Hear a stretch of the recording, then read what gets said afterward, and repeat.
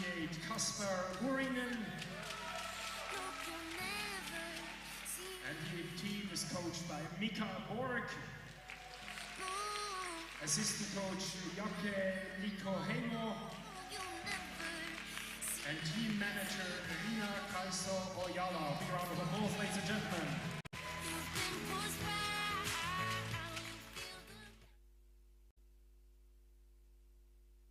For the team of Denmark.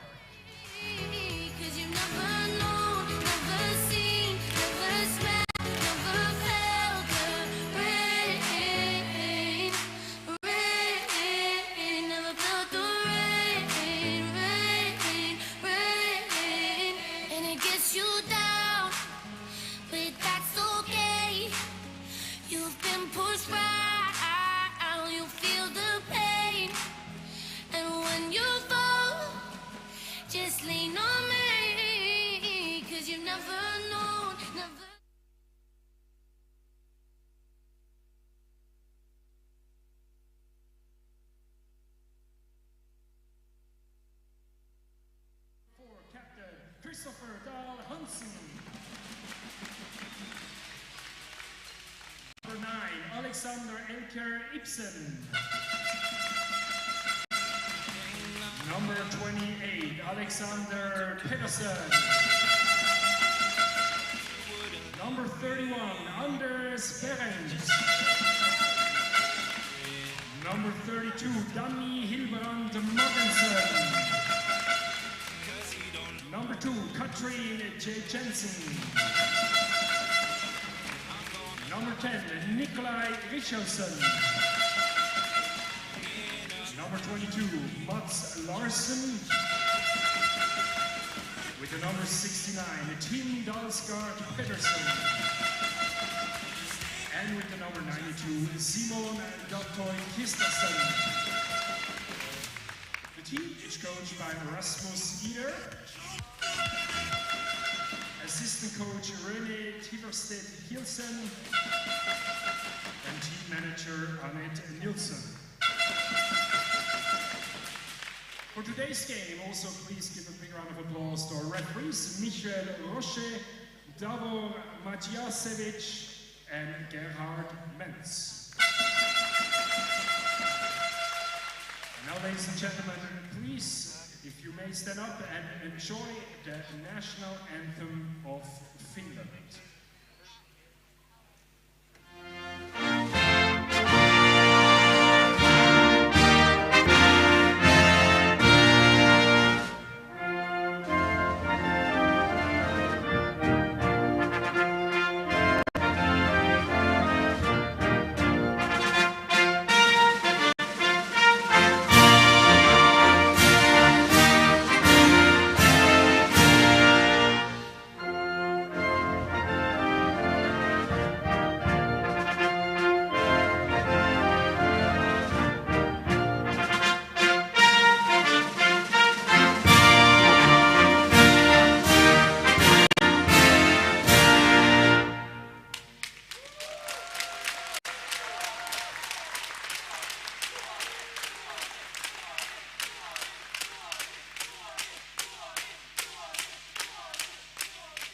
Ladies and gentlemen, please enjoy the national anthem of Denmark.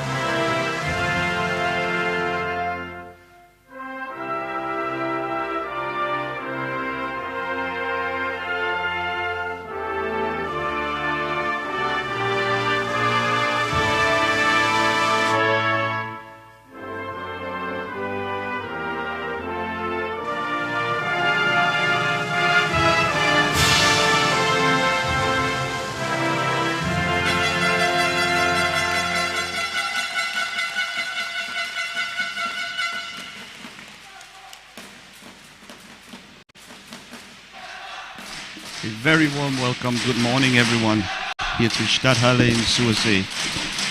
We are about to get underway with today's proceedings. Denmark versus Finland, a game that has turned out to be slightly surprising for the group lead in Group B.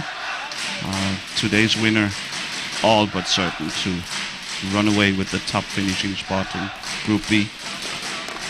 Both teams well on their way towards the semifinals, and after having beaten Germany yesterday, the Finnish beat Germany 6-3, and later in the day, our last game of last night, Denmark won 6-5 against that same German team after a very dramatic back and forth game. Both games actually were pretty fun and evenly matched.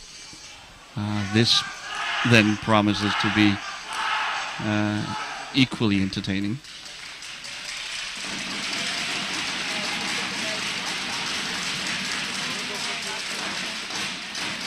And as the players are leaving the field after the national anthems, we get a sense of the starting lineups. No surprise for Denmark. In goal, Alexander Ibsen, Danny Mogensen, Anders Behrens, captain Christopher Dahl Hansen, and of course the big star of last night's game, Alexander Pedersen.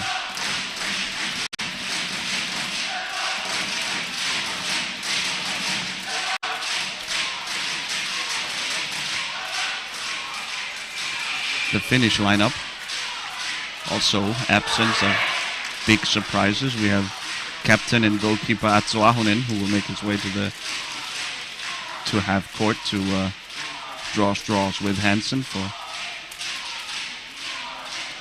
We have Sami Ojala and Jesse Mursu, the two handstick players. We have Petri Metikainen, as well as Anni Kielainen.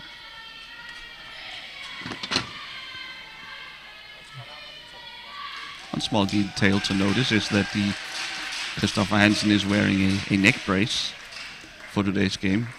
We saw last night that he, in the heat, struggled supporting his own head, and he has now elected to put this neck brace.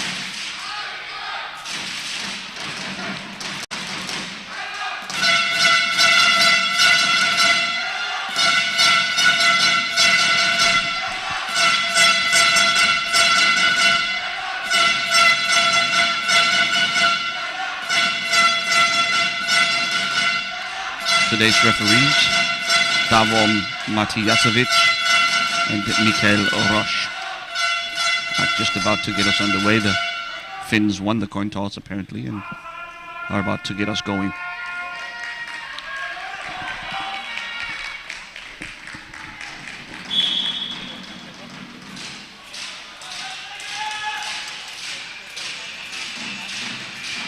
A familiar pattern for those who have watched the Finns earlier in this tournament.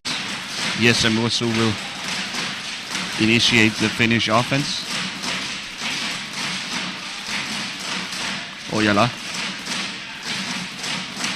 more of a finisher. He'll take on Hansen and Behrens though. Ojala caught in the boards, gets it back to Mursu, and the Finns start over.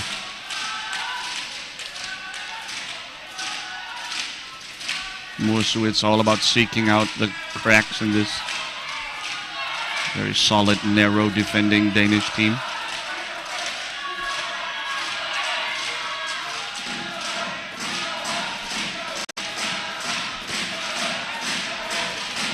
Here goes Behrens for the first Danish possession. He'll surely leave it to Pedersen in a similar way. Pedersen will, from deep, try to make the opening pass. The Finns with shot from Behrens, save from Ahonen. Behrens corrals his own rebound, sends it back to Pedersen to get the Danes back in possession.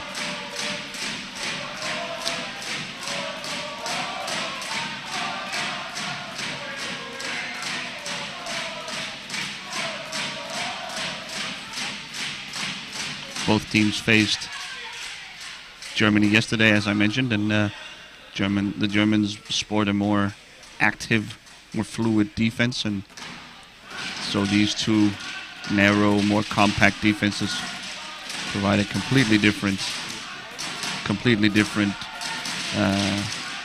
challenge to these two offenses.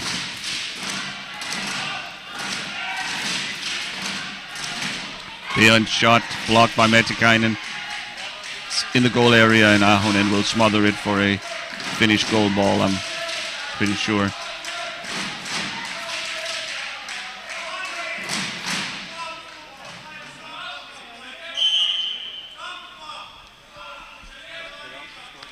We saw last night Alexander Pedersen of Denmark, number 28, with the green hand stick, dominate the game against the Germans with his outside shooting from long range. This compact Finnish defense doesn't allow for these long range shots. Ball almost turned over here, but Ahonen leaves his net, screens away Christopher Hansen, and Mursu can collect.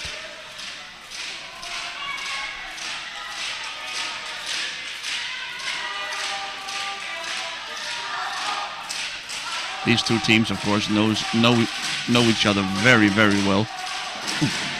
Pass almost intercepted by Hansen. Falls to Ojala, who will pull it back. He takes on the Danish defense himself. Shot saved by Ibsen, and Pedersen with the rebound. Nice save there from the Danish goalkeeper. All the Finns have very powerful, precise shots. We will no doubt later see Kasper Voivonen be introduced to the game as well. He played very nicely against Germany yesterday. Pedersen searching very close now to the Finnish goal. He uncharacteristically fumbles it. And we have Anni Kirolainen with some sort of technical issue here.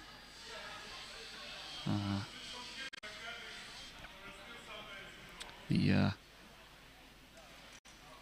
Finnish bench will try and fix whatever is ailing Anni's chair. A 2-minute technical timeout has been awarded. The Finns have 2 minutes to fix the issue, or if they're unable to, make a substitution, and that's what they're going to end up doing here, I think. In comes Jasmi Ahonen, similar player to Kirolainen, a T-stick, of course. Both teams must have at least 2 T-sticks on the floor.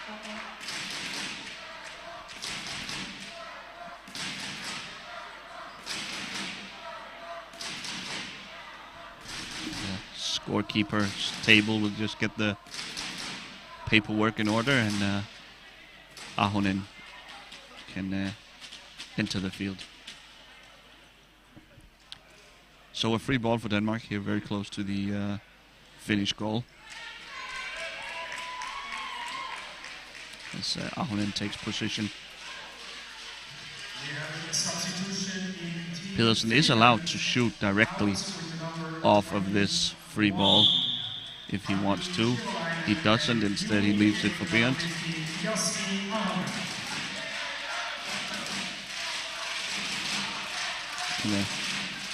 Beyond met by Mursu. Beyond just pulls it back.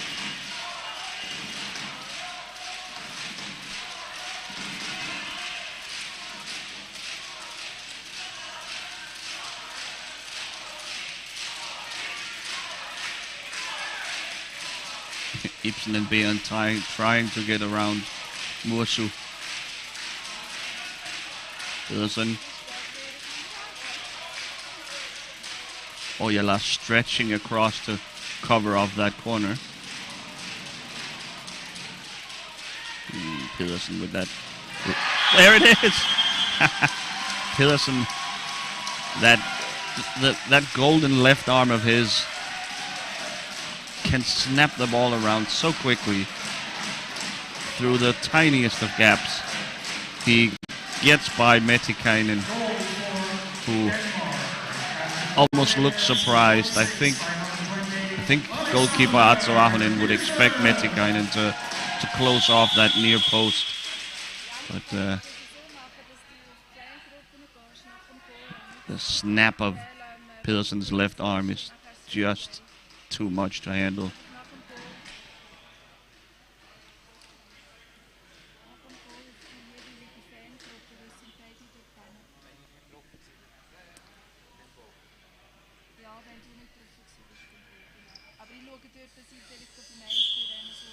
The Finns can't be too surprised. These two teams know each other very well. The Finns paid a visit to Denmark in the lead up to the tournament, and where the two teams played a number of scrimmage games, practice games against each other. So these two teams know each other extremely well. Can't be many surprises left in the toolbox for either coach. Ahonen dispossessed, gets it to Mursu though, and he will go back to building up.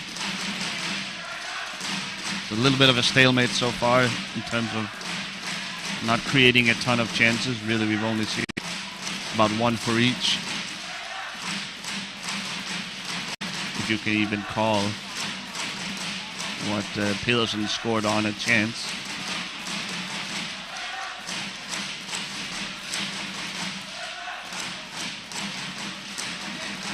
Denmark now opens up the defense a little bit, a little bit of pressure.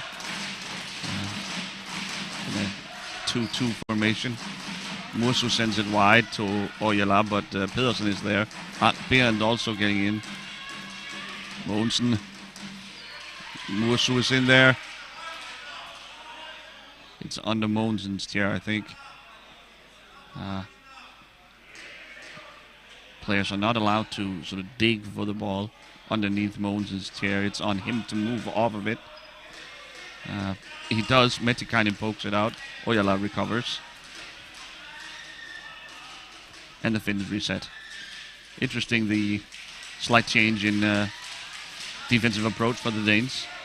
It had been working fairly well with the compact formation, but just to change it up again, these two teams know each other so well that sometimes you need to do something unexpected to keep your opponents guessing. A shot from Ojala blocked by Pedersen, who will collect it, and it's a turnover. The Danes going back the other way. Pedersen looks up, looking for Berend. Pedersen.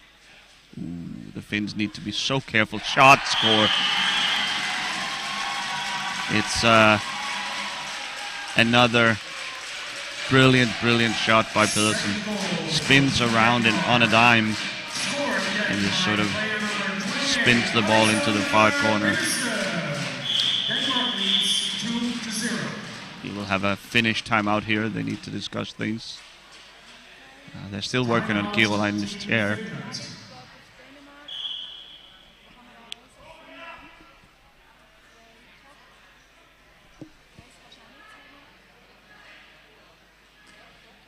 Voivonen looks poised to enter the game instead of Ojala. The Finnish trying to change things up a bit here. Alexander Pedersen has punished that compact, deep alignment from the Finns. I think allowing Pedersen to get so close to the Finnish goal is a recipe for disaster. I think they will need to do what the Danes have done. Move out a little bit, bring a little bit of pressure to simply not allow Pedersen to do whatever he pleases. Number 20, Samuel Jara, newly on the field, player number 98, Kasper Vorinen. So Vorinen takes the court for the Finns. He impressed mightily yesterday against the Germans. I was really impressed by his play. He takes that classic Finnish role of of the finisher off of Muosu's setups, but he flashed a little bit of extra ability, a little bit of dribbling, a little bit of ball control and creativity, giving the Finns another plan B, if you will, another option in their offense. Certainly someone the Danes have to be aware of at all times. Takes up position down the right-hand side now, Voidonen looking for the pass from Muosu. You see, now they changed it up. Muosu. Looked like there was going to be an opening behind Mogensen. Muosu thought better of it. Pulls it back out and starts over.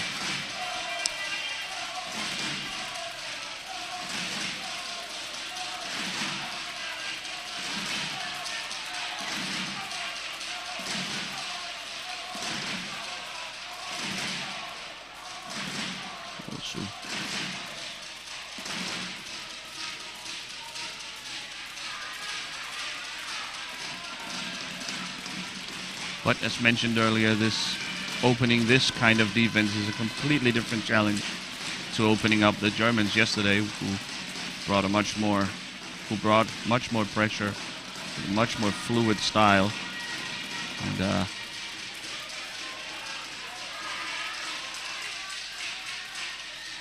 that came natural for the Finns. Yesterday they scored 6 times against the Germans.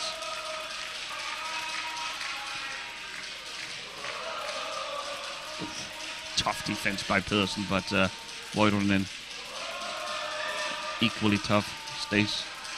Keeps the ball under control. Ooh, a little bit of a circus shot there. Muosu.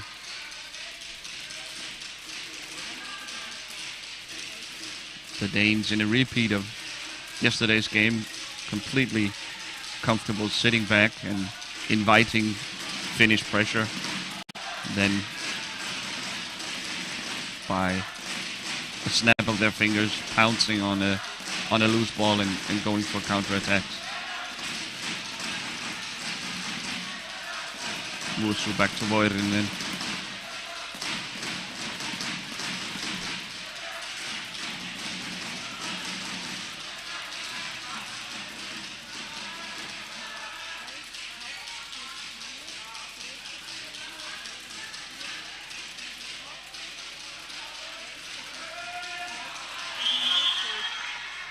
Ball initially won by Pedersen, but he fouled Muosu in the process.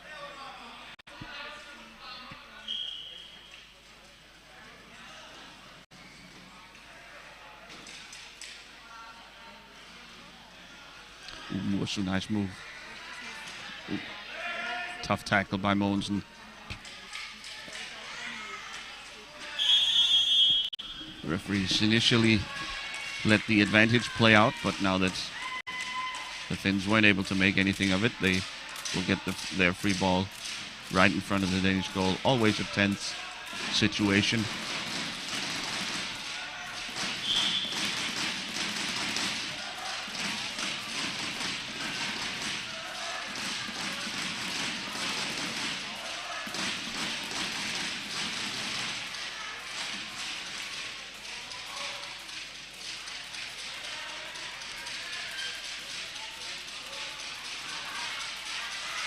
Muosu.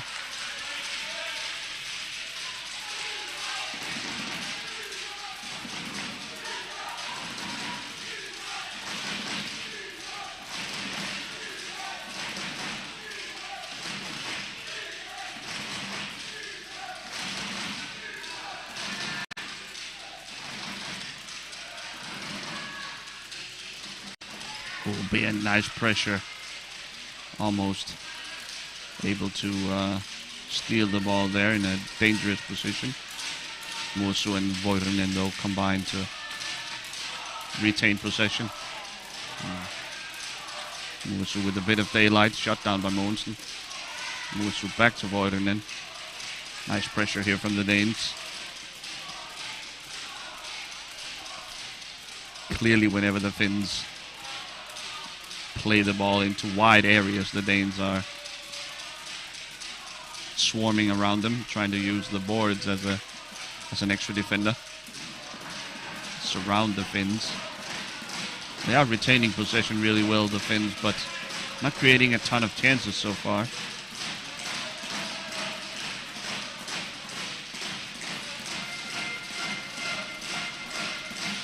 If the Danes could get 28 more minutes of this, they'll be happy, winning 2-0. So this is very much a pattern the Danes are comfortable playing.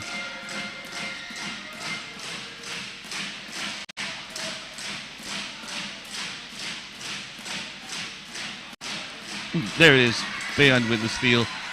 Oh, he gets by Mursu and he will score easily. One-on-one against Atsu Ahonen. The Finnish goalkeeper, not much he can do about this. To make Beyond with the steal, he gets around Mursu early on and nothing Ahonen can do.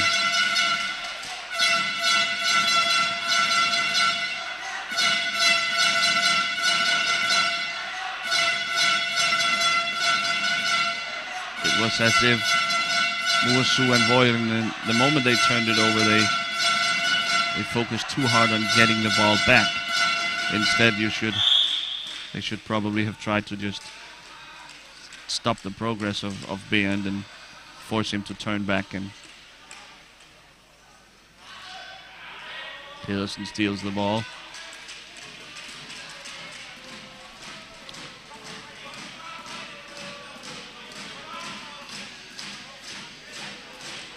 Interesting to see now if the Finnish bring a little more pressure. Basically the first time the Danes have had the ball in a sort of set offense situation since Vuorinen entered the game. Again, letting Pedersen get this close with no pressure on him it's a dangerous game to play.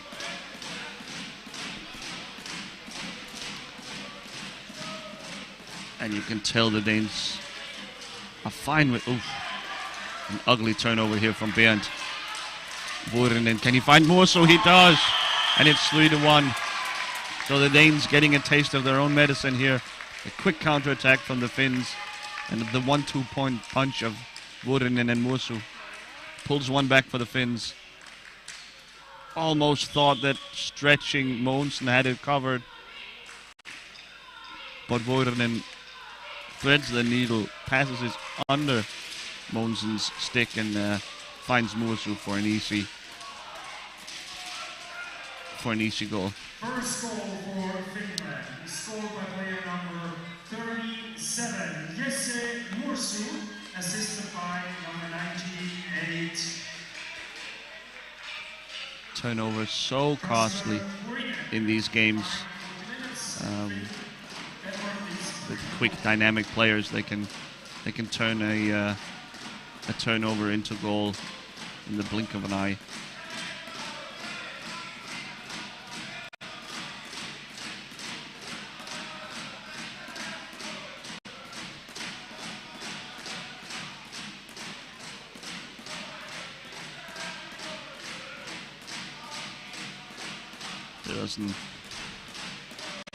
Met by Metikainen, who leaves his front post.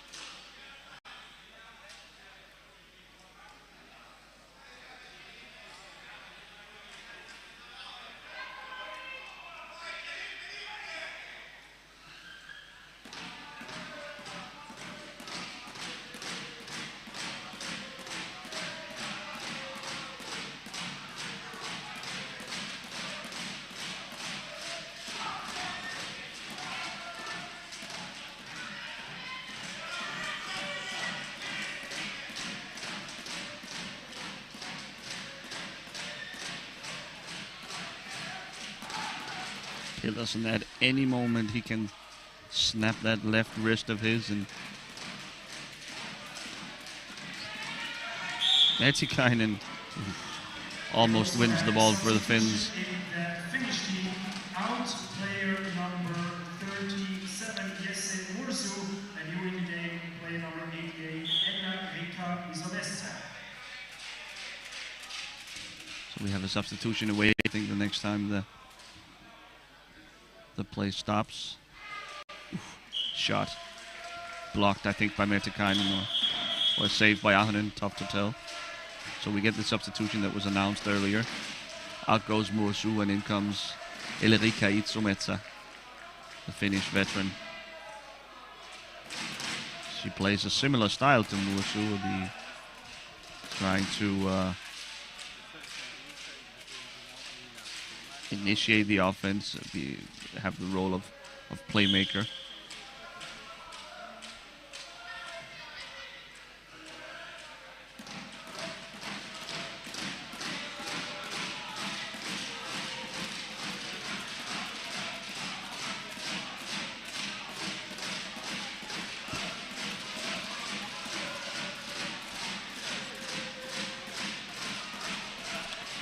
Isometsa met by Hansen, who wins it. Not often do you see a T-stick player dispossess a quality H-stick player like this. Full play by Hansen.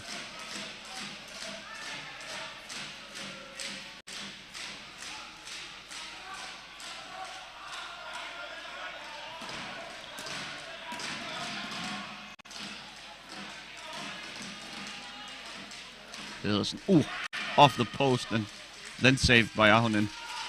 Very close. And again, his shot is so quick, there's almost no release on it. No pullback. Here he goes again. Voironen pressures him. And around the net and in through the kitchen door. He makes it 4-1 with about 3 minutes to go in this first half. Excuse me, 4-1. Substitution, Denmark. Out goes Pedersen, and in comes Rigelsen. We've seen this from the Danes. They like to rest Pedersen for a couple of minutes in each game to keep him fresh.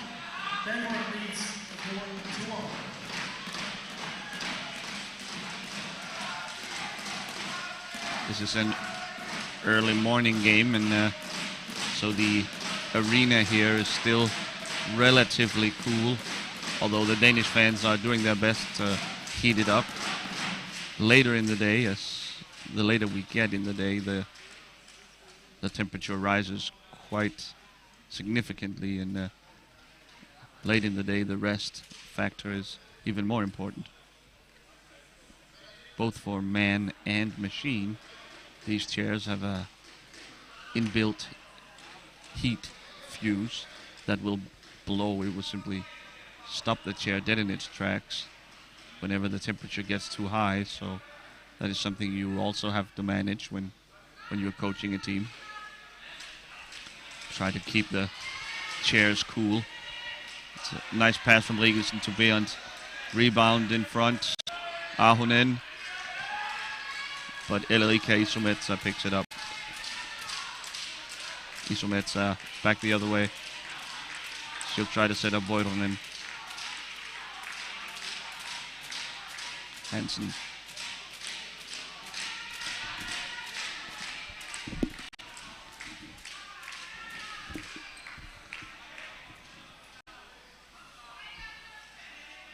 Very noticeable how the Danes are pouncing them immediately when the Finns play the ball into wide areas.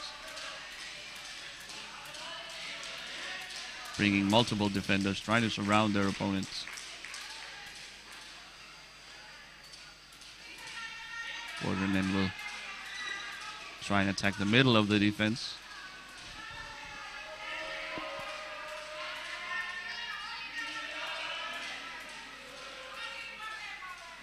Constant communication from Elerica Isometsa, making sure her teammates are on the same page.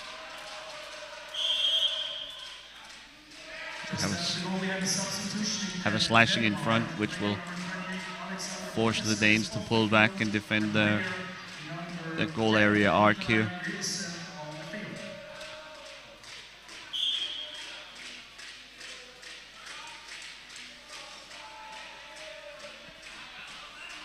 The Danes covering the corner as well, helping out goalkeeper Ibsen.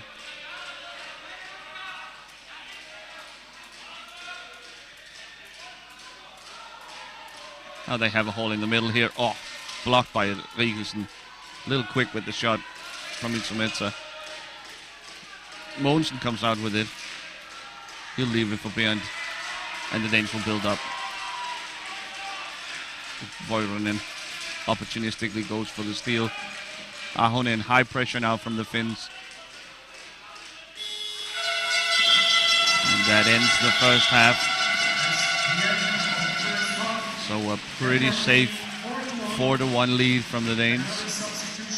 We have seen the Finns able to score very quickly, so certainly not a safe lead, but definitely a comfortable margin so far.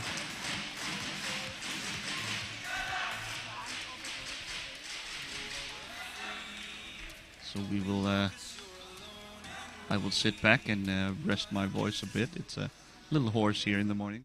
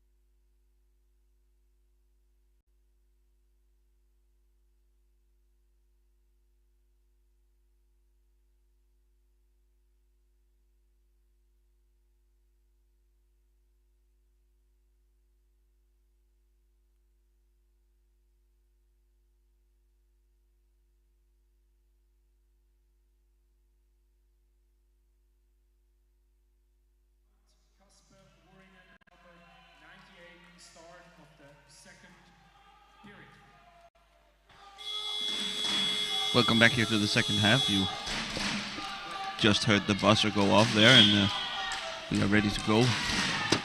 Denmark then up 4-1. The Finns have made a substitution. They have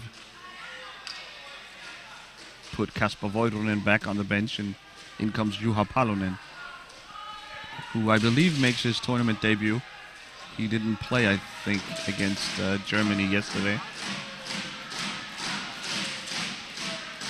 But you can see to Beyond around the net, and he just sends it way back to his own end so that he can start over.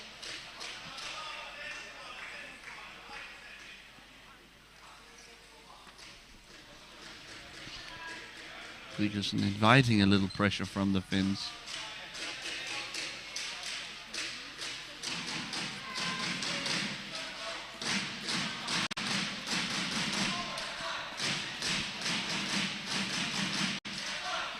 The Finns have left their extremely compact defensive position now. Brings a little more pressure with Palonen and Jasmi Ahonen. The Danes working hard in the screening game, trying to open up gaps for Rigersen to attack into. Ahonen does well though, staying free. Deep pass into the corner here from Beyond. Isometsa covers the corner. He sends it back. The Danes start over. Palonen high up the court, as does Ahonen. And this is something we've seen the Danes exploit when they get by the initial pressure of their opponents. We see Alexander Ibsen, the goalkeeper, taking an active role in the screening game here.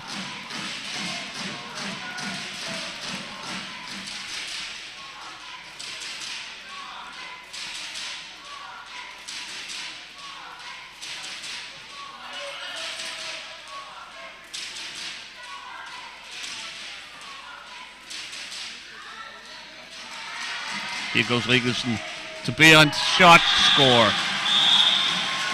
Just what I was talking about. When the Danes are able to get by the initial line of pressure, they are clinical with their passing and finishing.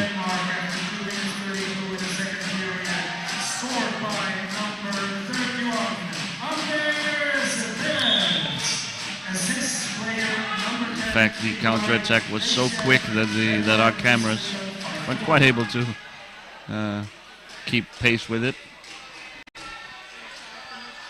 But it was a nice move by Rigersen to get free, and then a pinpoint pass right to Beyond, who with the backhand could finish behind Ahonen in the finish goal. So 5-1 Denmark.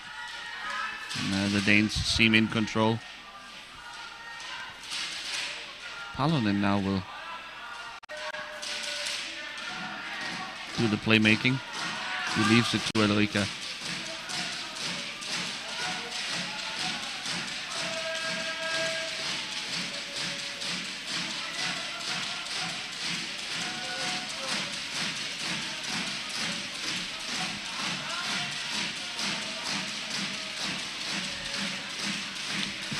She topped the ball there. It's a bit of a misfire.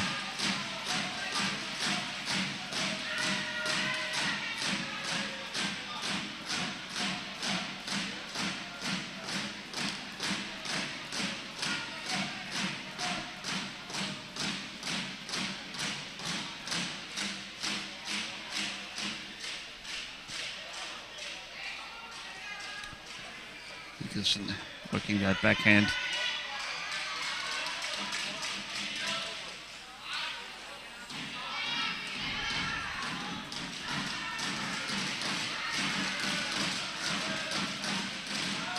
Shot just wide.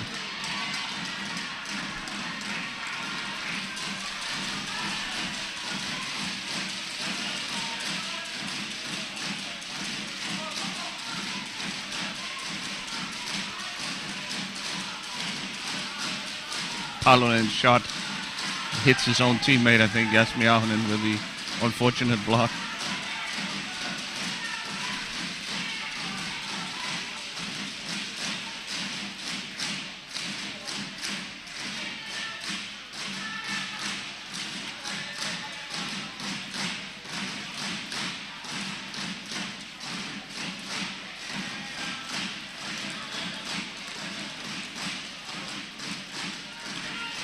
Back to Rigelsen. The Danes are trying to set up a long pass between Rigelsen and Behrend. Oops. A lot of contact here with Hansen. And Hansen receives a yellow card booking. That's a 2-minute suspension. Meanwhile, we have Palonen on the floor.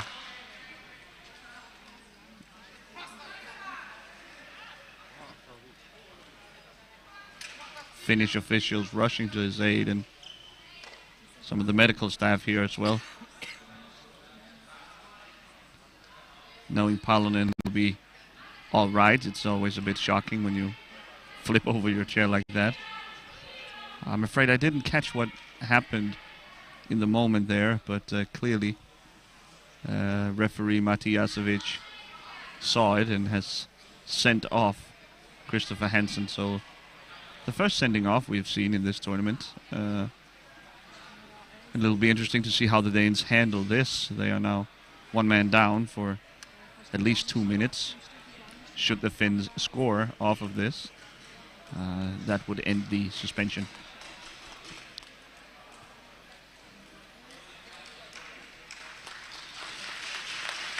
You see Hansen there taking his spot alongside the scorer's table.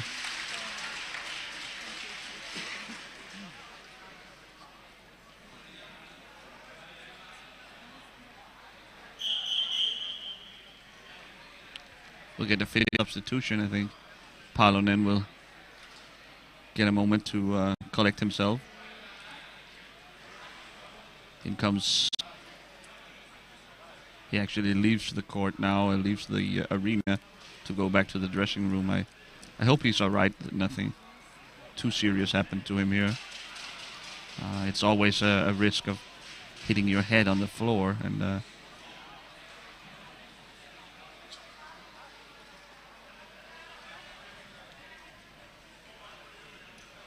the Finns electing to go with Sami Ojala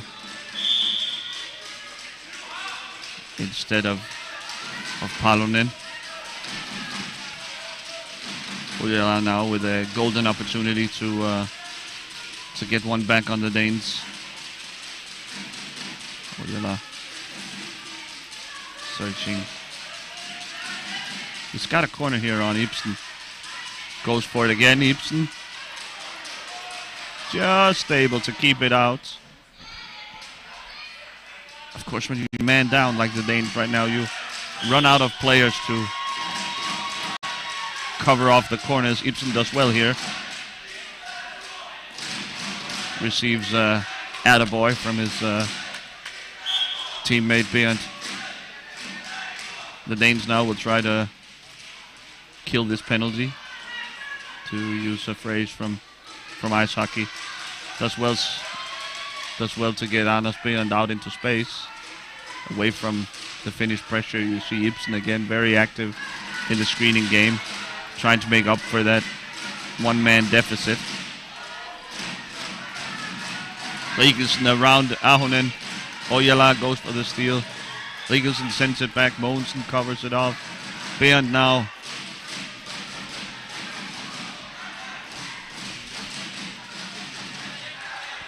The Finns must get back in possession soon to make this advantage count. Now, a little too much contact in front of the net between Mätikainen and Mogensen. Mätikainen wins his team a free ball.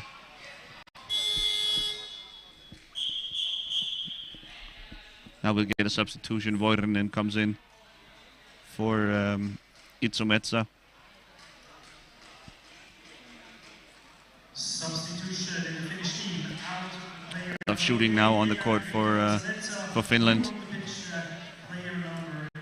must capitalize on this to stay in this game. There's only about 14 minutes left, and facing a 4-goal deficit. They need all the help they can get.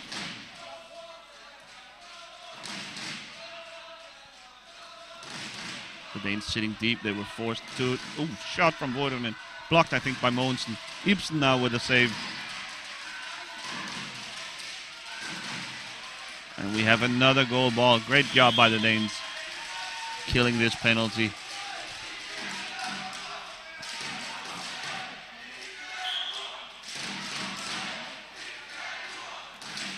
Ibsen sit around with it for as long as he can. Sends it up to Bernd, but the pass little inaccurate. Mogensen wins it from Metikainen. Mogensen through on goal. Oof, blocked by Voidonen. And the Finns take over. On the counter-attack here, semi-counter-attack. Voidonen. And now Hansen is back. And the Danes successfully killed this suspension. Penalty kill was successful. Hansen immediately commits a foul as he re-enters the game, and Matijasevic has just about had enough of him. And now Bernd in on goal. Oh, nice job by Ahonen. Almost making Bernd hesitate, and by the end the angle got too shallow, and Bernd brought back the ball, sent it back to his teammates. Metikainen now to Voidonen.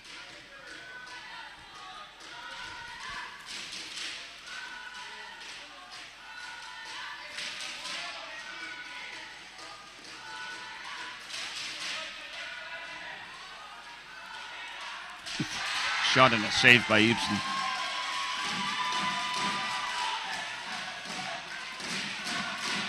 Oh, Bernd against Voidonen. Bernd wins it. Met by Ojala. Called for a foul. He in trying to retain the ball, he spun around and ended up ramming right into Ojala.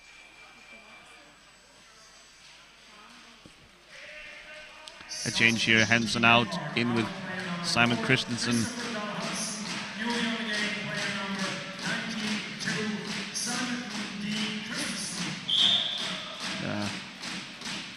I think Hansen maybe was in further disciplinary trouble.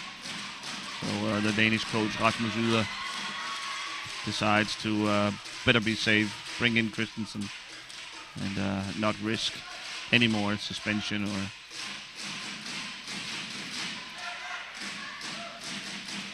from any more suspension for Hansen, who was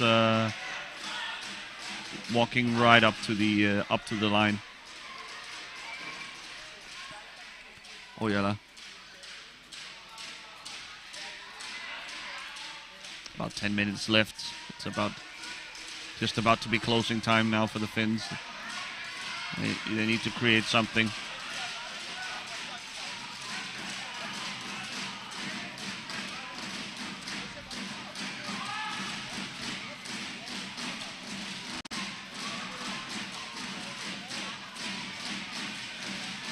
To be fair, a loss here for the Finns would not be the end of the world. They set themselves up nicely by beating Germany yesterday. They set themselves up by beating the Australians in this group, and if they could beat the Spanish as well, they would almost certainly go through to the semifinals.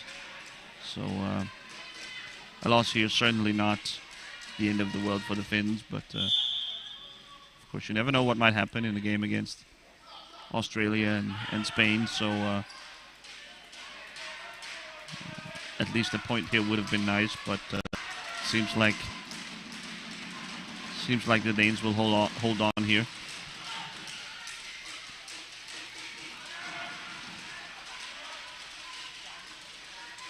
and is without playing Alexander Pedersen for most of this game. They can always fall back on that, on his individual brilliance, his long-range shooting, if they need. Mogensen collects off the finish miss. Behind now, finding Riekusen, maybe no, goes for it himself. Riekusen shot just wide. Behrend picks it up again. Riekusen sends it back to Mogensen for a Danish reset.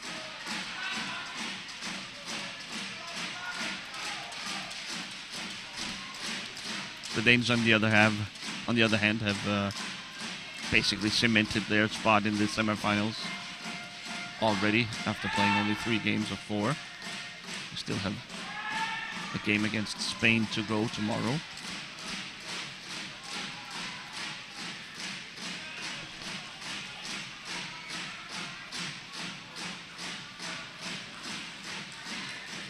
Shot blocked by Behrend. Oh, shot but wide. Ojala, Metikainen. Behrend pulls it out, sends it back.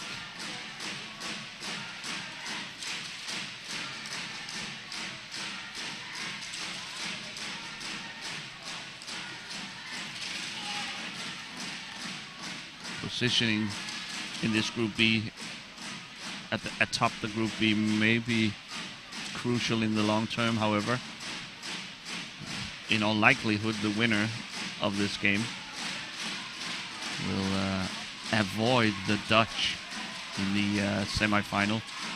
The Dutch, always the boogeyman of these tournaments, the team you want to avoid. An excellent team that's a really tough opponent. You want to postpone having to beat them for as long as possible. And I think the Danes would prefer facing either Team Switzerland or Team Italy, whoever comes out number 2 in Group A.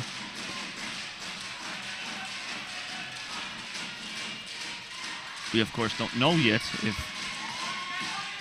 the Dutch will win Group A.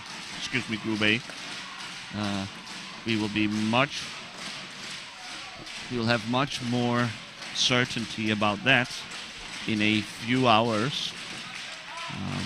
Coming up after this game, the crucial matchup between the defending champions of Italy and those same Dutch.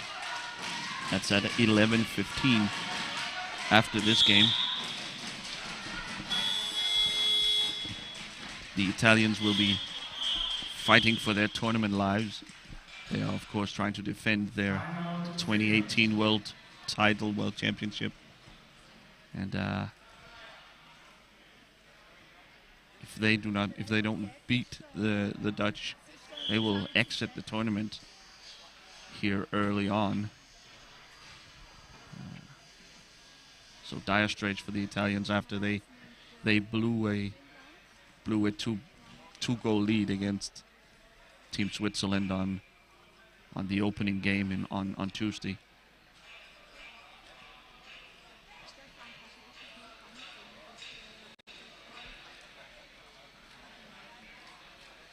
Would be a massive disappointment, and I think in fairness a loss for this tournament overall to see the Italians bow out at this early stage, but such is life when only 2 teams can make it through from each group, and 2 other excellent teams are in there with them, Team Switzerland and Team Netherlands.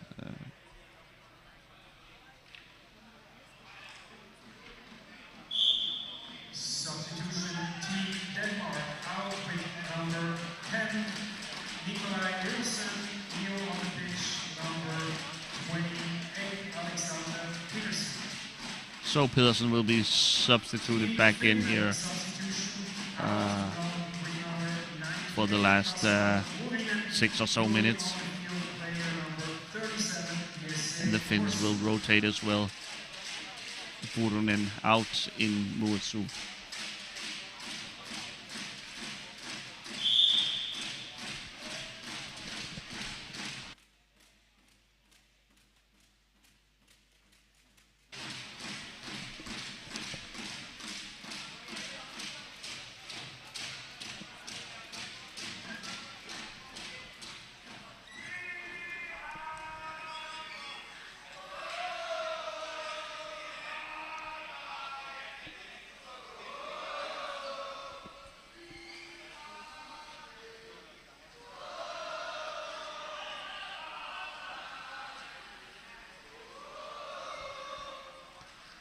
The Danes are really adding to the atmosphere here in Stadhalle in Sursee.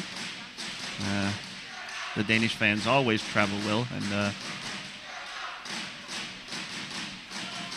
what amounts to 15, maybe 20 Danish fans at the top level of Stadhalle Sursee is really filling up the arena with all kinds of singing and noise and instruments and who knows what.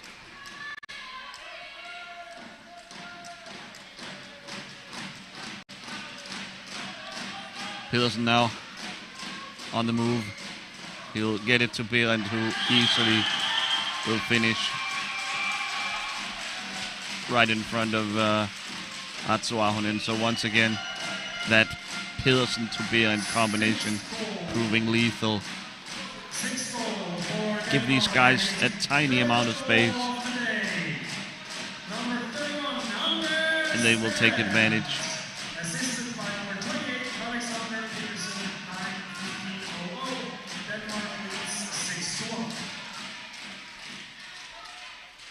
Anders Bieland, of course, the active leader in international goal scoring.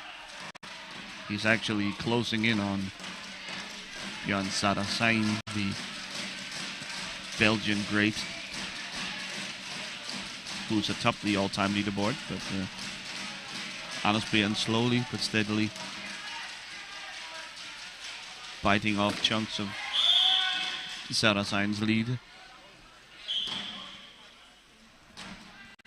Bieland, of course, a veteran of the game. He has been around Danish power chair hockey right from the beginning. He was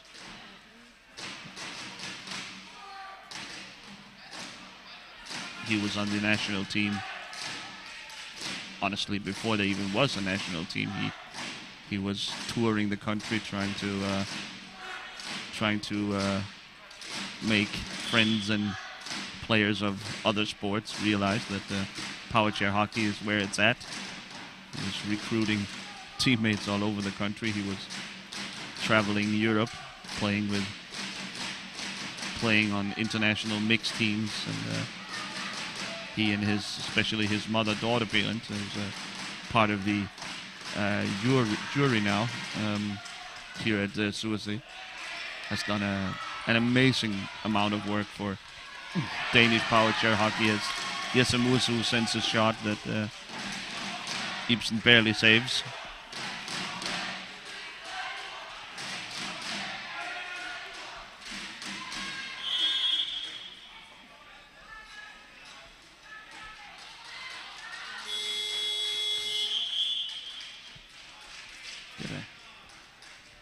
Another Finnish substitution here in the final minutes. In comes Saila Lumi instead of Jasmi Ahonen.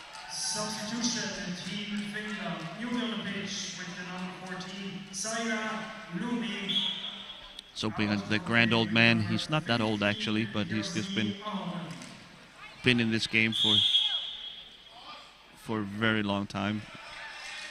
Back when Team Denmark was finishing last in all the tournaments, losing by 10, losing 15 to the Dutch, to the Italians, to the Finns. Even back then, the Finns were an early adopter of this game as well. And slowly but steadily, this Danish program has improved step by step by step, and are now part of the inner circle of the international hockey elite. Bieland again receives the pass from Pedersen. And the Danes are just running up the score now, 7-1.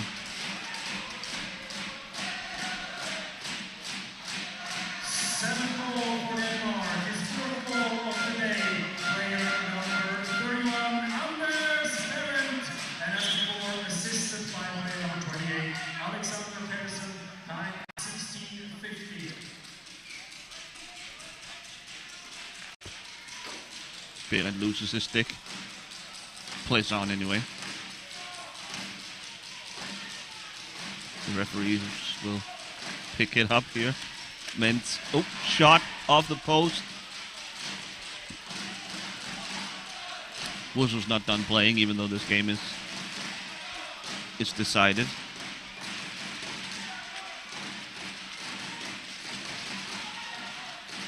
Seems to be a gap in front of Ojala here. Finland now closes it, and the tenacious Christensen. Shot saved by Ibsen.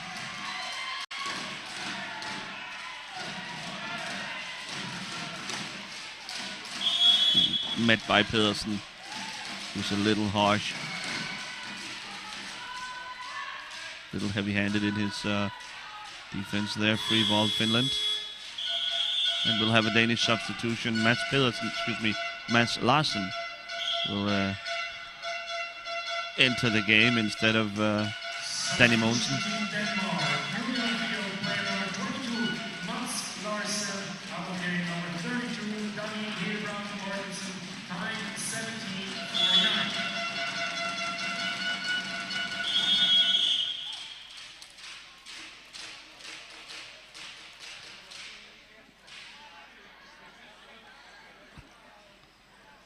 And referee Matti Jasevic doesn't seem able to locate his cards, so he instructs his Michael Roche, his referee partner, to hand out a green card for Anders Behrendt. Directly off of the tip here. Mursu, I think, scores for Finland. Excuse me, that's Ojala, Sami Ojala. Finding a crack in the Danish defense. Maybe the Danes were a bit focused on the green card handed out to Behrendt. That seemed an... Ojala saw an opening and went for it. 7-2, the Finns not giving up yet. They're still out here trying to get some points on the board.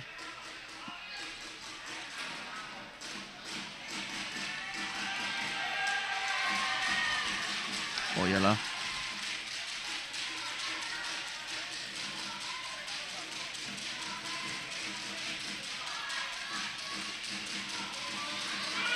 Behrendt the other way, an empty net now for Finland, with Ahonen joining his Finnish teammates in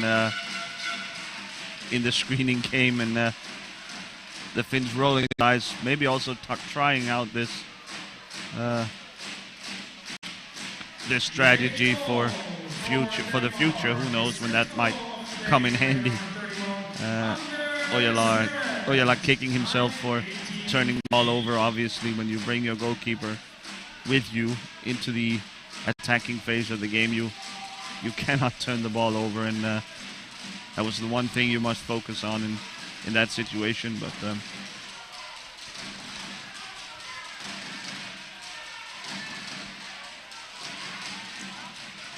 I like seeing this from the Finns. It shows a certain amount of creativity and foresight as well. They have a semi-final probably coming up against one of the top teams of the tournament, and who knows if this strategy, maybe they're down, they will find themselves down by a goal or two late in the game, and they need something extra to create open shots.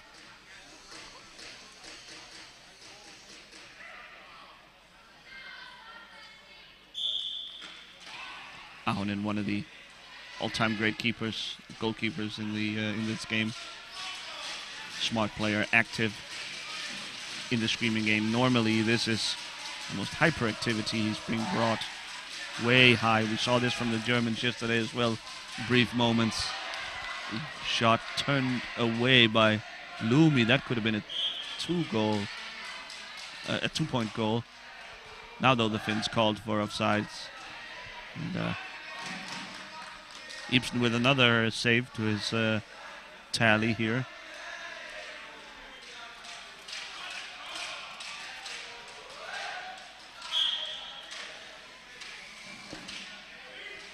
Pedersen gets to the edge. He sends a shot way wide. And that'll end the game right here. The Danes cement their spot in the semifinals. And the Finns must go back to the drawing board. They have in all likelihood, they have a semifinal coming up as well. They'll need to find some answers to have a shot at winning that.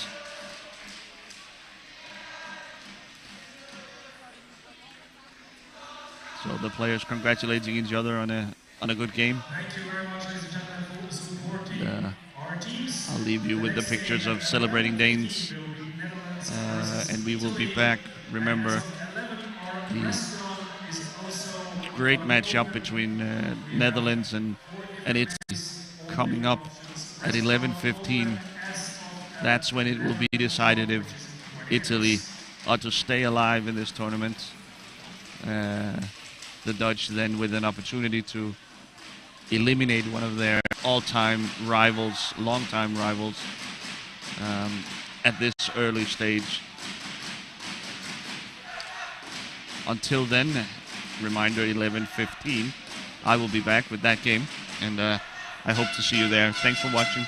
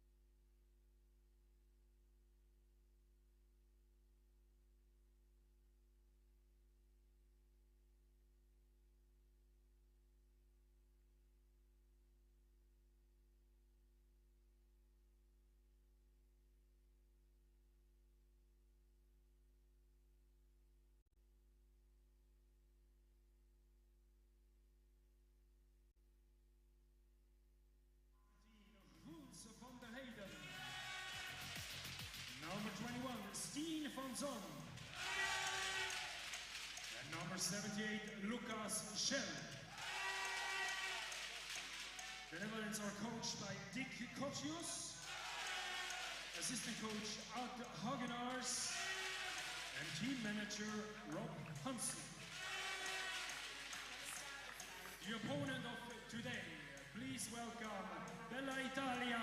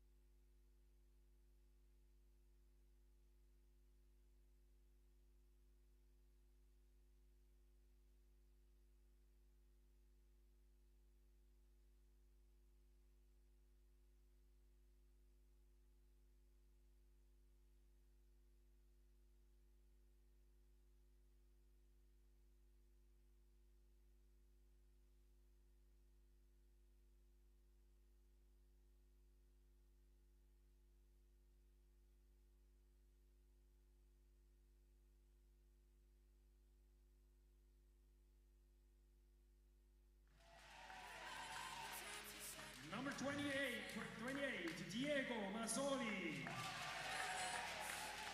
And number 75, Michele Fioravanti. Italy is coached by Stefano Carducci, assisted by Luca Vittarello, and team manager Benedetta De Ceccio.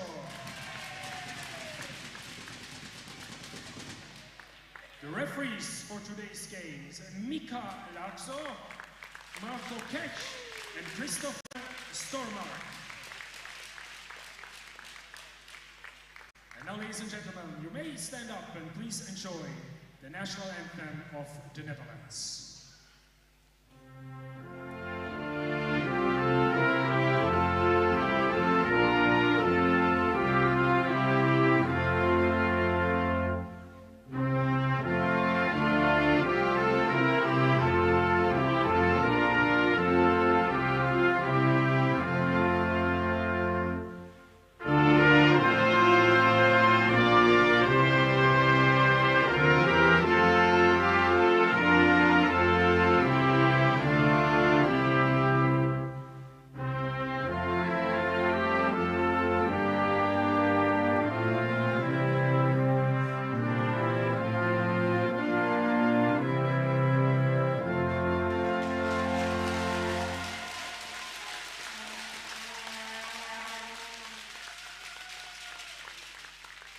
Ladies and gentlemen, please enjoy the national anthem of Italy.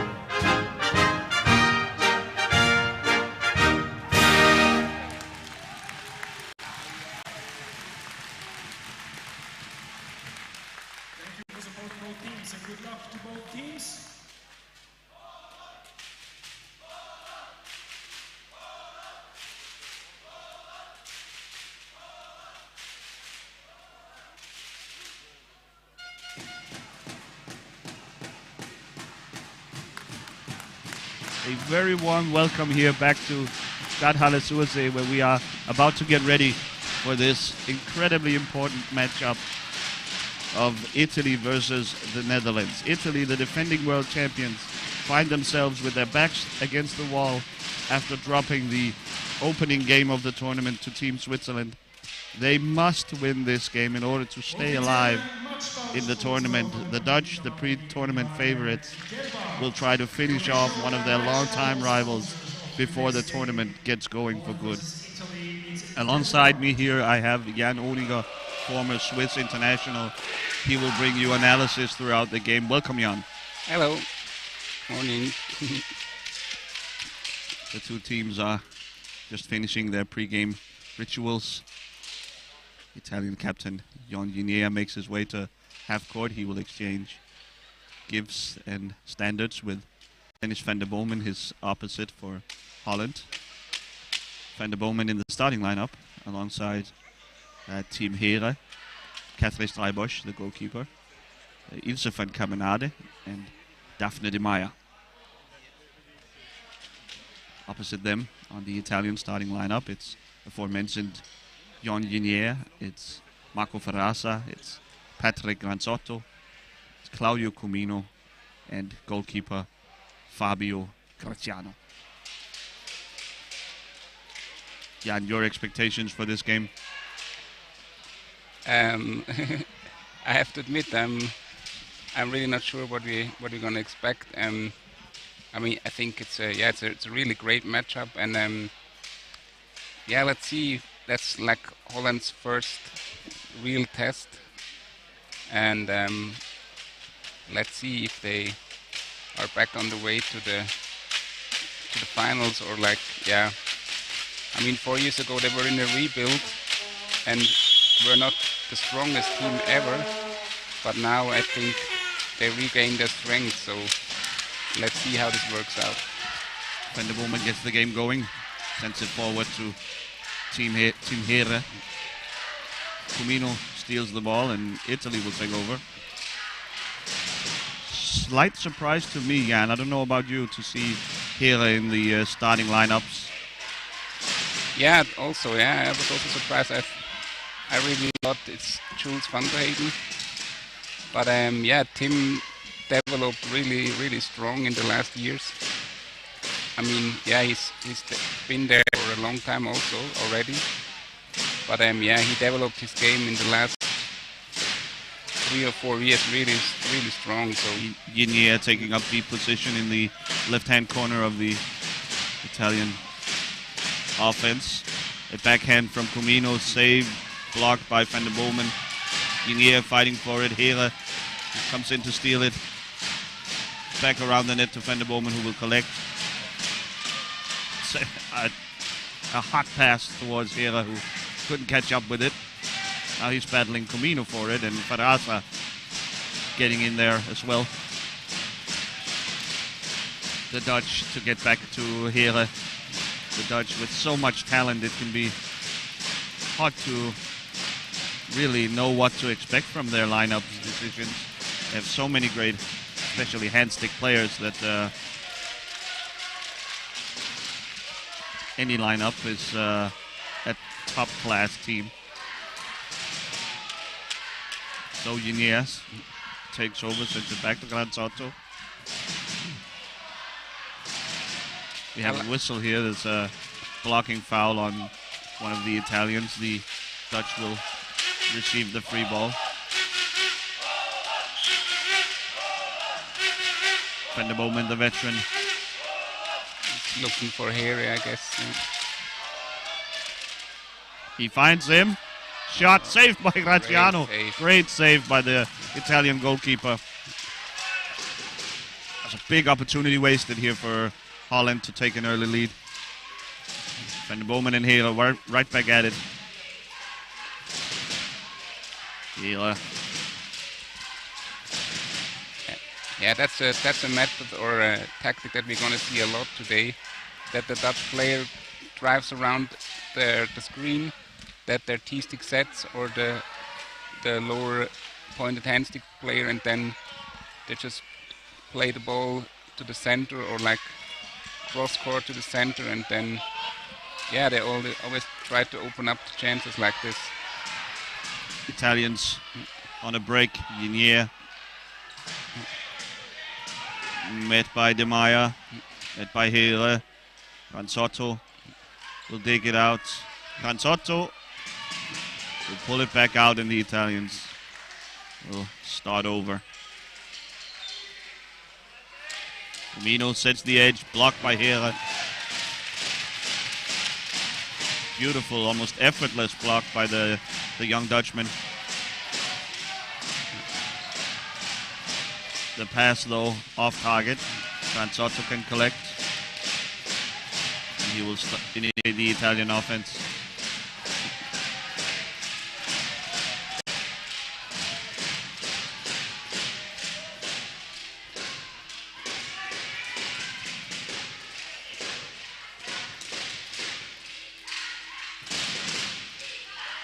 Interesting to see that Holland really plays a active defense. Like it's not really that they are standing at the crease and just waiting for their opponent. They're always try to catch the ball or close to the ball. Always one person up high.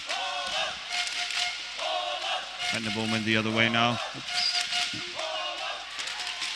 Trying to pick out Here. He sends it back to Caminada, the safety valve. She will collect, and Here will take over control. So the Italians a bit more of a defensive alignment, a little more conservative, sending up Faraz at the T-stick to harass the Dutch ball handlers to just make sure that they aren't giving a complete free pass. Backhand shot blocked by Granzotto. Yeah, I mean, who can blame Italy for it, that they stand a bit more defensive than the Dutch team? So shot by Granzotto from long distance, saved by Streibusch.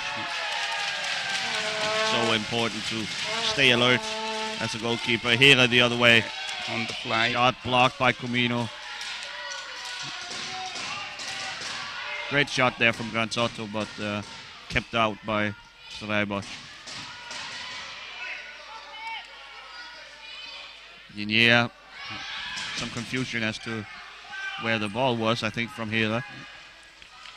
Granzotto in reverse. He fumbles it. It's underneath Caminade. Now Yinier. Streibusch. Trying to keep a tight seal against the post here.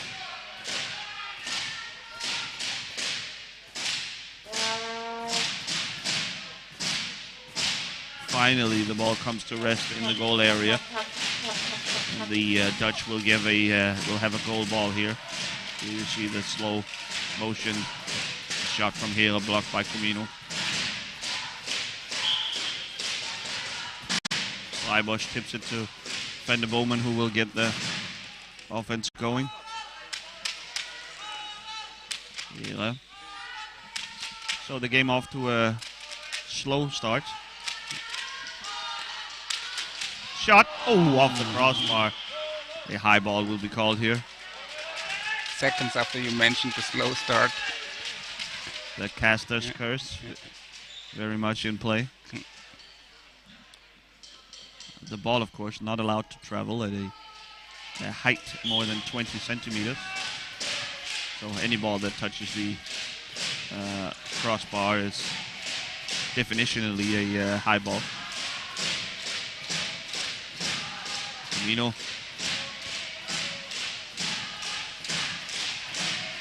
with a couple of good screens here. He gets a corner. Streibusch right there to stop him. Granzotto will pull it back.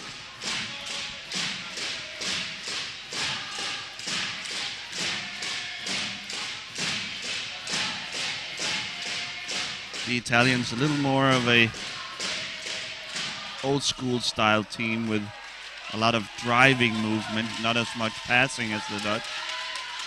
A lot about setting screens, driving around them, finding a crack in the opposing defense.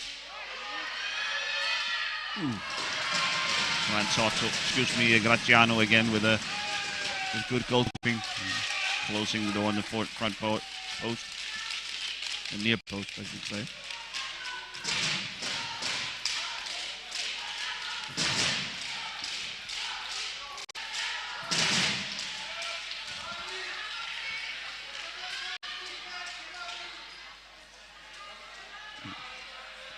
The Italians a little out of position here.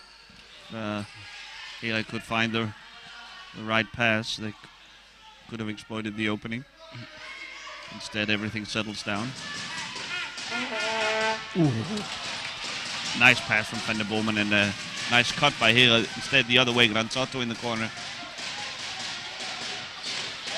Ooh, a lot of contact here. De Maya moving the goal, but the referee decides that it must have been Granzotto pushing De Maya into the net. Granzotto certainly disagrees. It'll be a Dutch ball once again.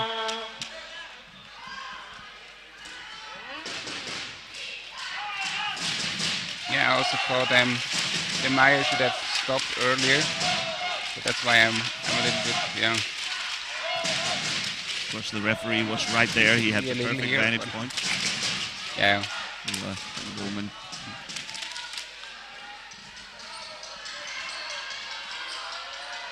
Vinier now versus Caminade. Great defending by the number 2 from the Dutch.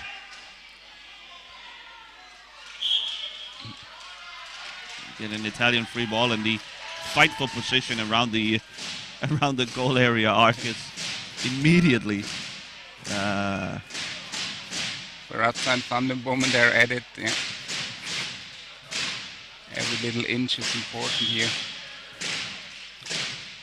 So can he find an opening shot? Saved by Streibusch and knocked out of bounds. For a Dutch free ball. So maybe it wasn't off of Streibusch, but maybe the post.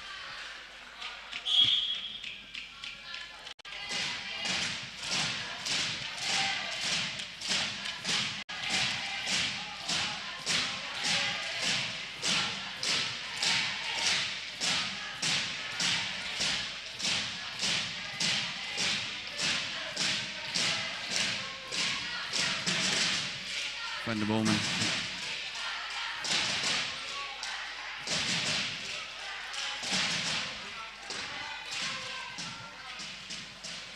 Both defenses are very well balanced and showing almost no weakness. A shot here, but Graziano right there. A lot of contact again between De Maya and Graziano, and I think Graziano's hand has been knocked off his stick. Oh, yeah. Someone needs to tell Comino so he can knock the ball out of bounds. He still doesn't know. Or he goes to score a goal, I don't know. Yeah. That's of course the other option. The referee helped, I guess. Yeah. There it is, okay. And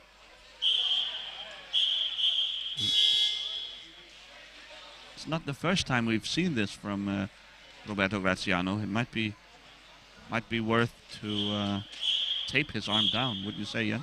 Yeah, definitely. I'm also fixing my arms all the way down, so there's nothing to move or yeah.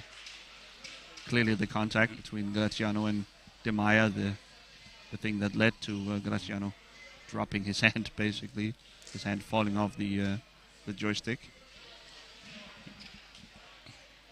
Marco Ferrazzo going for a T-stick change. Got a bit.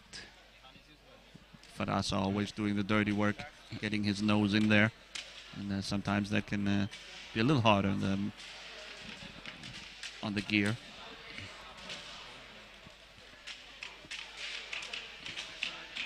So neither team really able to seriously threaten the opposing goal, not in a consistent way anyway. Interesting to see how especially the Dutch, who have had possession most of the time, how they go about prying open this Italian defense. They have so much offensive talent on the bench. At some point they'll probably try different players to carry out the plan.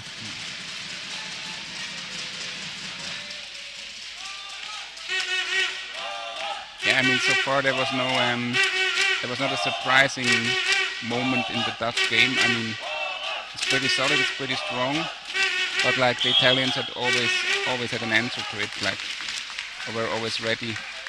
Yeah, a nice bit of sportsmanship from the Dutch. giving possession back to the Italians. But, Comino, though, quickly turns it over, and back to the Dutch we go. Van der Bomen has gotten by Verasa now when looking for a gap. Can't find it, sends it back, and Tim Here will collect.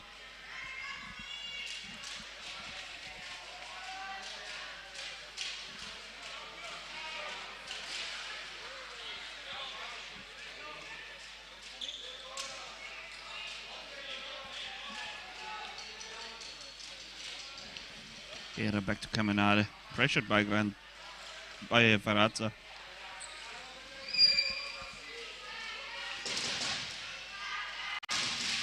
Van der Bomen. Verrazza back in position. A little more urgency is needed from the Dutch, I think. And just as I say that, Van der Bomen behind Tim Hele. And the Dutch take an early lead here with 10 minutes into the first half. Let's see the slow motion here. Very, very slow build up, but whips a pass to Tim Hele, who punches it through.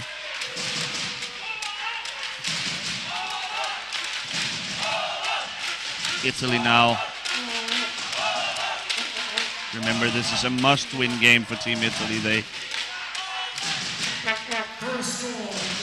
Granzotto in reverse. Full speed reverse here from Granzotto. Keeps it going. Leads 1-0, time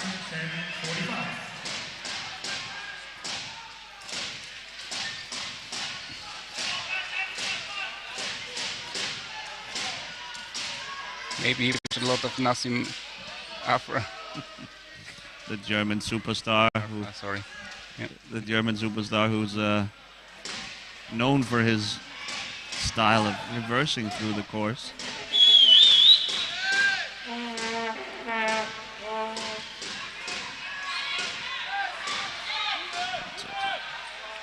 Sets the edge, shot and a score. The blockers, the Italian blocking screeners up there, carved out a corner for him, and he went right for it and got it by Katarzyna Freibosch in the Dutch goal.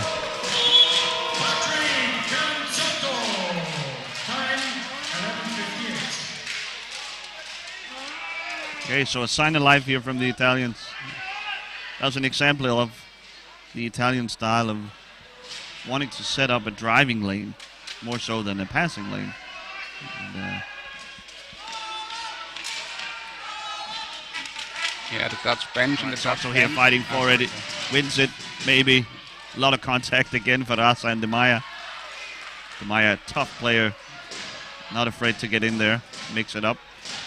Comino now from deep position. They have Van der Bomen out of position. De Maya as well. A long-range shot from Comino, saved by Freibosch, and the rebound collected by De Maya. He's surrounded by Italians, though. Can she get it out?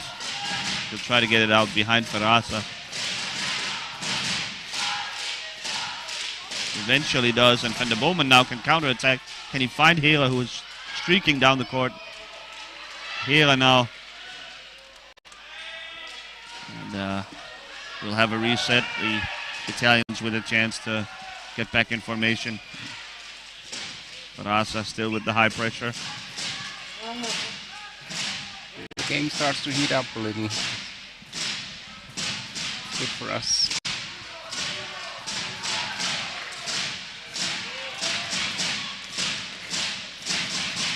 Van der Bomen calling for it in the corner. Hele not obliging. Nice handle on from the youngster here.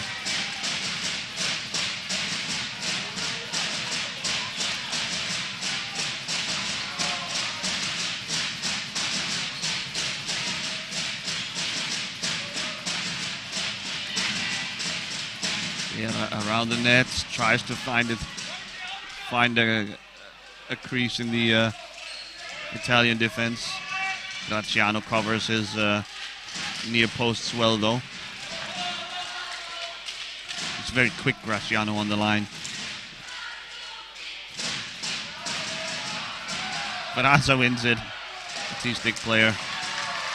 Beautiful stuff by the Italian veteran. Ranzotto back the other way.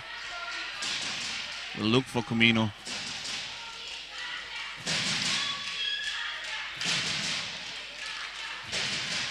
I see Jules van der Heyden getting ready. Along with veteran Richard Gautschwart. So the Dutch maybe will try to throw something different at the Italian defense. First they must get the ball back. Comino sends it forward to Granzotto. Van der Bomen wins it. The Dutch will collect.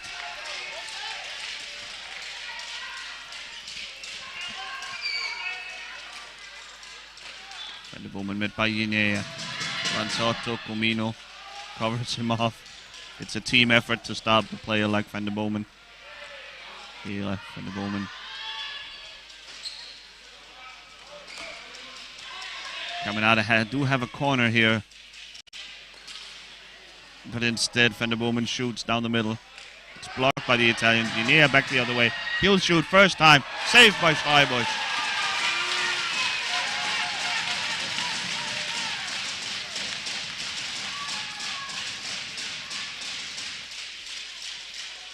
See how difficult it is to keep away the shot saved by Gasciano. Another save. Oh, but this time Hera finds a crease on the Italian goalkeeper. He played it off Graziano and in it went. I think, Jan, I better start keeping quiet. The moment I praise a player, I speak highly of one team, something goes wrong. It goes completely the opposite direction. A bit of a mistake, of course, by Graziano, but they've been under so much pressure throughout the game that at some point it was going to break.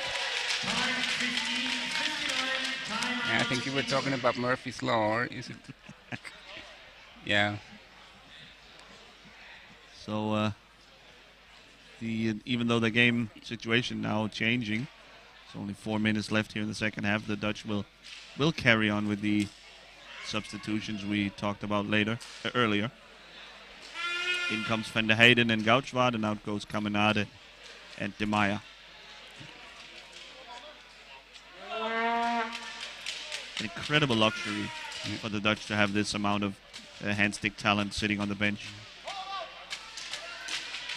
Especially being able to combine them on the field together, like that they not go over 12 points. So that's really they have plenty of classification points to play with. Number 5, Daphne De Meyer, newly in the game, number 11, which is Richard Gautschwart. So in comes Gautschwart, in comes Van der Heyden.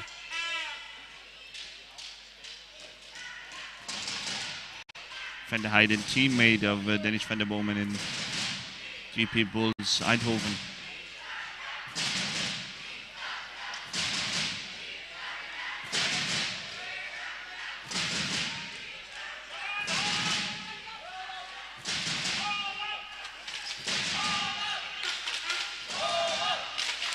Comino now, the Dutch defense dialing back the pressure. Almost daring the Italians to attack.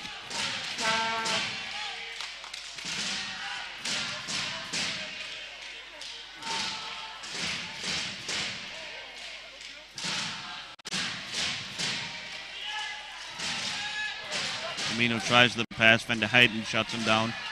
He'll collect. Finding Tim Hera in the opposite corner. Straight ahead to Van der Bomen, who sends it behind his back towards Van der Heyden, but Guinea all over it. He wins it back for Italy. Such a dangerous counter-attack when you have 3 skilled passers like this from the Dutch. Granzotto in reverse. Up top to Comino.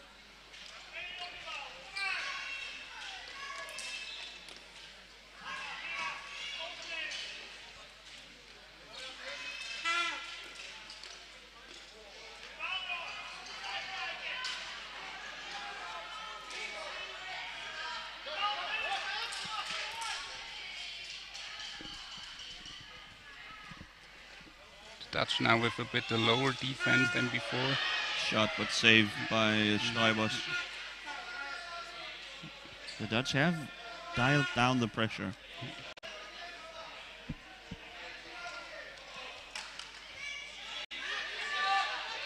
Kausvaar able to dig it out, but can't win it himself. So Granzotto will pick it up. He's met by Van der Heijden, tenacious defender. Stabbing for the ball going on. The ball squirts out and back to Comino. 1 minute 15 to go in the first half. It's just been a cautious approach for both teams. Feeling each other out. You can feel the pressure of this game. Shot by Comino, saved by Schreibers. He's playing a great game. Guinea now shoots. Another save by Schreibers, and a foul is called on the Italians for offsides in the goal area.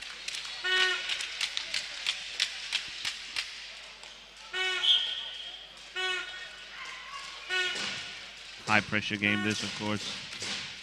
Italy facing elimination if they do not win this, and on the other hand, the Netherlands team would be delighted to eliminate one of their biggest rivals.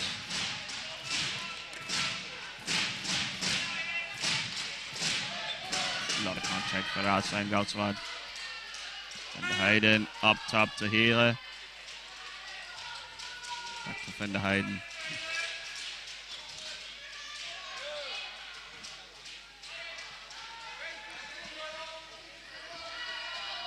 You can feel that the Italians have to move more when the Dutch playing this triangle passing offense. So it's yeah, that's gonna be interesting to see. It's break already. Time flies by, and when we are being entertained by top class power chair hockey like this, the two teams will regroup to strategize back in the dressing rooms.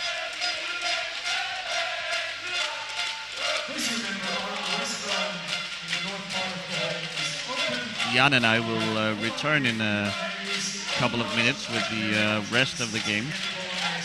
A 2-1 lead for the Netherlands, a hardly an insurmountable lead. This can change at any moment, so this game is still very much on a knife's edge. Please join us in 8 to 9 minutes when we will be back with the second half.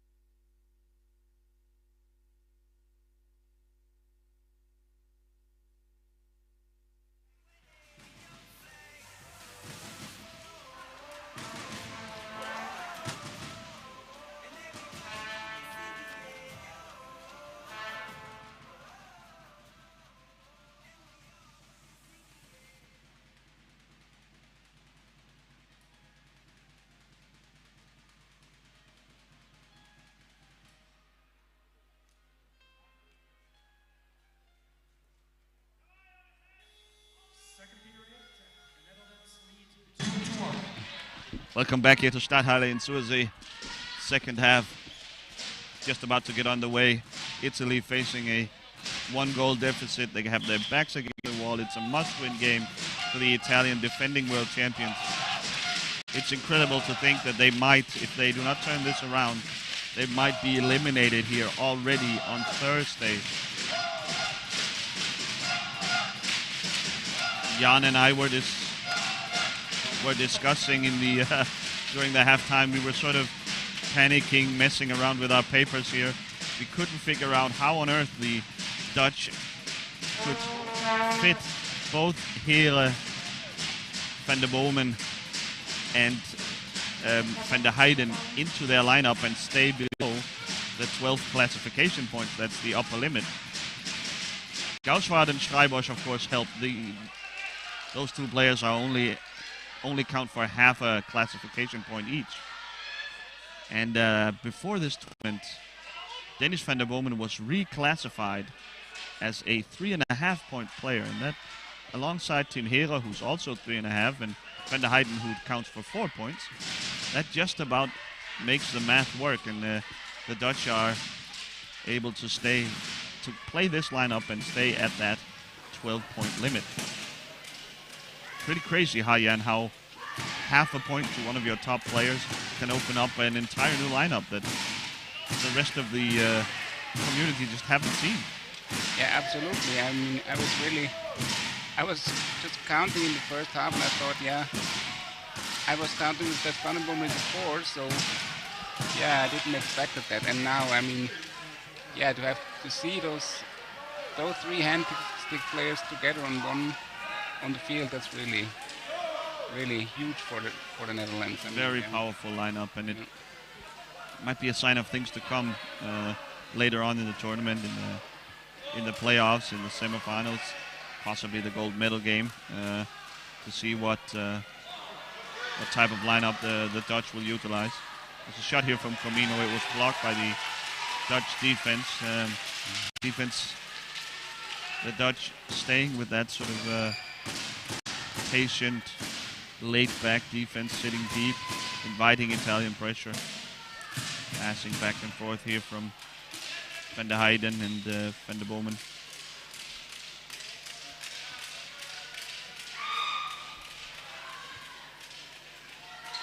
Yeah, again about the classification points, when you think about it, earlier, I mean, when there was Kamal Tartai and Dennis Van der Bomen, just imagine there would be a third guy with the same abilities, the same possibilities in the game. I mean, that would be, then they would always be crushing the team. I mean, they did it also like with 2 hand stick and 2 P sticks, but this is really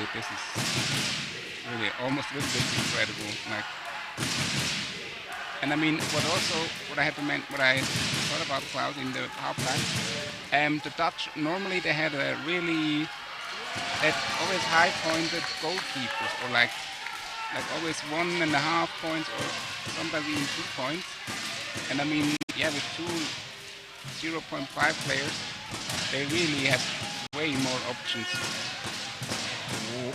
Grand Spoto getting tangled here with Heere. Great reaction by Granzotto that he didn't drove further. If Granzotto touches his stick right now, he's going to flip over.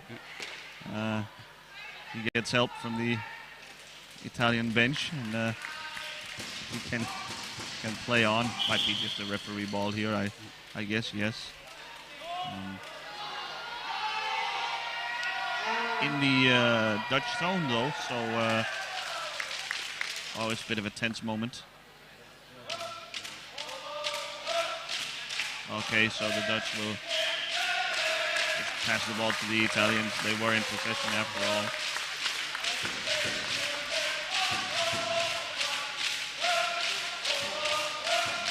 The Dutch fans getting into it now.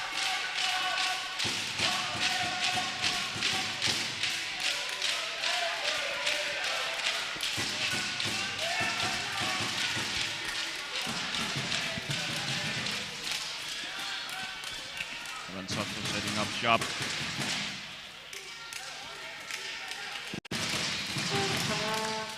Yeah, Granzotto's always searching the contact for like the defender's always searching the contact at Franzotto's wheel or side of his wheelchair, so it's really on the edge here.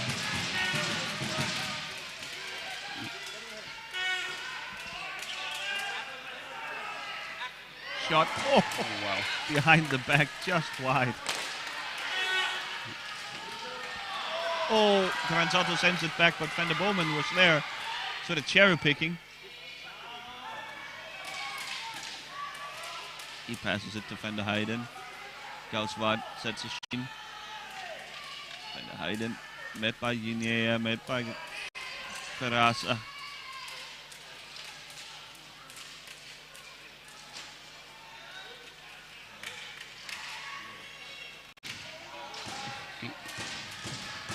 Gauswaard always almost getting in the way of his own, of the Dutch own pass. Interesting to see that they have Gauswaard playing this high up the court, this close to his own goal. Normally you would see him fighting for possession down at the down on the penalty area, but a lot of contact here. Gauswaard grimacing in pain. I know. I think he's all right though. Tough guy. Yeah, he always has to make those turning movements to put his hand up back on the, or his second hand up on the first.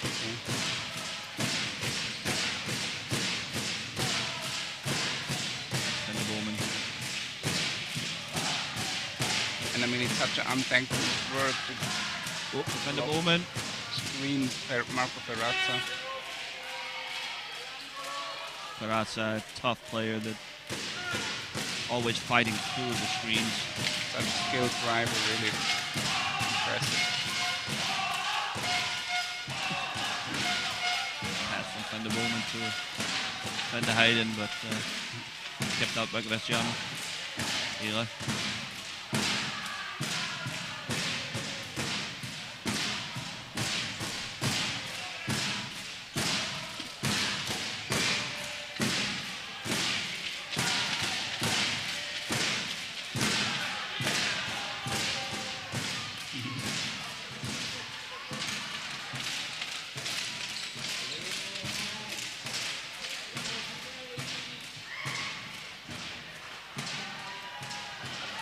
Again at it. Wow. And he's missing on defense. He gets back quickly though.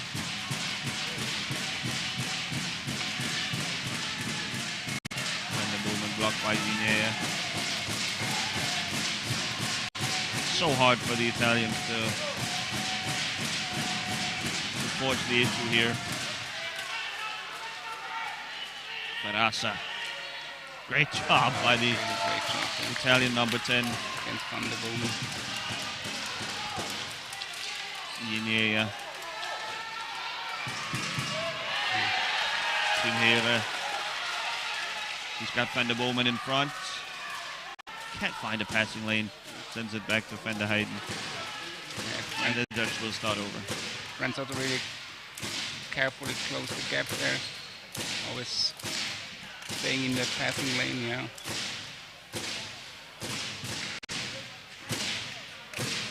Van der Bowman can't locate the ball, Gracia. Ferrasa. Wow. Yeah, it's a tough job with the T-stick against three opponents, but there was a bit yeah, that's what I would say, yeah. Yeah. No complaining here. Charge from the Dutch. Dutch think the referees are wrong, but that was definitely a call they had to make. We have an official on the court. I think we're going to have a speed test now. Franzotto will have to leave and go on to the rollers to be tested for speed. Diego Massoli is occupying the substitution area along the Italian bench. Check for player number 7 from Italy. So we might see him in action soon.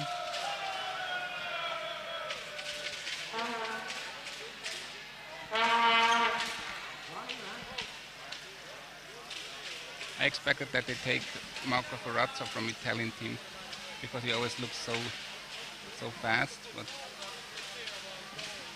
do you know how if they have a system in choosing a player, or is it just randomly that they think? Not familiar with the procedure, Jan. I would imagine that it's the referees actually suspecting maybe a speed violation and There's a selecting speed the. violation. Excuse me. I think there is a speed violation because they're discussing now and then. Certainly some protests going on from the Italian bench. Barassa shaking his head. Oh, it's a red card. That's a red card for Granzotto. Granzotto has been sent off. Yeah. This is a 5-minute suspension. Will have to be served by one of the Italian players. And Granzotto must leave the game. He cannot come back. So he has been caught speeding. Quite literally. Red card against player number 7 from Italy. Red card against player number 7, Patrick Granzotto. Huge mistake here, I think, by the Italians. There's really not that much advantage to speeding, and going over. But you have to imagine by a few tenths of a kilometer per hour. There's really no discussing. I mean, it's pretty clear. If the rollers, the official rollers, the speed measuring device shows more than 15 kilometers per hour, that's it. You've been caught cheating by definition. So, I wonder what all the fuss is about right now.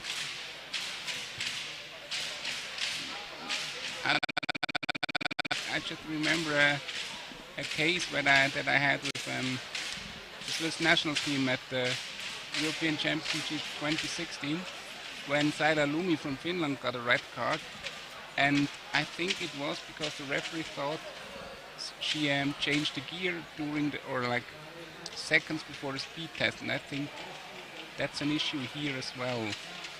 I'm not sure, but we saw just from the hand signs from the referees and the talking. Yeah. We saw very briefly that the official who came onto the field took a picture, a snapshot of the settings of Granzotto, and I mean, if you are tampering with the settings between leaving the court and going onto those rollers, that's as good as a violation. And that's true. Yeah, that's really, in a sense, a little more sinister actually, because that signals a sort of intent to speed, but and maybe Granzotto didn't realize that he took a picture of his. He didn't realize he wasn't allowed. There's all kinds of options here. Yeah. Well, so it's an Italian free ball, but they are down one man, and they will be for the next 5 minutes until 13-17 I have on my watch. Of course, if the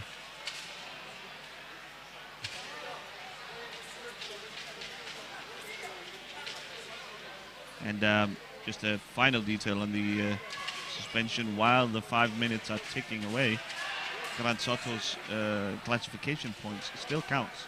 So they still must account for those 4 points they now have sitting outside the bench.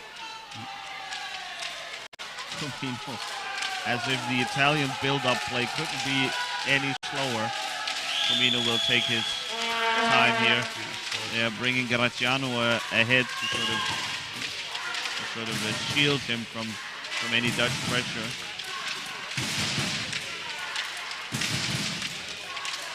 I'm surprised that the Dutch are not trying to attack a little bit more.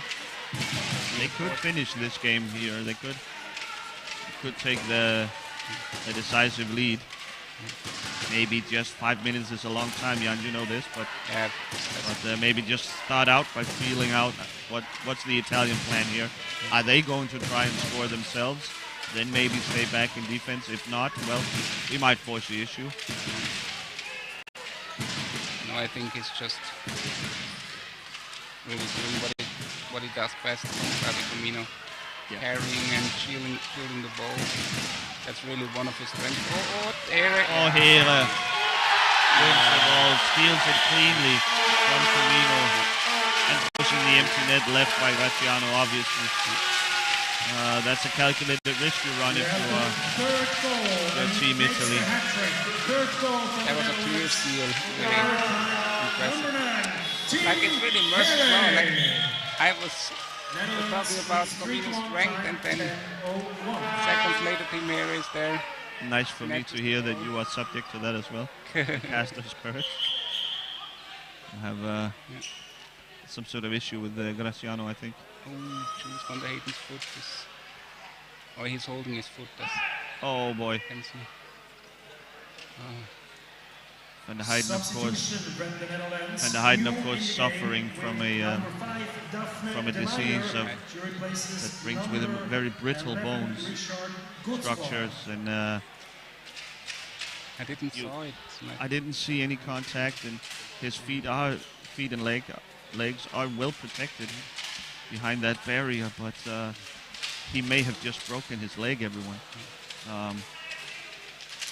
Really a grave concern here. And another substitution from the Netherlands. Number 17, Jules van der Hayden, is replaced by see from his weight, it's really hurting a lot, so it's he has broken bones many times over in his life, but it never gets any easier. A couple of years ago, he was in Denmark playing the 2-on-2 tournament, and his team was forced to withdraw after he broke a leg at that occasion as well. Such a terrible disease. I attended that tournament as well. Yeah, I remember that. Yeah.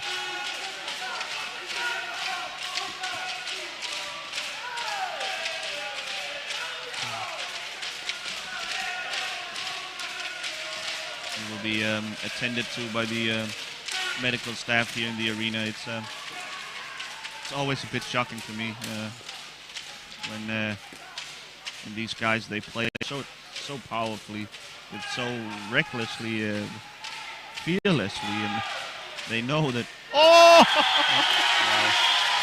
Van der Bomen from half court. Not joking around here. Not joking around, I think. Ending the competitive parts of this game.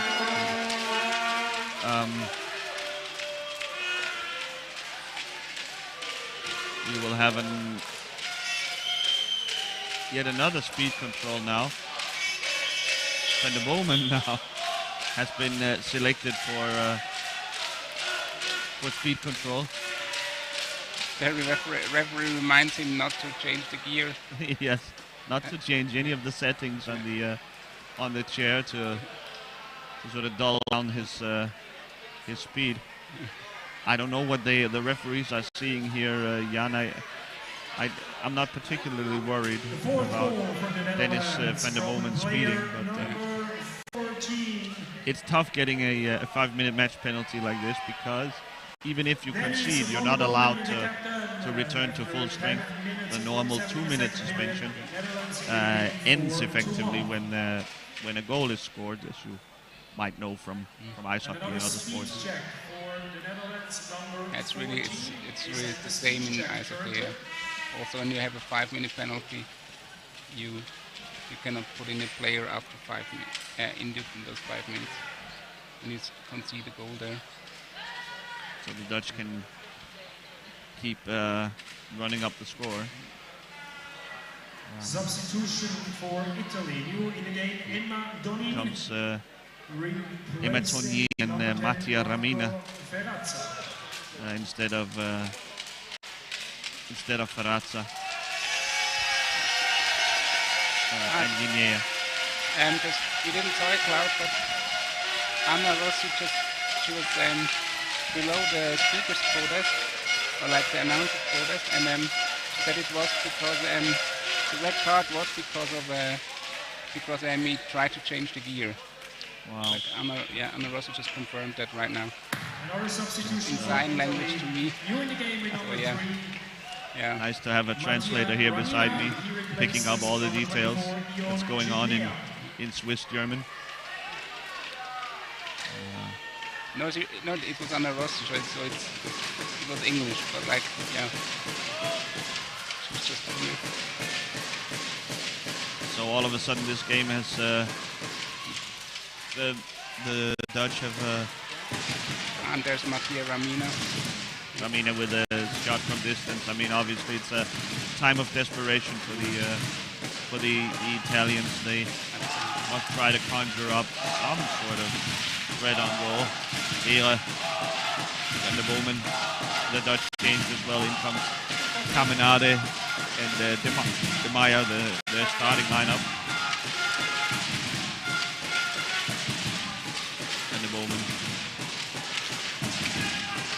can basically kill time here. I don't think the Italians are interested in leaving their formation.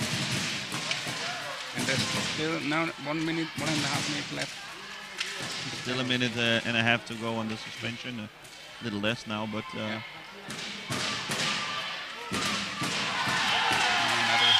Marciano cannot make it back to his to the other side of the net. With not enough teammates there to cover off both his posts. And the Italians are facing elimination. And, 8 minutes to go here and about a minute left of the suspension. You get the sense that they won't be able to really mount a comeback before they go back to full strength. Kamina though, shot just wide. Wow. Close one again. And then Timpero, wow. Miguel will pass it to Van der Bowman. Off target the pass. Back. Van der Bowman, can he find Caminada maybe on the backside? No, he will scurry around the backhand. Oh, Marciano gave him a little gap there. It's tough to defend. Like the Bowman had maybe 40%, half of the goal area arc here. I mean, he's going to score at a very high percentage. And with his hat trick, his third goal of the day, number 14. 6-1 now, and the Dutch are on the brink of finishing off their Italian rivals. Bit of a weird game it turned out after all the speed control nonsense. It's a shame for us, the viewers, that we were sort of the score was only 2-1 at that point, and the game very much still in the balance. But Italy again. Italy is complete now. Italy now. In comes Diego Mazzoli. Diego Mazzoli on the pitch for Italy.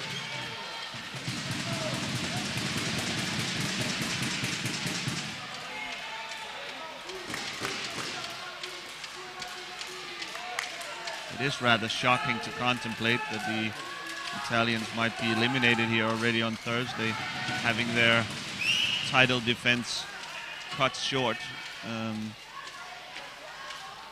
Such is life when you are in the group of death here, Group A, with alongside Holland and Switzerland. And only 2 teams will advance, so when you lose both games against Switzerland and Holland, well, you are facing long odds of making it through.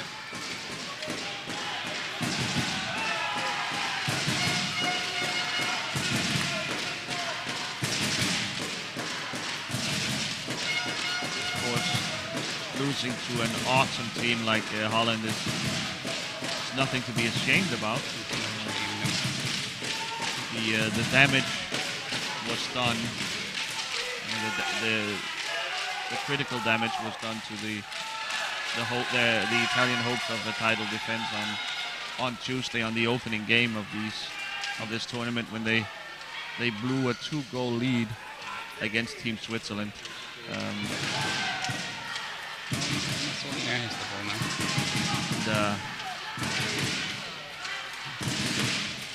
Jans Schäuble of Switzerland scoring with only seconds to go of the game, and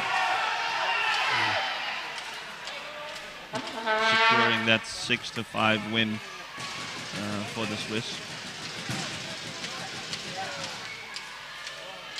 So the last moments of desperation here from the Italians. Ramina.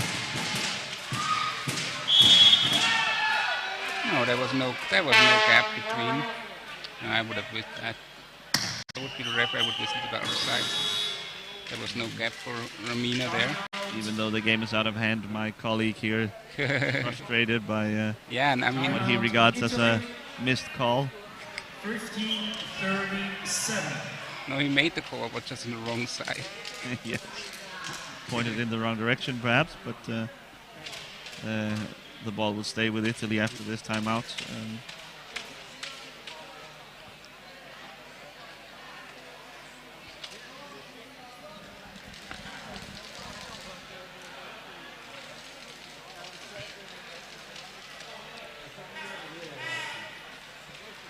Yeah, it's really a pity with that suspension there. It's really that killed the game, I'd say. Like, yeah. Also It was substitution. really interesting so Team far, and Italy, then newly in the game with number Holland 10, has to score the goals in these 5 minutes. I mean, yeah. Number 13, Emma Doni. It's the way of the game, but still, yeah. Really a little bit sad to see, but There's always a loss to a tournament when the defending champion must bow out.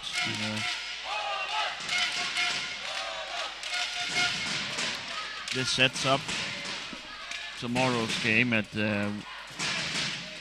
1 p.m. between Team Switzerland, the host, the hometown darlings, and Holland. Shot from blocked by Van der Bomen. The Swiss and Holland then will try to fight for the win of Group A, try to finish on top. That might actually be somewhat important game, as you want to try to position yourself. And I think most teams would prefer playing Team Finland rather than the Danes. So with that on the line, the Swiss and Dutch will play tomorrow. Of course, that game could be a preview of the gold medal game of the final. Close to an own goal here, but Schreibers stayed awake long enough to keep the ball out. Mazzoli and Hare there in a great infight. Mazzoli comes out on top, sends it out to Comino. Those two young guns. Not the last time we've seen those two go at it at a World Cup event, I'm sure. Definitely. Yeah. Comino, backhand, Wow. blocked by the defense. Mazzoli recovers the rebound.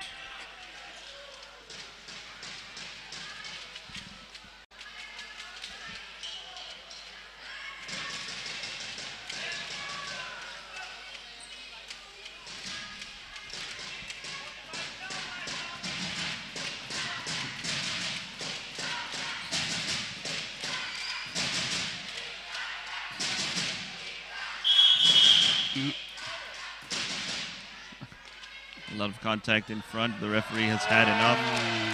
And now he's hands out a yellow card for Comino and another Italian suspension. This carries with it a 2-minute suspension, and Comino is disgusted.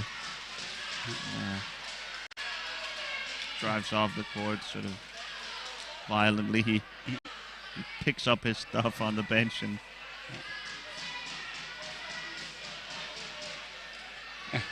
One of the Italian assistants was clapping his hand sarcastically to the referee, and then Christopher Stormark told him, yeah, not to do that. Would not have been the first person on the bench to get a card at this tournament. oh, Wow. that's such a great play. Hare And Bowman to Ehre, that combination lethal.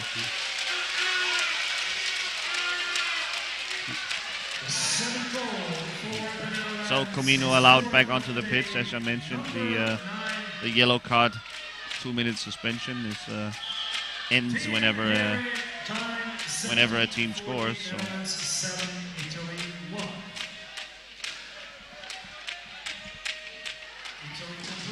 7-1, slightly flattering. I think the Dutch here.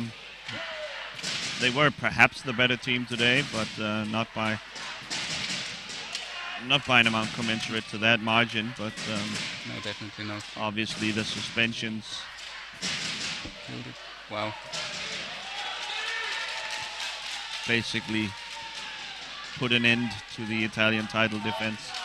Mazzoli. Oh. Caminada holds on, surrounded by Italians.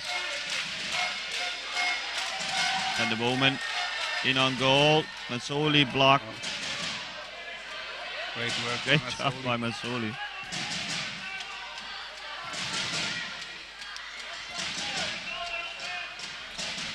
A lot of potential in this kid, Mazzoli.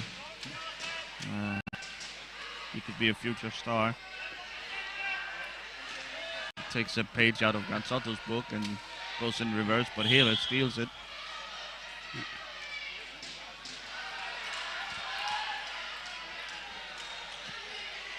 And I'm deeply sorry for all the Azzurri or the Tifosi, because I was talking about an assistant, and it's not an assistant, it's the head coach of the Italian national team, Stefano Carducci. Sorry for that mistake. Yeah.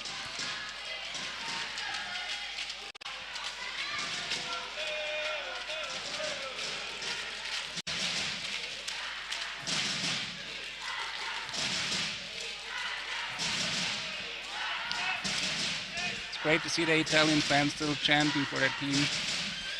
Really, that's for their squadra. That's really nice. Great sportsmanship here.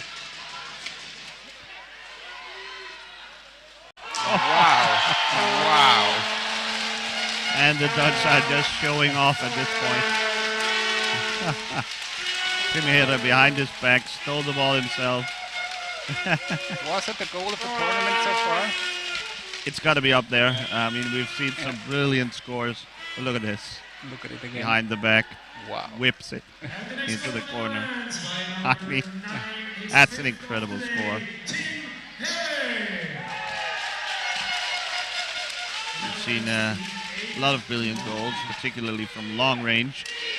And this one, put a little extra on this one to end the game. So the Dutch win it 8-1, aided by Italian suspensions throughout the game. Now, sadly, this means that the Italians must leave the tournament. They still have games to go. Tomorrow they'll be playing Team Canada. And of course we will have placement games on Sunday. But this really marks the end of their title defense. Next game at 1 p.m. Australia versus Germany. Australia Coming up here from Sursee, Switzerland, is the game between Australia and Germany. Germany find themselves in a similar spot to Italy, having been all but mathematically eliminated. And they will try to get up off the mat and against Team Australia. That game is at 1 o'clock, and I hope you'll stick around and follow along with us. So for now, though, thanks for watching, and have a nice day.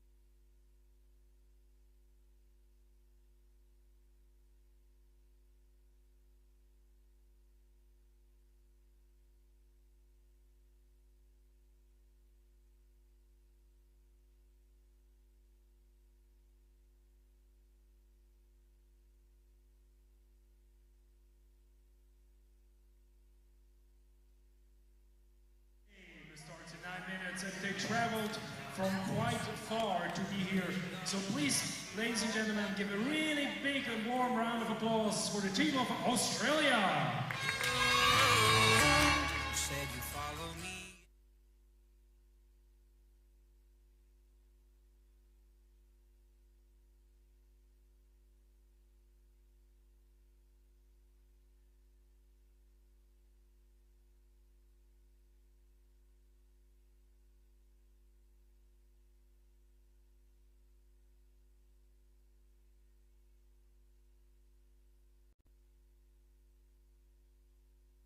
Fans here, thank you for the applause. Let me present you with the team.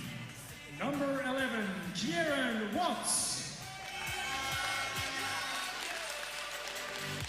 Number 87, Rodney Baxter. Number 5, Logan Sanford. Number 10, Daniel O'Brien. Number 7, Ryan Seck. Number 6, Stephen Webb. Number 2, Jack O'Keefe. Number 27, Dima Odie. And number 13, Chantal Bongiorni. The team is coached by John Watts and the team manager Ashley White. Und meine Damen und Herren, der Gegner.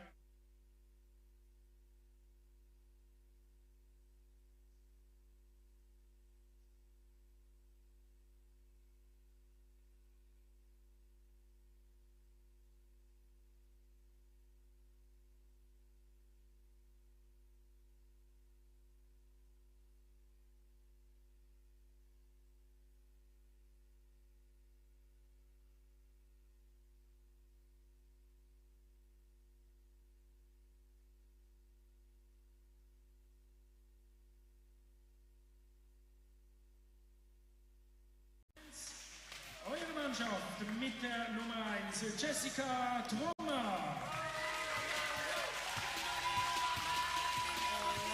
Mit der Nummer 2, Daniel Bauer. Mit der Nummer 7, Roman Hill.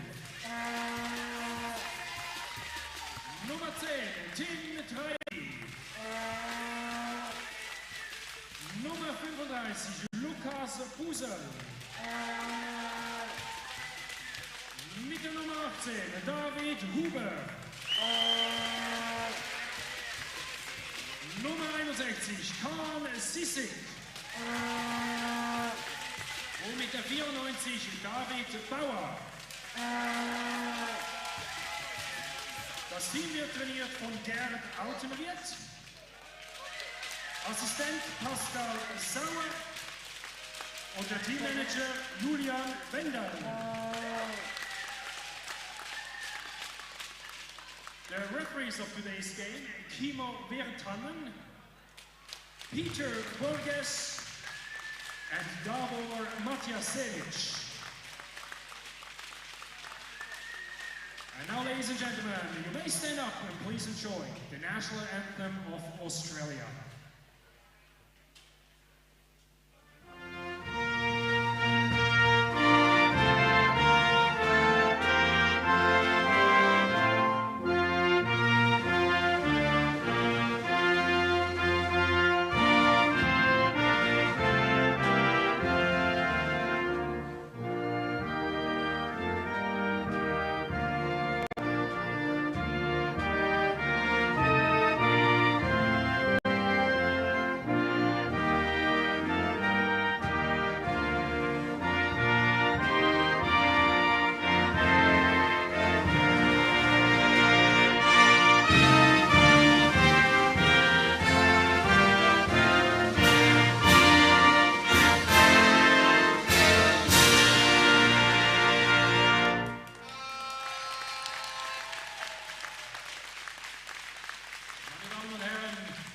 Die Nationalhymne von Deutschland.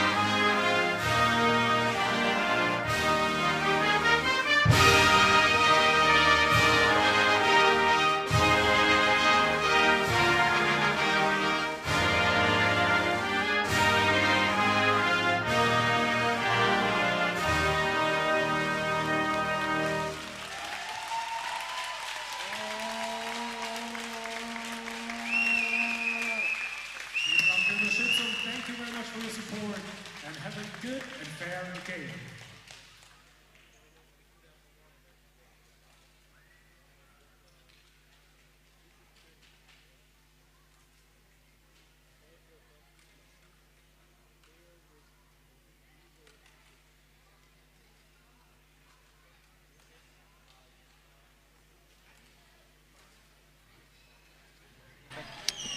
Welcome back here to Sursee, Switzerland, where we are about to get ready with the third game of today's proceedings. This is Team Australia versus Germany. The team's just going through their pre-game rituals now, and we are about to get underway. Alongside me yet again is Jan Oniger, the former Swiss international, and who will help me guide you through the upcoming game. Welcome, Jan. Hello.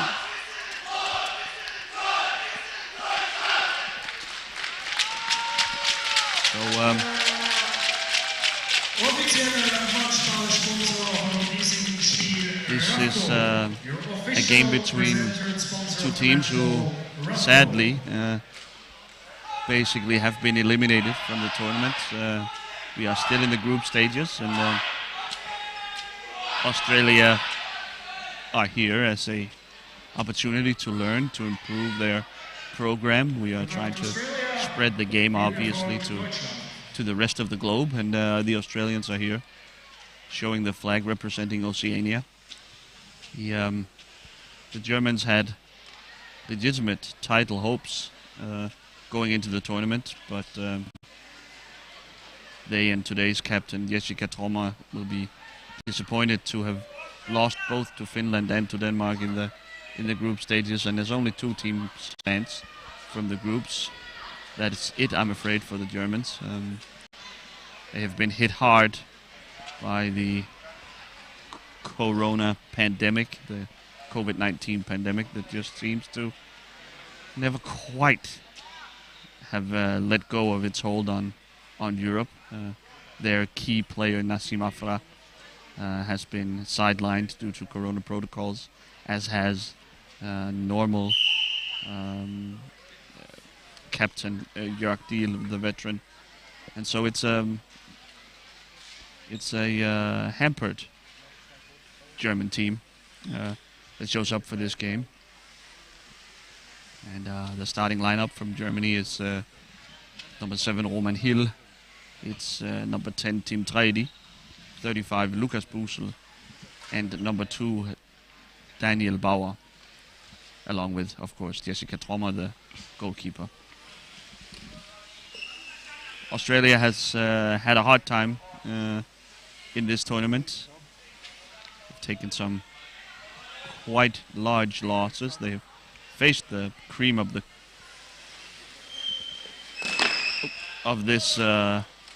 this Group B, and now they face off against these Germans. It's Daniel O'Brien, you saw there, with number 10, starting out. Tim Treidi needs to follow this. A save by Ryan Seck, the goalkeeper.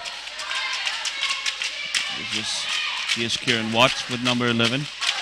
Defending up to Logan Sanford with number 5.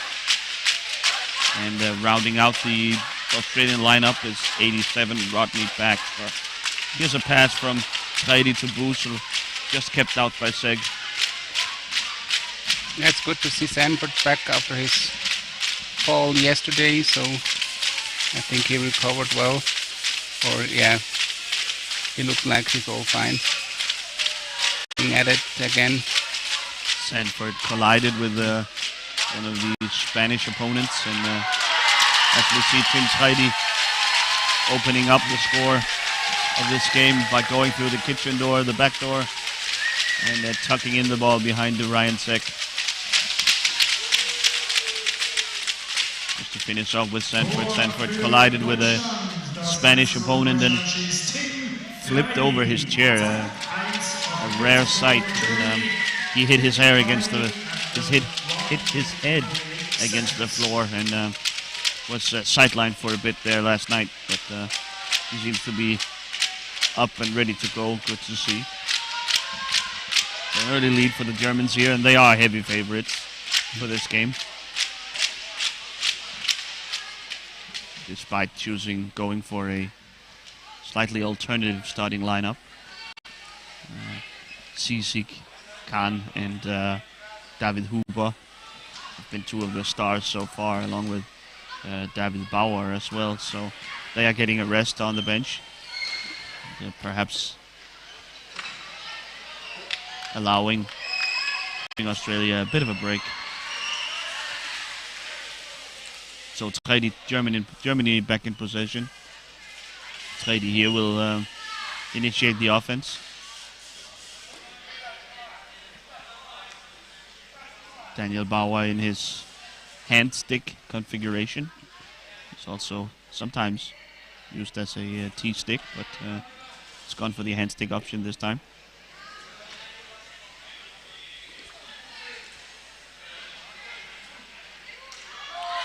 That's a shot from Tredi. Finds his way to the back of the goal behind Ryan Seck.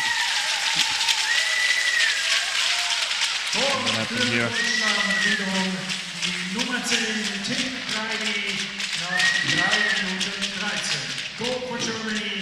An opening formed in the Australian defense, and Tredi was quick to take advantage.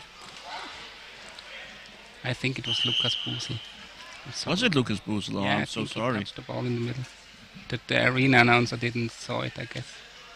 Correction. Okay, there he goes. Okay. Yeah. Okay. Well, so Busel able to turn in the pass from Tredi then. The two Munich teammates know each other pretty well, so that's a good combination to go to. German fans, we can tell, are out in full force as well. We are only about an hour from the German border anyway, so a short trip down here, an hour and a half maybe, Jan. Yeah, I think from the border, sources, I'd say it's 1.5 hours. Yeah.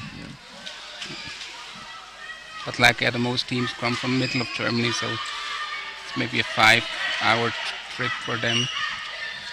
Of course, no comparison with the journey the Australians have been going through. Yeah, definitely, yeah. But in different league. Tredi here met by O'Brien. A pass back to Busel. Seck keeps it out. Busel takes over.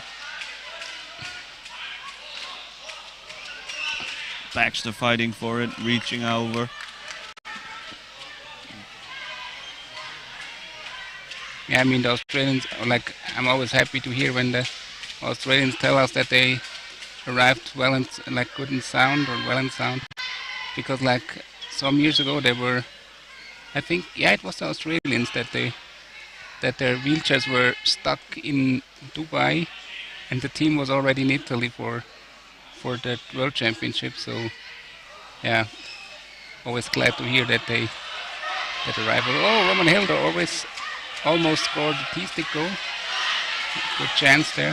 Had a look at it, but was not able to quite get it turned towards goal.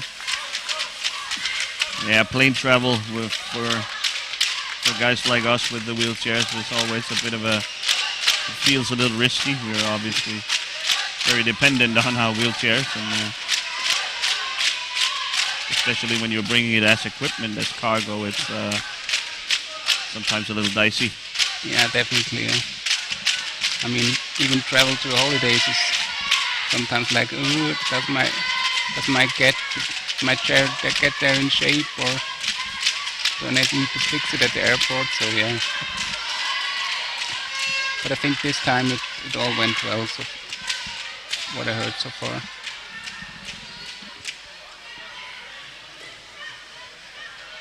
Just be happy that you don't have to land in New York JFK. What I heard about there sometimes they have about 120 wheelchair incidents, technical incidents per day on highest rate. So what I heard, so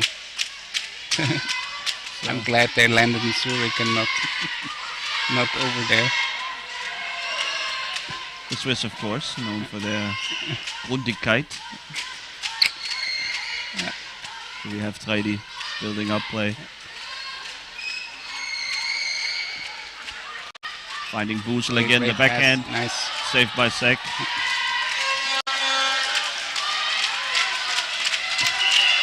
Roman Hill was also ready for it. Roman Hill, you can tell he wants to get on the board now. We saw yesterday, didn't we?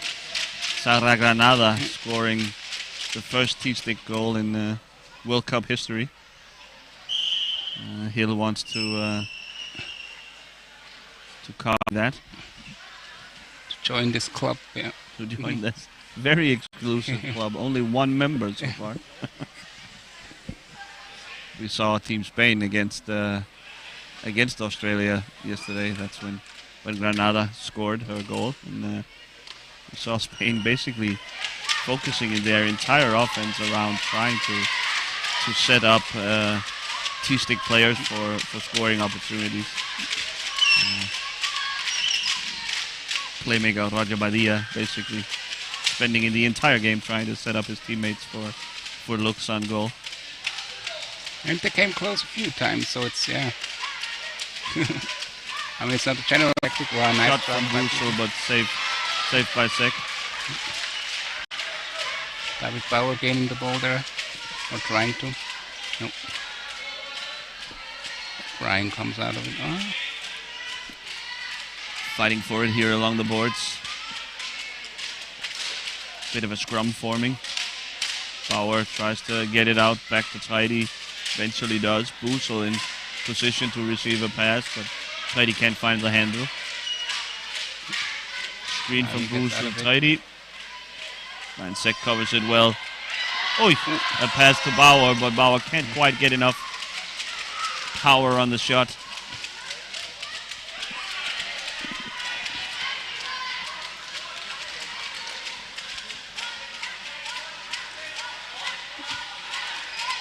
Shot saved by Sek. Sek is off to a good start so far. Had a couple of good saves. But of course the Australians not creating much on the other end. So far they are still looking to score their first goal of the tournament. Hill. Oh.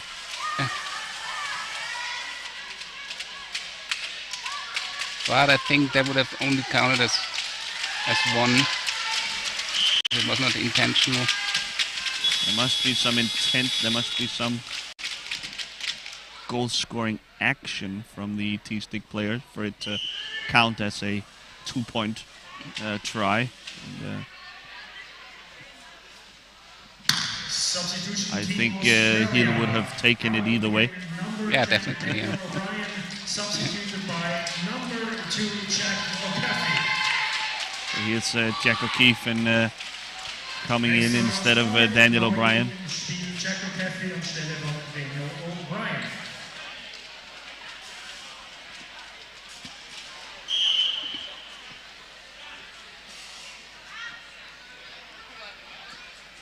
And Klaus, what I wondered yesterday, I just can ask you on the live stream, but we always announced the number 6 from Australia as Stephen Webb, but as I can see in the program, he's writing his name with P and H, so it's maybe Stefan. Yeah, that's... we have to ask him. We must ask him then, I guess. Yeah. I think I'm going to stick with Stephen, though. Mention it now, like, oops. Stephen Webb so far starting the game on the bench.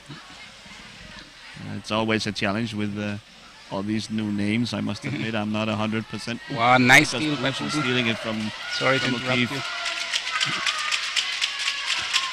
I'm doing the best I can, folks. Treidi in on goal, shot saved by Sek. It's underneath him, and we'll have an Australian goal ball. Not a bad effort so far from Ryan Sek. He's been, well, to be quite frank, he's been shot to pieces by Australians' opponents so far. Their defense leaves a lot to be desired. They're still learning, of course, and that's the primary reason why they're here. We are trying to spread this great game across the globe, and Australia is a big part of that. And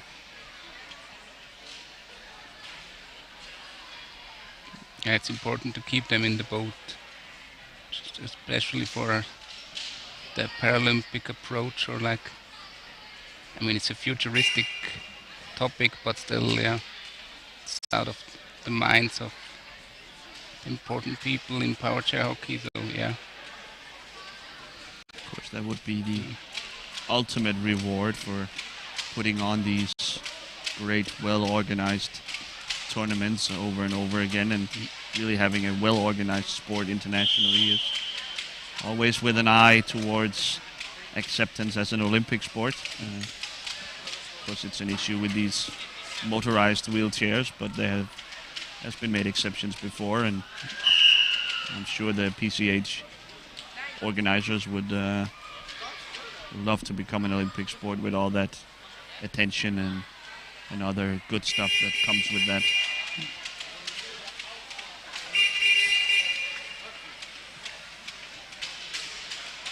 Keith now met by Busel and Hill sends it ahead to Rodney Baxter, but Tim Trady collects.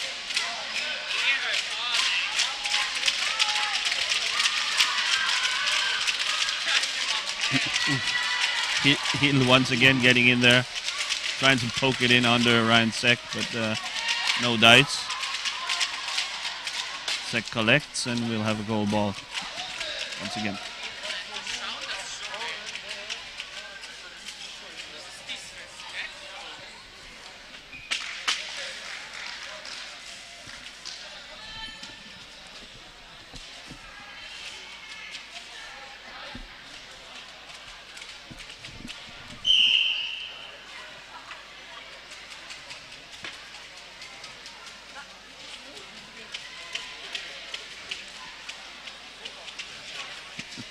Australians are absolutely in no hurry. Very slow approach. Yeah. Trying to set just the right screen before O'Keefe picks up pace.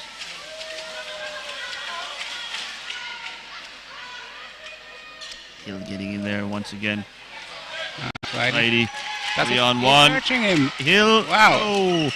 Hit by Seck.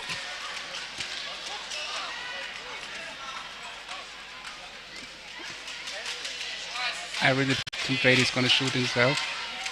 Nice that he searched his T-stick teammate. Those T-stick players, such a thankless job they're doing. They're playing defense, setting screens, often with a lot of physicality involved, a lot of bumps and scrapes and bruises. It'd be nice to reward the hard work with a chance of goal scoring glory. Here's Bauer. Gets by O'Keefe.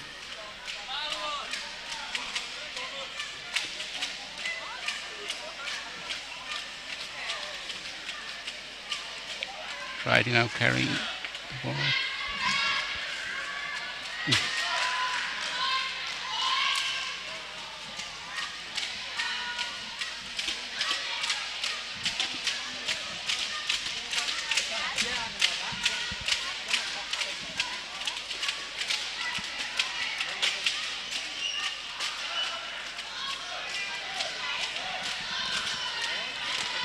O'Keefe with a shot towards the German goal, but Busel there to turn him away.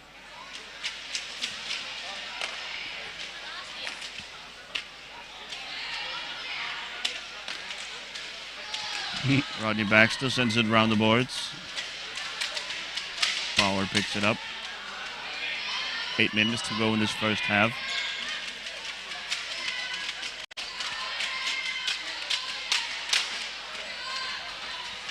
Bauer swings it to Trady. Third time they get past Baxter. Righty to Hill. The pass a little imprecise, and that leads to a scramble for the ball and a lot of contact. We're gonna have a German free ball now.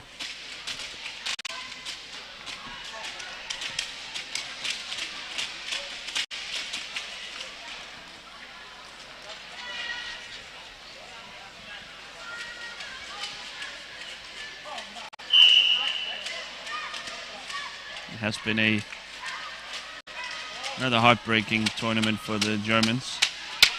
They came in as favorites or co-favorites perhaps, and certainly among the teams with a chance to win. Now O'Keefe on the counter-attack. Bushel closes him down. Shot, but blocked by Bushel. Wow, Bushel seemed a lot quicker there than O'Keefe. Yeah, because he had some meters to take. Seemed like O'Keefe had a head start, but Bushel closed him down. The Germans, of course, considered one of the favorites, as I was saying, and yesterday morning we were told that O'Keefe now 2-on-1. He has Watts with him to the backhand. Nope, saved by Thoma.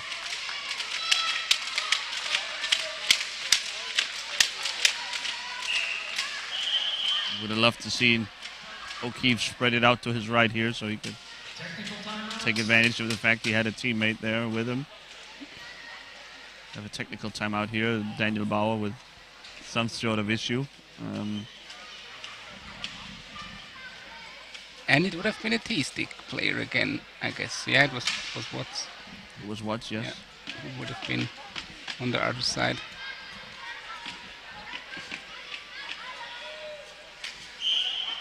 Yeah, I mean, for all the fans who are listening, yeah, I'm just a big fan of T-sticks because I'm myself one of these, so that's why I'm a little bit. Righty Hill. Oh. I mean, he is getting pretty good looks, Hill. He hasn't converted on any yet. But there will be some more, I guess. At some point, frustration might set in. Righty keep setting him up with good passes. And then he will go for it himself. Righty now. Like this time. Yes.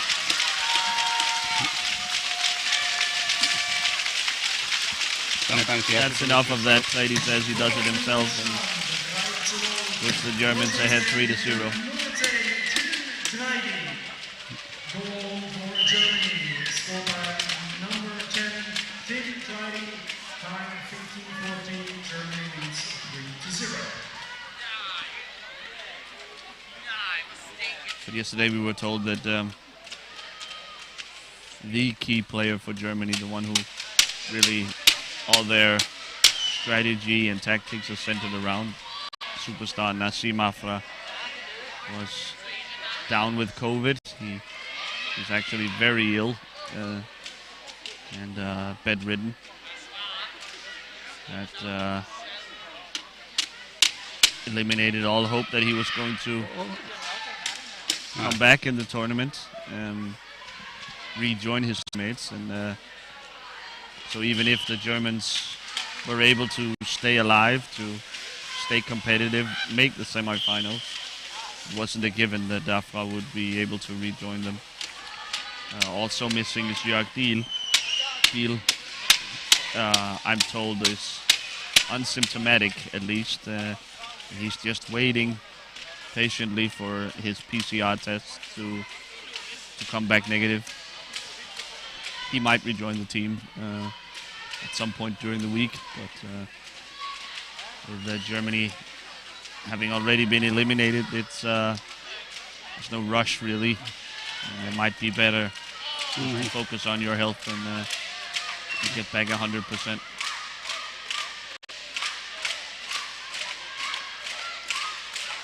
Usually in reverse. Germany in total control of this game. No biggie so far. Tomer, as if bored, wants to help out in the screening game. Moves it back to Bauer.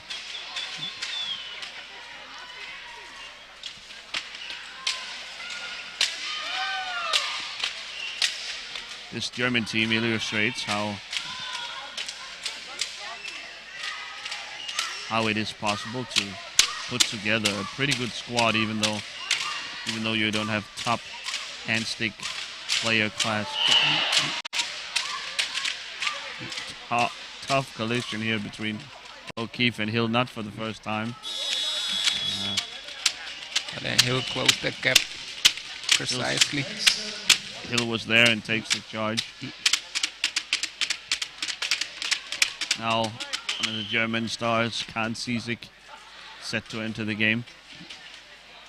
Will be instead of Heidi, perhaps. Wechsel Team Deutschland, neues Spiel mit der Nummer 61 Kahn Sisik. Ersetzt die Nummer 10 in Friday. Substitution Team Germany, new on the pitch. Number 61 Kahn Sisik, replacing number 10 Tim Friday.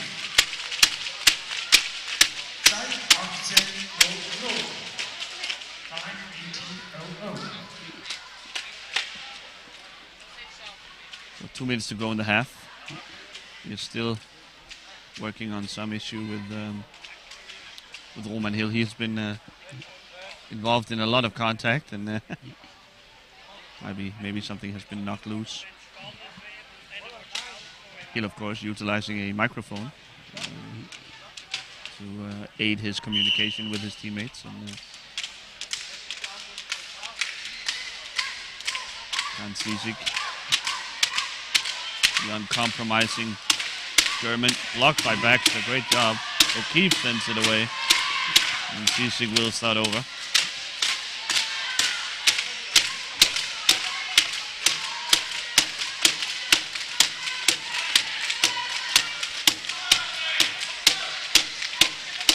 Yeah, Sisik bringing here a bit more speed and dynamics into this game. Very intense player. We saw him get into it with the Danish last night. Very intense player, high energy, always working at the limit. I don't think he will hold anything back. Won't do Australians any favor.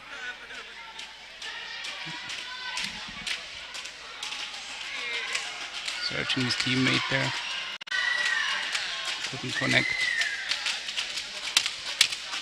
Oh, now.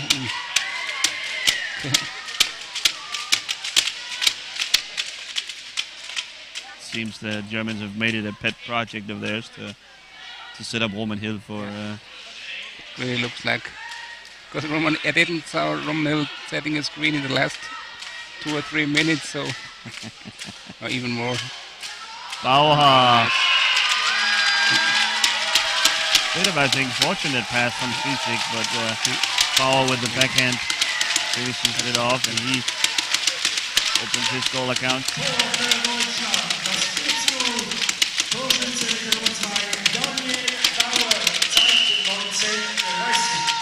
Goal for Germany by player number 2, Daniel Bauer, time 19:30.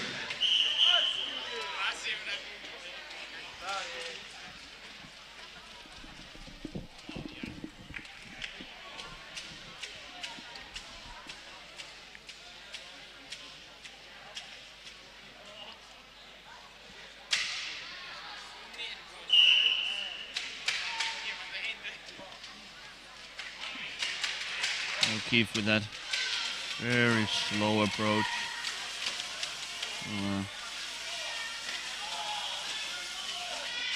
Sit back. It's almost as if he's inviting Busel and Hill to come and pressure him. He gets by Busel now. Time runs out in this first half. The safe 4-0 lead for the Germans. The Australians still looking for their first score of the tournament. Will Roman Hill get on the boards. Will Australia find their first goal? Well, to find out, you must rejoin us here in 8 to 10 minutes with the rest of this game. Vegetarian option, so if you're hungry, you're welcome to use our restaurant.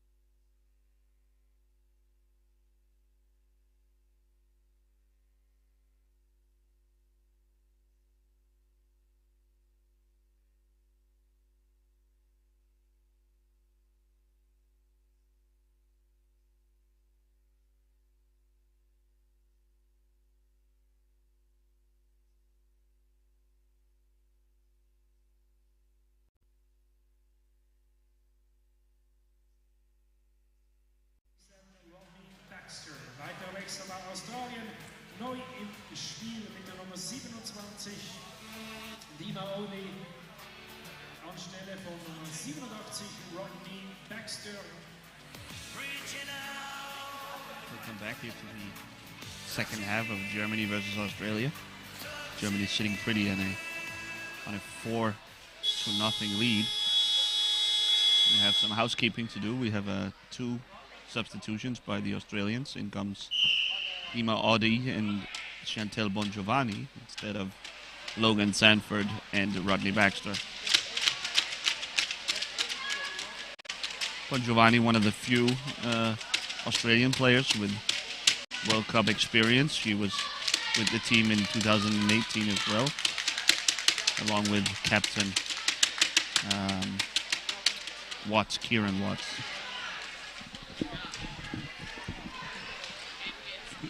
Shot by Sisik, saved by Sek. The Germans, so far this game, have been working on their project of setting up Roman Hill for a goal. He's always in the mix, always right there.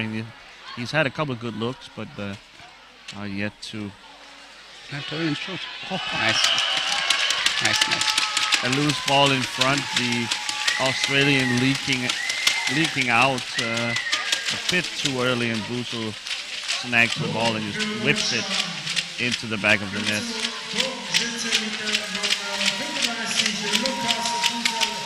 Kieran Watts, Dima O'Day a little quick to go for the counter attack. 5-0 time, 0:55.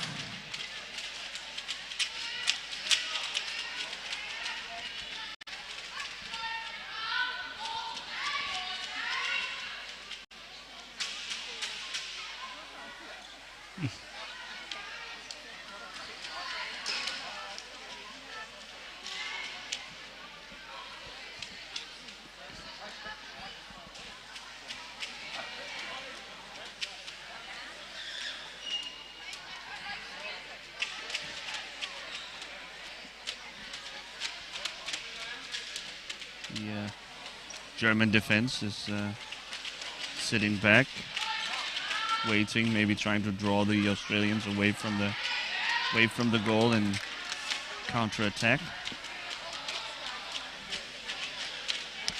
Roman Hill is already positioning him in front of the net. Roman Hill makes a beeline to the near post, wants to get involved so badly. And the Australians with bringing a little pressure here. Sisik. Now, oh, that was close. Ade the other way. Shot just wide.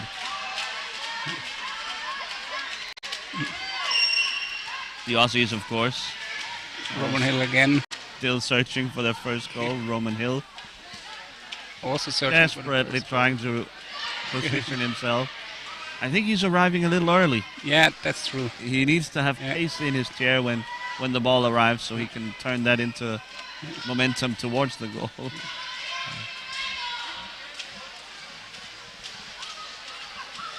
Sisik. Hill wide open on the backside. Ade closes the gap.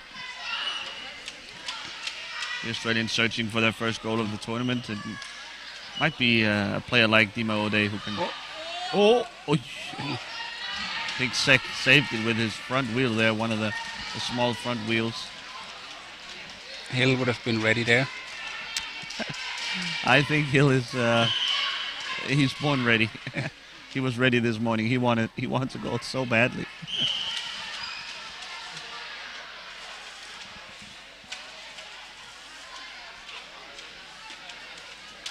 It's funny to see the reaction of the German assistants in light blue there over there. Always when Roman Hill is coming close to scoring. Clearly a team-wide project they're working on. Definitely.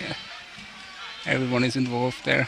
That might be part of the reason why they are letting the Australians get a little close, get across half court, because you want space when you're trying to save a teammate for goal. Absolutely. Yeah, you're thankful for every. Now they have a gap here on the rear side. That's fine. Busel and Sisik. And Hill sets up sharp on the wing. There he is in your screen now, on the back side.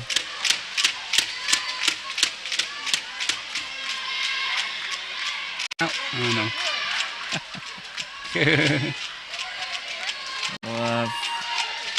Interesting little subplot developing here.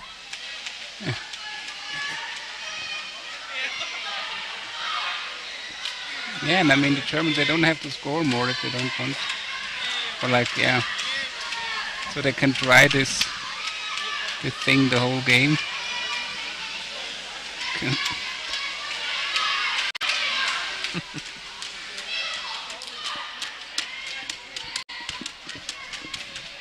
But yeah, sometimes it's like, if you want the thing so bad, then it's even harder to get it, so...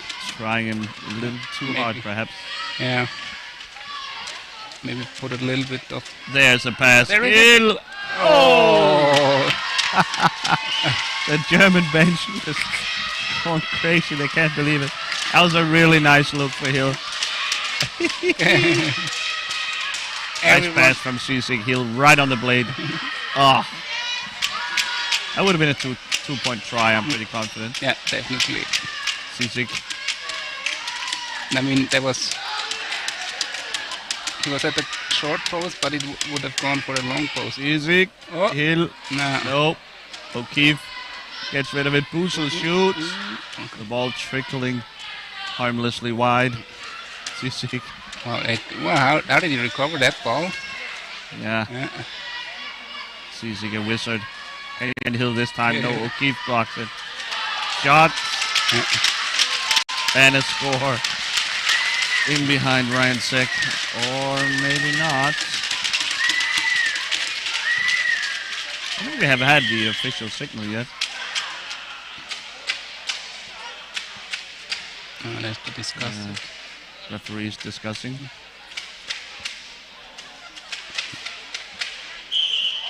No goal, they say. An Australian free ball.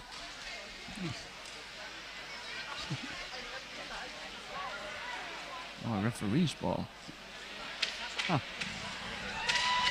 A little unclear as to what happened there. The ball maybe getting stuck.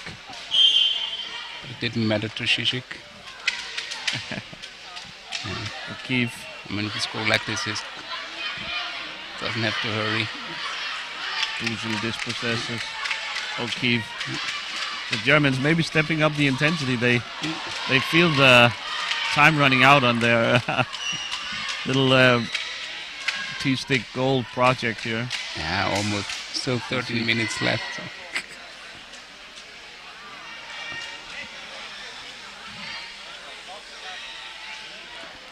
Sisik.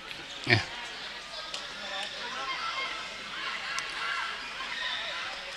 Hill guarded by the rangy O'Day now. Might be too much to ask. Yeah.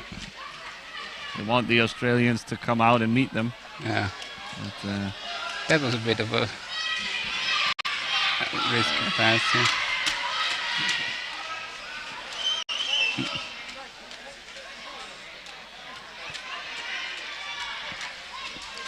Now there's some space. Yeah.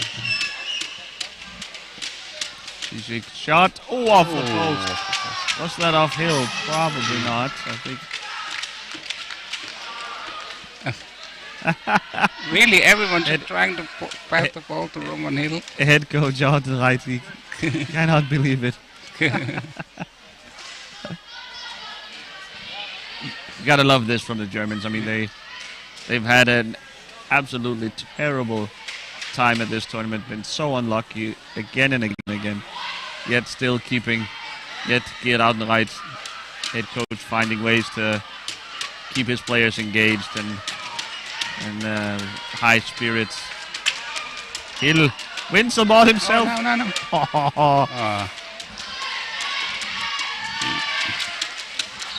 O'Keefe, Busel, Yeah, the Australians don't like the German plan, so.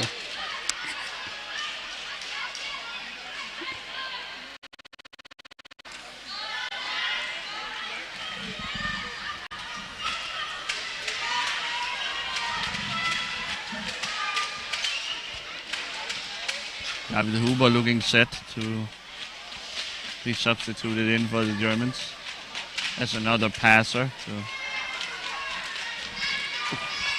work on the Hill project.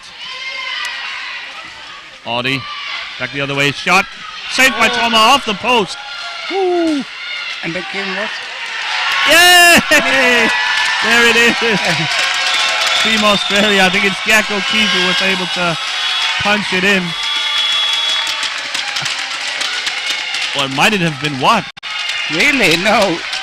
No way. No, really no way. Yeah, Check the it. referee is signaling 2 points. Peter Borges, Yeah. not in doubt. Yeah, no, it's Watts, really. It's Kieran Watts. Oh, that's incredible that's bad stuff. Germany. So Germany have been trying all game to set up their cheesesteak player. Australia. Scorecard, Kieran Watts. Yeah. There it is, the official word is in. The T-stick player Kieran Watts. The German bench cannot believe what just happened. They have been trying all game to set up their T-stick player, Roman Hill, to score. And instead it's Australia scoring their first goal of the tournament. And they get 2 points for it. Incredible scenes.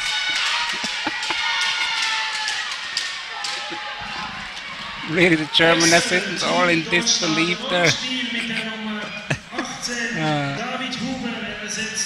So that's right. A substitution for both teams here. Out goes Sisik and in comes David Huber. And out for Australian goes Dima Ode and in comes Stephen Webb. What a turn of events. Really nice, these two teams finding a way to entertain us in what is a bit of a dead rubber match. Huber now. Shot, but blocked by Ryan Seck. O'Keefe, shot, saved by Toma. Nice. The Australian fans are going crazy.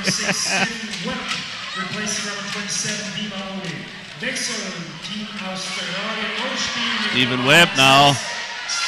Blocked by Bauer. Huber back the other way. Where's Roman Hill? We must look out for him all the time. He's there, on the other side. Ooh.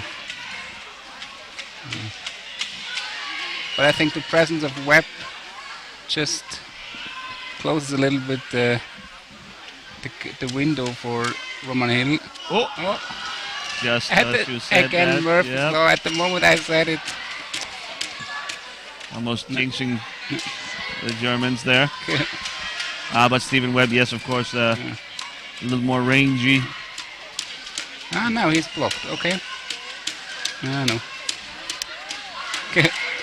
Now Kieran Watts was guarding Roman Hill, so wants to be the only TC player who scored a goal here. Yeah. Sara Granada of Spain, of course. Ooh.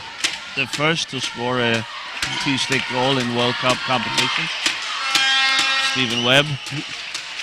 So the 2-point scorer club is now having 2 persons in. 2 members of the 2-point club. Sara Granada and Kieran Watts.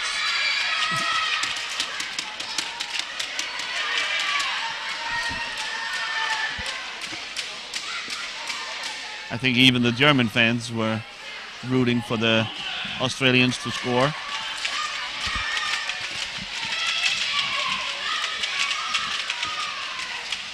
Yeah, I'm also glad that they're finally on the board.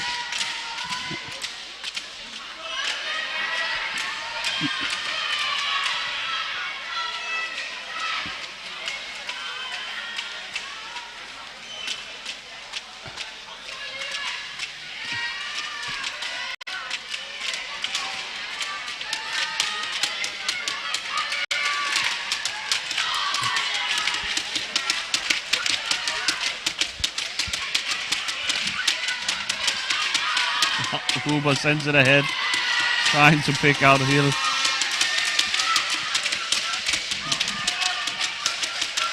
The ball is whipped forward. Bon Giovanni into the corner. Can she find O'Keefe in front? No, Huber.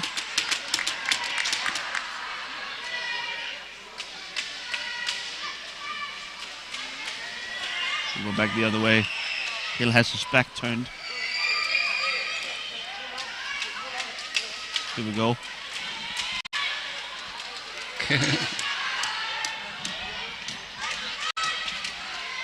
O'Keefe now lost his stick. He's grabbing his knees. There was a collision with Daniel Bauer. Rubbing his knee.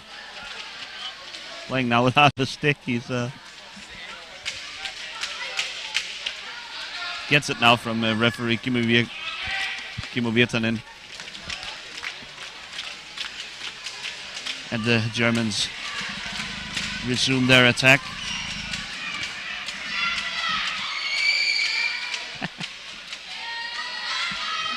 Huber's trying so hard to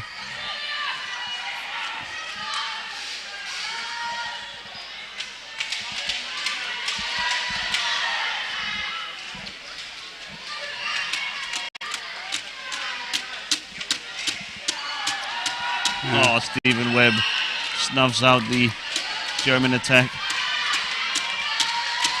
He'll go back the other way. Oh, runs into his own player.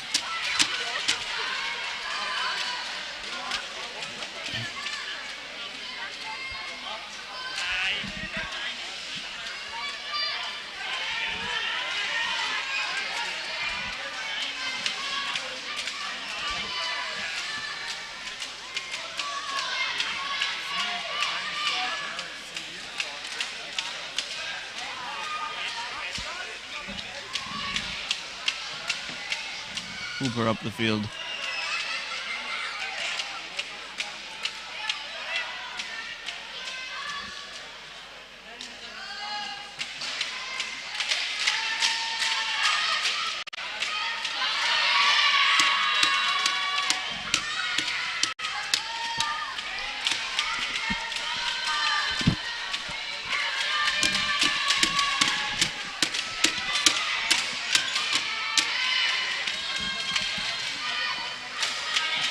Huber shot, score.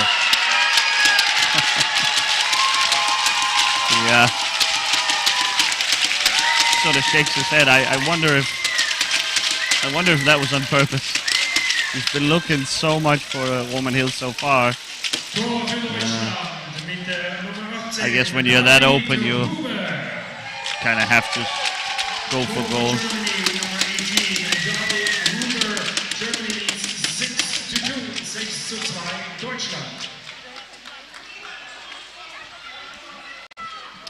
Ryan O'Keefe getting a little talking to from referee Peter Borges. All good. 5 minutes 10 for Germany to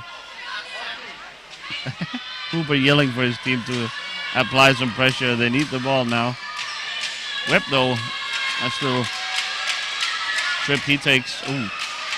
Ball almost trickles toward goal. Huber back the other way. He's got Hill with him. Oh, but Bon Giovanni just able to turn Hill away. There it is! No! Oh, no! Oh, man. So close. Wide open. Ryan Seck was nowhere near him. He had a wide open net. Come on! Look at Huber, always animated, grabbing his head. The German bench can't believe it. Oh, he was wide open. Huber can't believe it. Substitution, Team Germany. New on the pitch, number 10, Team Trinity, substituting for number 18. Oh. Out goes Huber now, and in comes Tim Treidi, the Germans, back to their initial starting lineup for this game. Webb with a shot, but blocked easily by a combination of Bauer and Trommer. Treidi.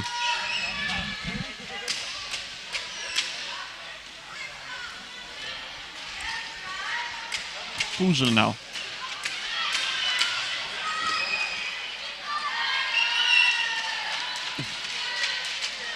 Traffic in front of goal. A goal by Lucas Puzel, I guess. Yeah. They did call a goal by Puzel. Excuse me for falling asleep. I didn't see it. Yeah, I'm good that you're... So Puzel makes it 6-2. 7-2, I guess, right? Yeah. 7-2, it should be the... Are we both wrong? Tor No. Deutschland, sein drittes Tor am heutigen Spieltag mit Nummer 35, Lukas Puzel. Germany, Steven next goal. would like to Leading now 7-2, and his third grab goal one of more this goal game, for Australia. Lukas Puzel.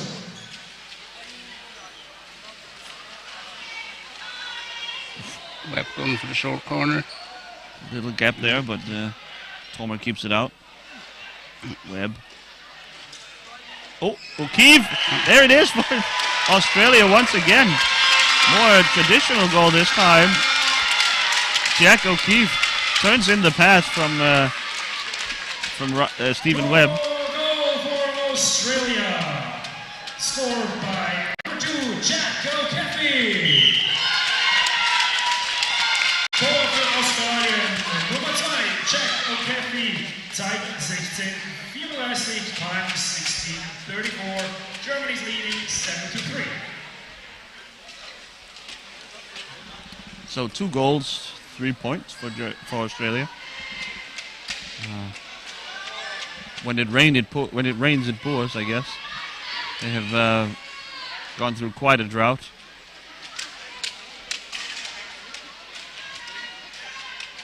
Now they are flying, it seems. Oh, here's Hill. Oh, here again. Webb just... Spoils the fun. Yeah.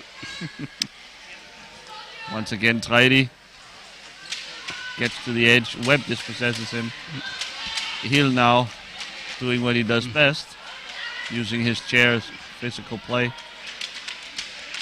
Treidi sends it out to Bauer. Hill was just helping Brady to Pressured by get the O'Keefe ball back. with new confidence and enthusiasm, the Australians. Here's Treidi. To Hill. No, Ryan Seck with another save.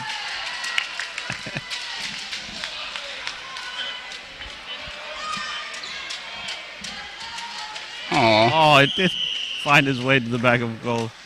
I think it's Treidi who scores. I mean, who knows who got the last stick on it there in the scrum. And we have the chance to Hill earlier. Oh, Mit der Spieler Nummer 10 ebenfalls sein drittes Tor in diesem Spiel für Treidi. Treidi was indeed credited with the goal. Zeit 18:01. The third goal for Team Treidi in today's match for Germany. So 2 minutes left for the Hill project. Time 18:01. And otherwise they have to take it for another game. They have a game against Spain tomorrow. Stephen Webb. But there he has a lot of T-stick contenders, so somehow it's going to be interesting to see. Jack O'Keefe, Tim Treidi. Treidi now on the counter. Bauer there. Back to Treidi. Wow, Oi. Almost a bit too pretty there.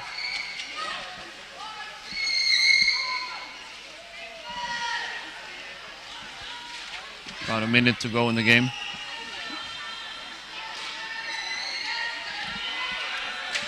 Stephen Webb collects the ball. He gets the screen. Oof, moves the boards a bit.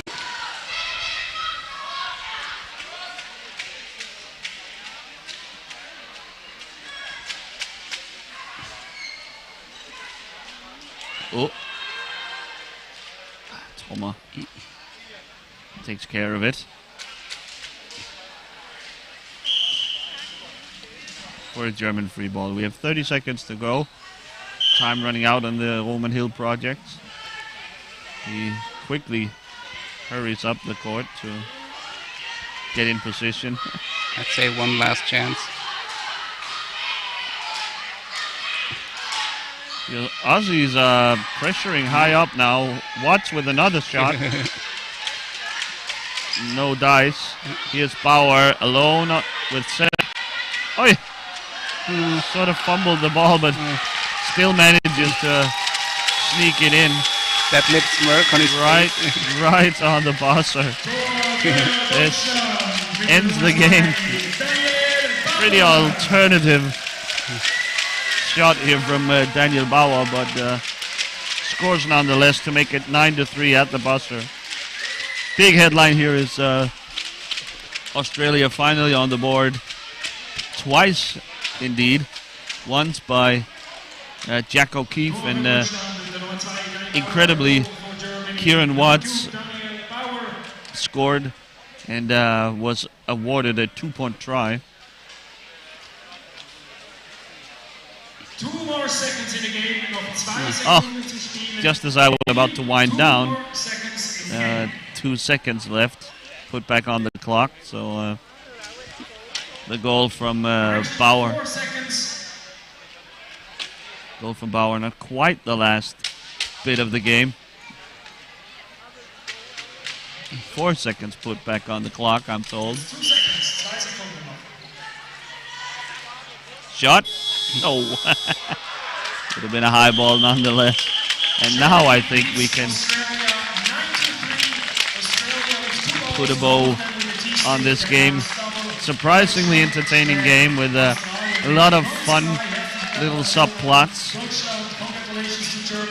I would like to thank these two teams for giving us an entertaining game, despite a pretty big difference in quality of the teams. It was fun nonetheless. For more IPCH fun, stay with us here in 14:45, 15-3. Switzerland and Belgium will face off, so the hometown Switzerland will no doubt fill the rafters with cowbells and other silliness as they try and beat Belgium. Switzerland sitting pretty atop the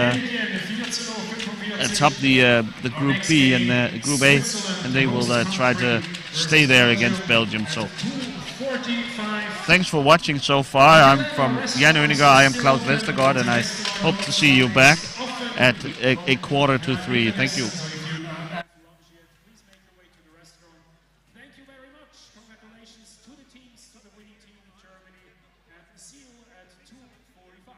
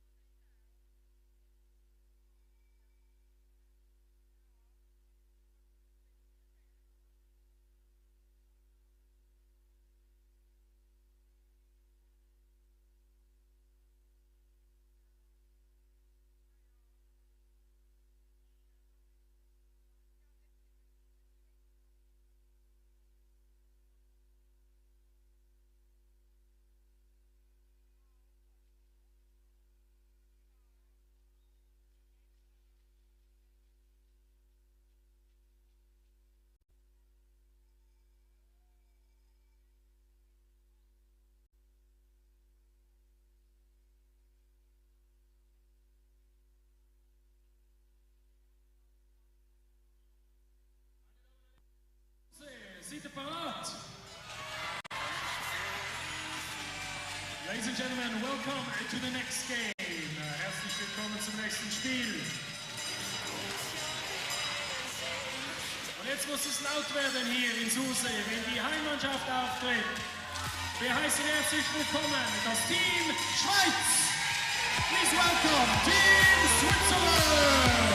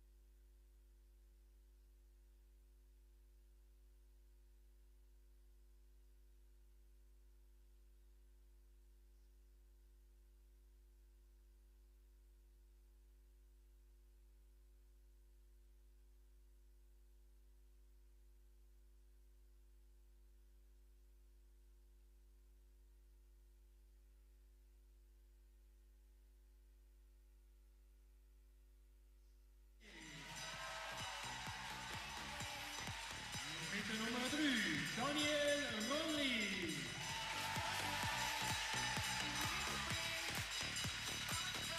Mit der Nummer 7, Nelson Breila. Mit der Nummer 9, Veronica Conceição. Nummer 8 natürlich. Und noch mit der Nummer 1, der Raphael Bachmann.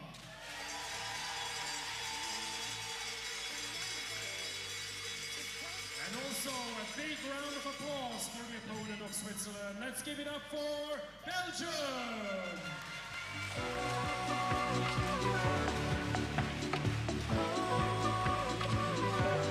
I wanna be with you. Just pick up the phone and I'm with you. 'Cause I know that lately life has played you rough. I wanna be with you. Just pick up the phone and I'm with you.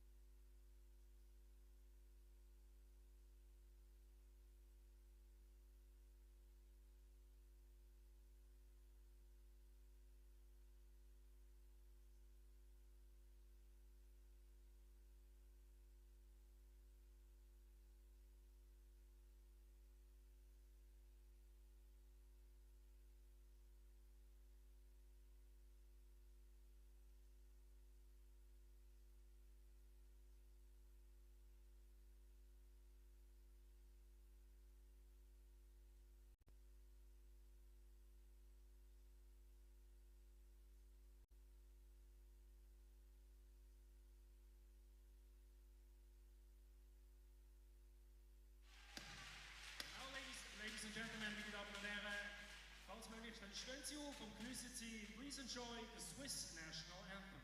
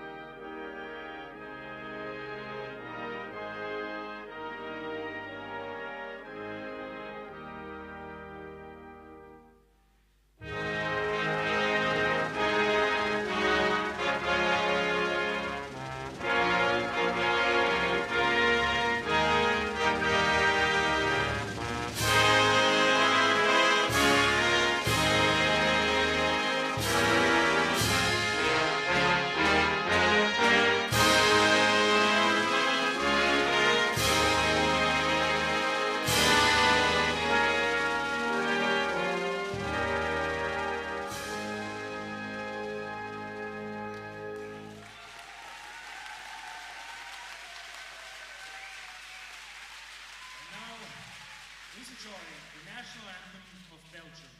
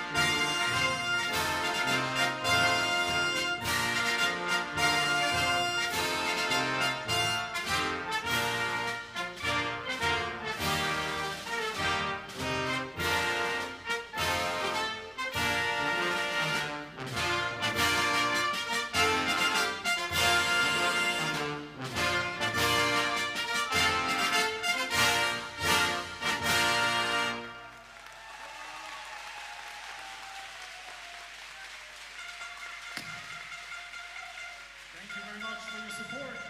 Have a fair game.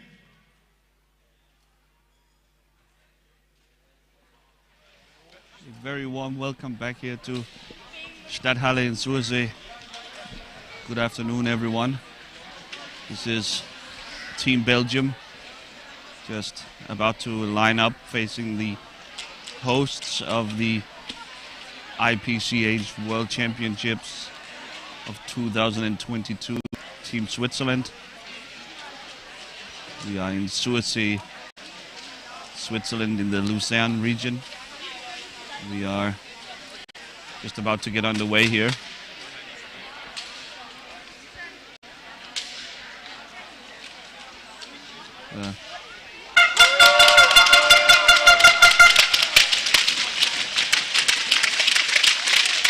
Team Belgium has had a rough tournament so far. They have yet to win a game, and I doubt this first maiden win will come today, because Team Switzerland has really impressed so far. They are making a very serious challenge for the title of world champion. Alongside me is a former Swiss international, Jan Oniger. Welcome, Jan. Hello again. The Swiss has chosen quite a fearsome lineup to start. It's Noah Spierig, who's wearing the captain's armband for today.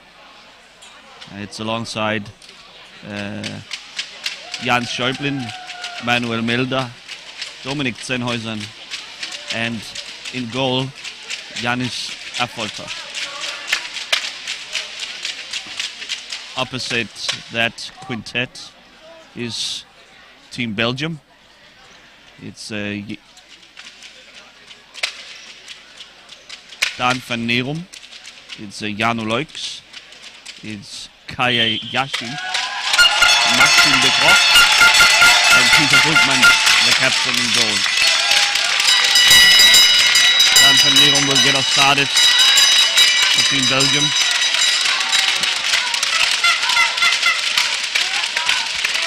A shot from center and from a weird angle.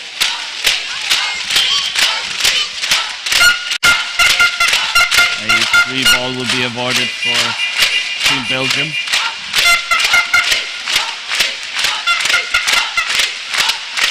Jan and I will have to speak up a bit, I believe, as the chance of Hop Swiss is billowing out behind us. First goal here, Jan Schäublin off to a quick start. Schäublin steals the ball behind the net and quickly able to turn it in at the near post right in front of Peter Bultmann.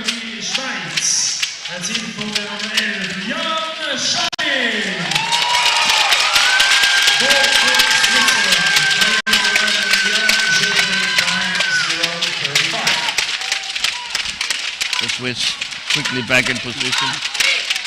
Yeah, Switzerland really at full throttle here at the beginning. Showing the first three young guns. already circling around the net. Sennhuysen There he is finds again. Schäublin. Oh, shoots wide. Missed it. That's a miss from Schäublin, a rare one. Sennhuysen fumbles the ball. Van Neerum steals it. The clock maybe. Surrounded by the Swiss, swarming Swiss. Nice pass from Schäublin up to Milder, but Jano Leuk's there to... Here comes Kaya Yasin.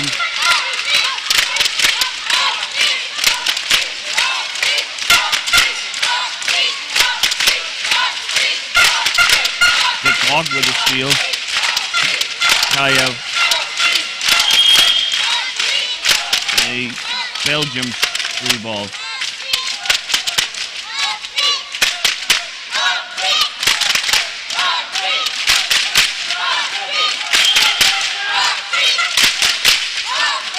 And Van Neerum will try and negotiate the high pressure from the Swiss. The Swiss absolutely loaded with talent. Both hand stick and T-stick talent of Noah Spierig. We have seen. The clock in on goal.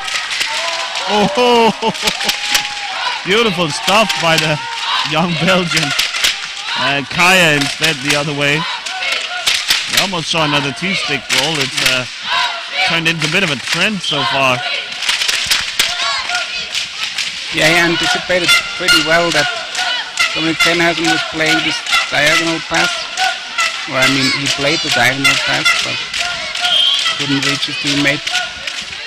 Nice read by number 8 there. Maxime de Groot. Sennhuysen intercepted by Van Neerum. This is great Belgian defense so far. Really getting in the face of these Swiss stars. Schäublin, Sennhuysen, back to Milder. Sennhuysen, shot, saved by Bultmann. Milder, no. Turns it in front of goal. Bultmann's there to stop him. Schäublin, defended by Kaya. Another save by Peter Bultmann. Kaya back the other way. Met by Spierig. Here goes Van Neerum. Surrounded by that Swiss pressure defense. Sennhuysen, Kaya there. Van Neerum.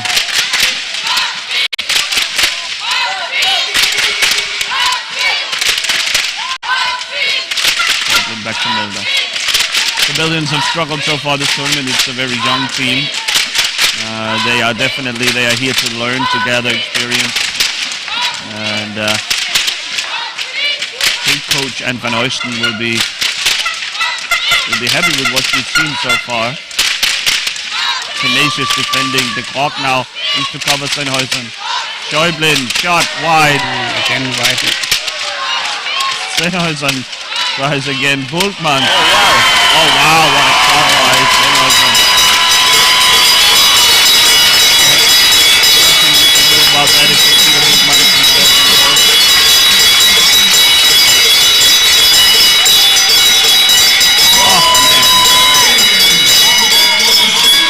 There cannot have been an inch extra room there underneath Bultmann, but Sennhuysen found it. Switzerland scored by number 87, Dominic Sennhuysen, tied for 17. Sennhuysen.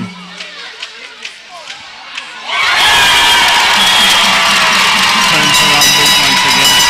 The Belgian team not covering the post well enough. That's what Bultmann is just Jano Leuk at the moment. When you give Sennhuysen that much space, you're in trouble. Yeah, definitely. Always in the practices, it's really not fun when you have given that space, that much space. Yeah. Nice goal again there. Milder.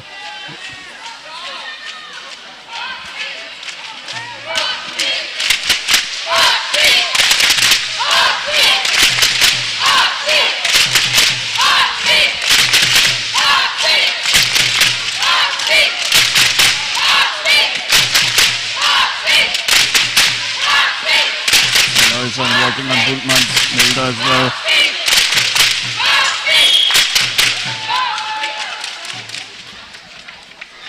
And it's a Belgian goal ball.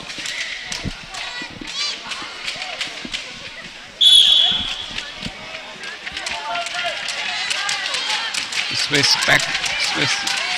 again, they're high pressuring. 3 players always in front. Milder back to collect.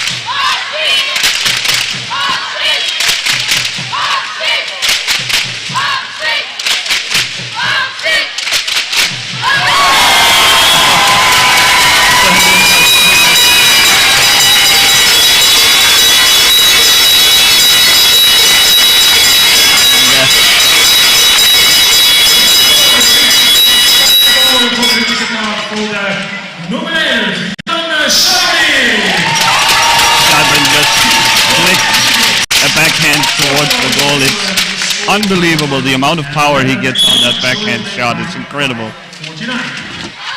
Yeah, such a short range. I mean, he doesn't have to use his upper arm really far. It's all such power. There it is again.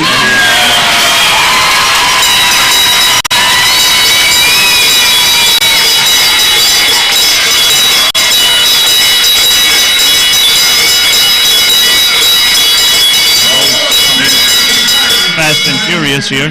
Absolutely. So fast that I haven't been able to get to the substitution from the Belgians. Out goes Jano Leuks and in comes Gerrit de Moor. And Kaya here. De Groot, now Sennhäuser. He's got Milder with him. No need. Oh, it sends it just wide. Goes for the tricky overhand finish. That was Schäublin's goal number 12 of his World Championship.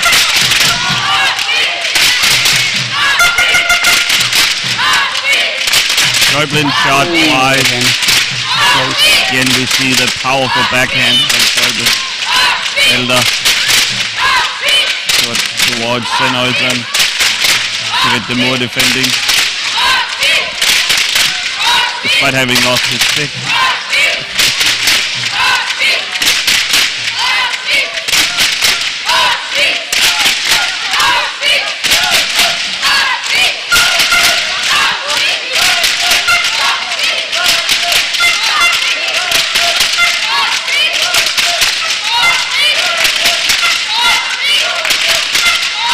Really great passing plays here by the Swiss.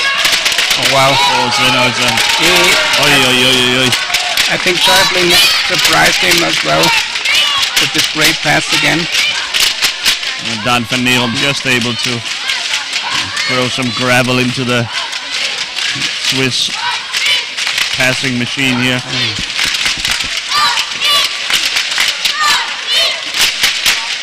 Really great to see that these hours and days of practice finally play out for the Swiss.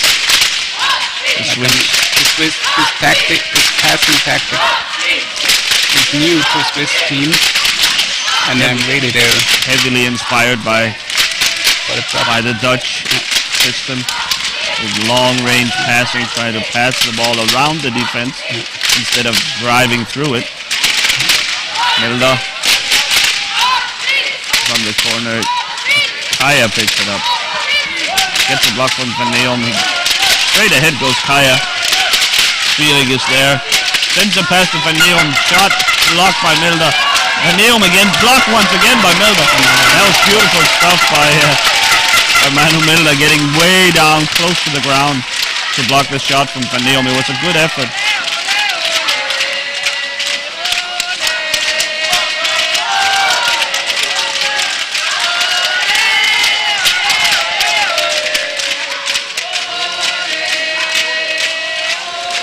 Oh, nice shot by Sennhäuser there. Melder in the middle. Moore almost sent it toward his own goal. Kaya and Neom working Sennhäusern. Milder comes to help Kaya though. Escapes. And free ball is called for Belgium. We'll have a substitution for Switzerland. In comes Nilsson Braillard. Out goes the brilliant Ian Schäublin. Mit der Nummer 7. Jessen Breiter anstelle von der Nummer 11 für Jan Schäublin. Das ist die Switzerland nur in der Nummer 7. Das ist bei euren Augen Jan Schäublin.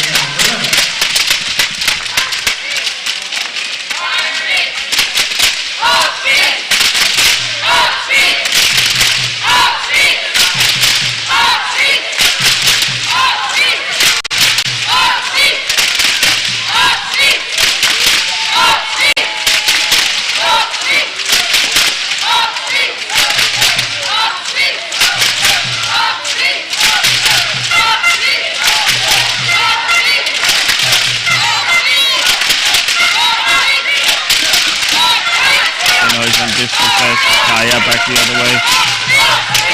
Still Kaya. Finds Van Neom maybe. That's the scrape it across Mulder. Shot blocked by de Moor. Kaya will pull it back out. Have to marvel at the almost an own goal here from De Grock. You have to admire how the Swiss are sharing the playmaking responsibility with these long passes, taking turns, probing the defense. Oh, nice pass. That's an amazing pass from Dominik Sennhäuser. He has amazing passing. Just out here, finding the arm and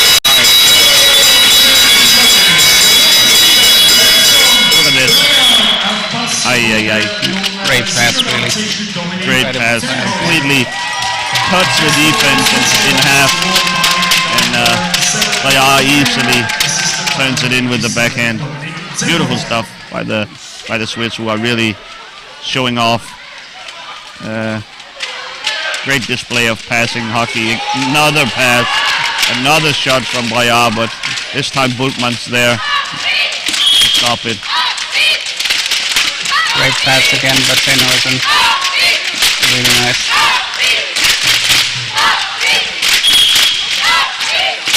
One of the best setup players there are around.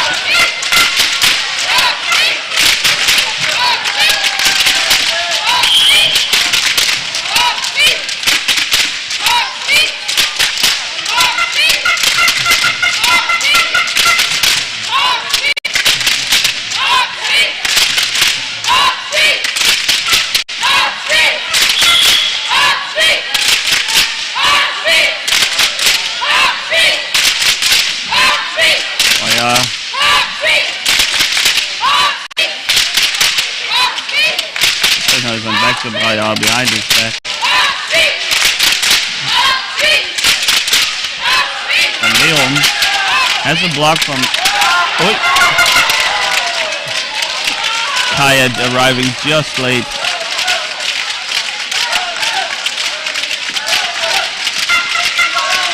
Kaya still in the corner. Braillard now. Milder in there as well.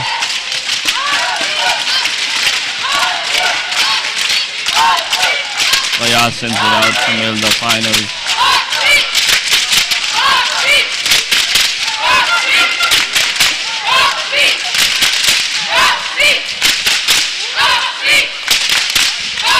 Kaya intercepts the pass from Braillard.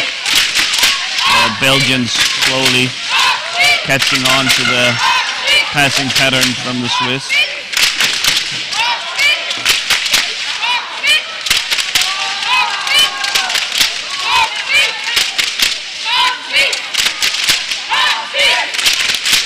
Neusen.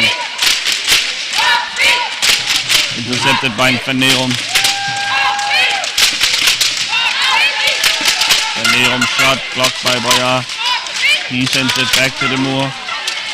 Kaya will collect.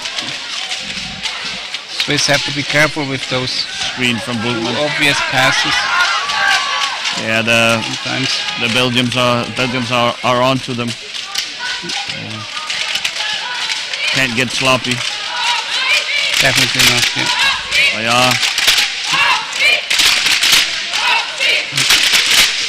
Oh, back to Sennhausen, but it skips out of bounds. That slipped over stick.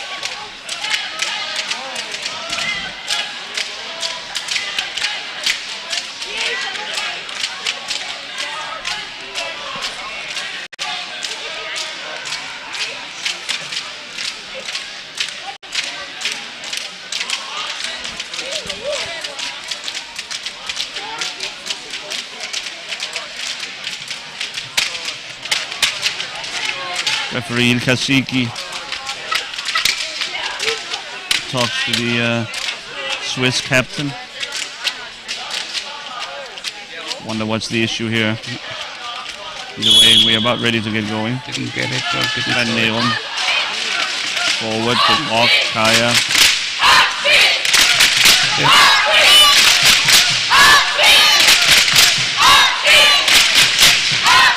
Sennhausen to Boyar. Back to Belgium.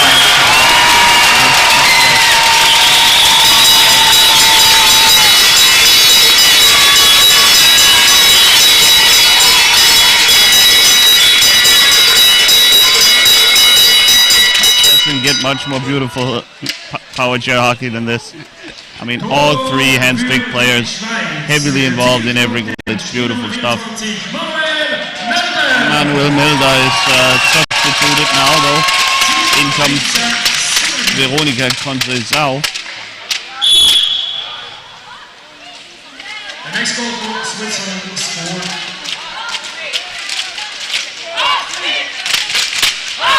Boyar.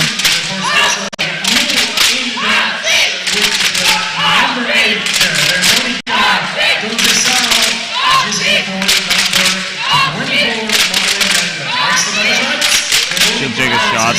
Blocked by the Moor. Sennhausen. Van Nerum intercepts. Van Nerum, a smart player. He's clearly anticipating these passes now. He's sitting in the passing lane, hoping to intercept and maybe start a counter-attack. Blocked by the Grog. Beautiful stuff. But the Swiss all over it. Quick to get back.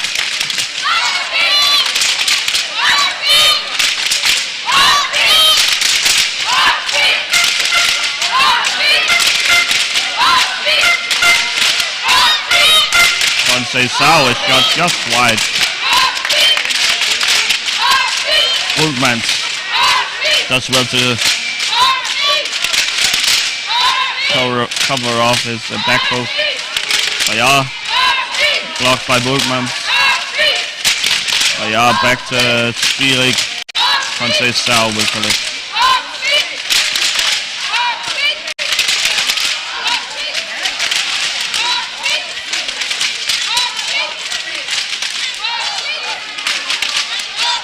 Boyar. Van Nerum.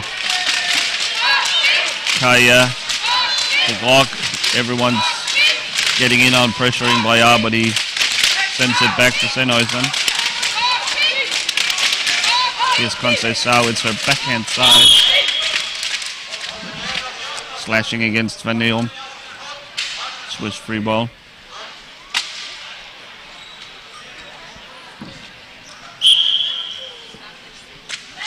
Sennhausen finds Boyar. Backhand slap shot. Wide.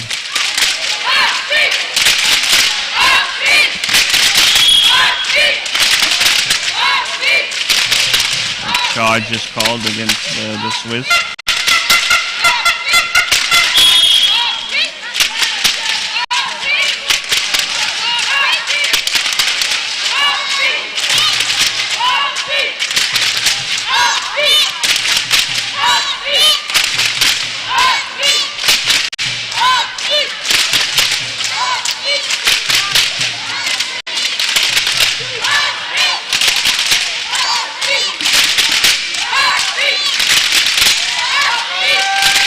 Sao now sends it across, blocked by Kaya.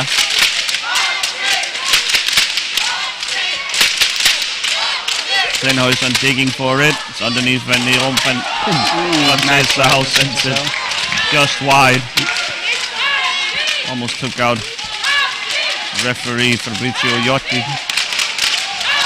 Kaya. Van Neerom. Surrounded by Swiss.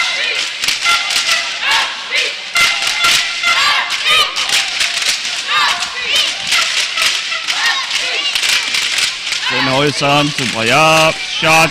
Oh, just wide. Sao couldn't connect. The Moore covers well.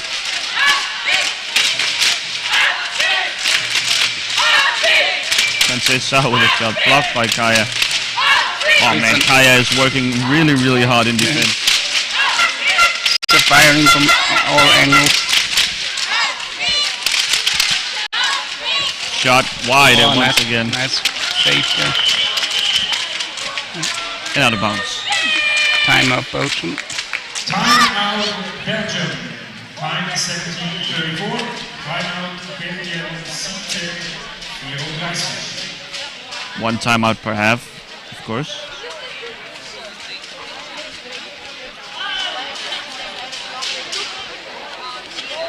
So Anne van Oosten, former top player herself, called for a timeout. Make some adjustments.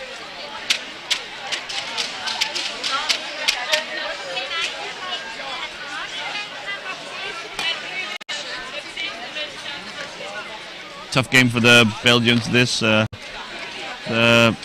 Swiss crowd really just paced their team to keep piling on the pressure, keep running up the score here. This could get out of hand if the Belgians aren't careful. I think we can see already that the Belgians have improved during their stay here at the USA. I feel the defense is a lot more tenacious, a lot harder working, and ultimately more successful than it has been so far. They are simply just up against the incredible, powerful lineups of Team Swiss.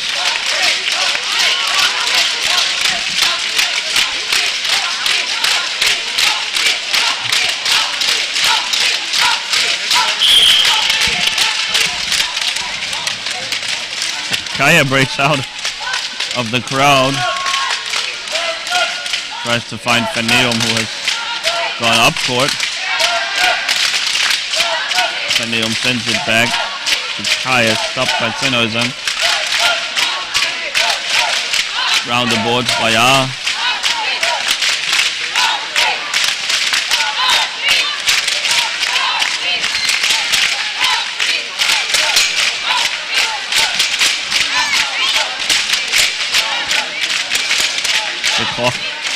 Tries to go for the steal against Sao. She spins away from him and sends a pass to Bayard. Saved by Bultmans. Great job. Almost defending the pass as well by Peter Bultmans.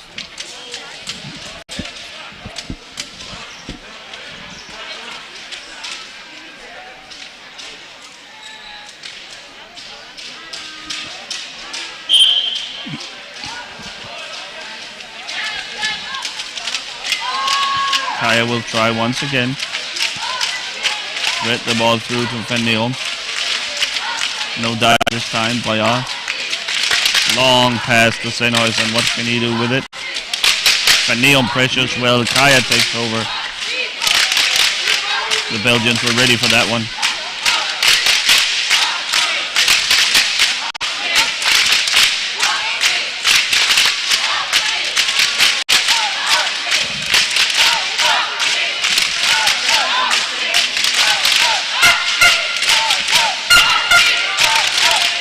Yeah, the Belgians could prevent a little bit the triangle passing, so Swiss has to find another way to score again. I mean, the full triangle.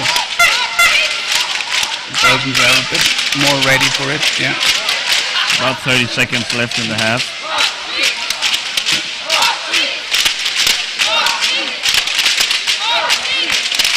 Sao, a shot.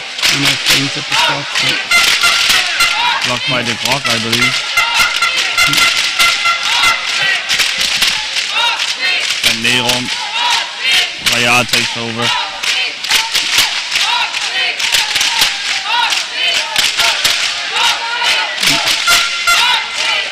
Raya blocked by Van Neron. That ends the first half.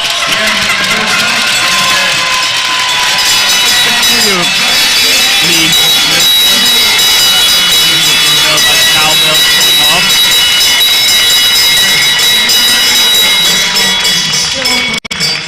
Not without its bright spots for Belgium. I think they'll be reasonably happy.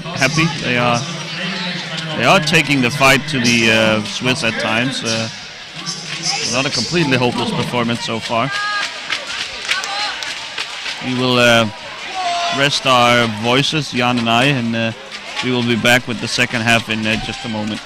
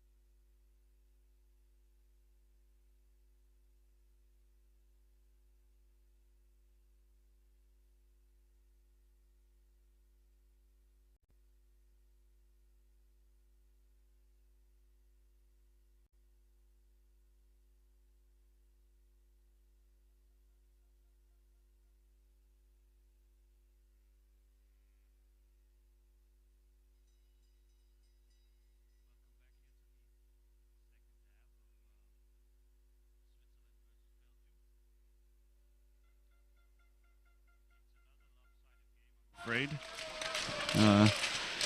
The Swiss off to a 7-0 lead in the first half.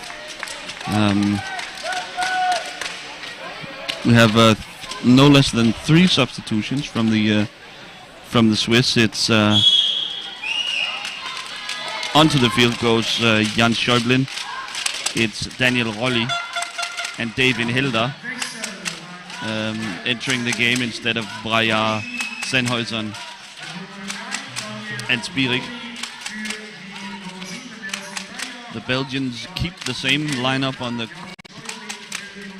perhaps suggesting that they are shot off the post. Well, out of nowhere, this backhand. It really is an incredible backhand that's on generally the weaker of most players, the backhand, but he generates so much power off that that it surprises many goalkeepers. I think they are used to thinking, well, it's his backhand, I can react to it, but nope, not this guy. Yeah, I think as goalkeeper you think, yeah, okay, he would turn around and come back again. Ooh. Tries the forehand this time. Yeah, the forehand is also not. Schäublin, backhand missed. Oh, Kaya though. we really have to stop to praise those players about their abilities, and next moment they prove us wrong. Here's Conceição back to Schäublin. Wow. Schäublin just having fun out here. This time though stopped by Kaya. Ollie picks it up against Van Neon. Kaya shot saved by Affolter. Another shot by Kaya, but he somebody committed a charging violation of block.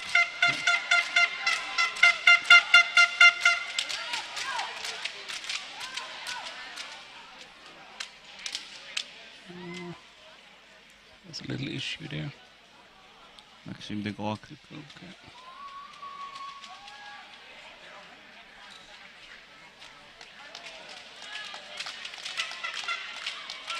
But he smiles, so I think he seems fine. Got his arm taped, I guess. Yeah. Daniel Rolli will get us going. Over to Schäublin. Pass meant for Conceição, but intercepted by Van Neon. He'll just try and pour the ball towards the Swiss net, but it's blocked by Ollie. Ollie again. The clock this time. Very high up the court. Does well, but it's ultimately surrounded by the Swiss. Schäublin to Conceição. Van Neon in on goal. Shot saved by Affolter. David Elder was close at it, so Van Neron didn't have the 100% control of the ball. Schäublin.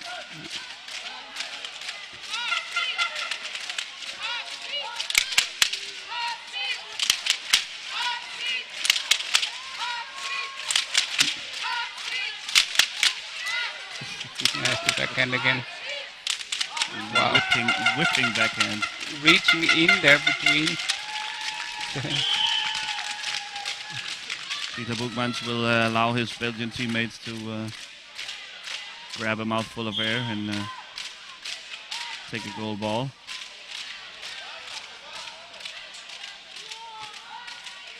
Kaya, nice and easy. In Hilda, a lot of contact with de Grock.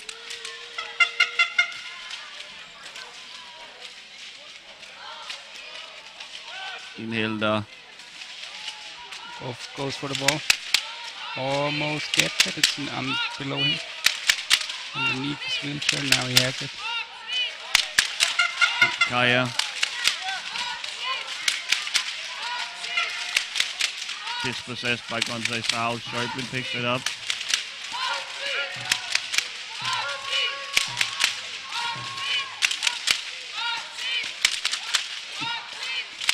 Conceição with an attempt. Oi, in Hilda in reverse.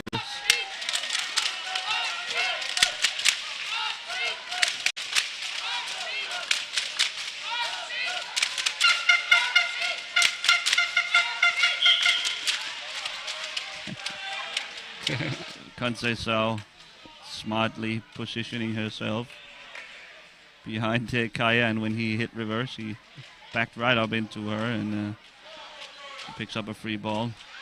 Ilkasiki referee just asking the players, especially David Hilda, to turn it down a notch. After all, it is a 7-0 game. No need to get chippy in this kind of game. Backhand pass this time to Conceição. Joyblin still in the corner.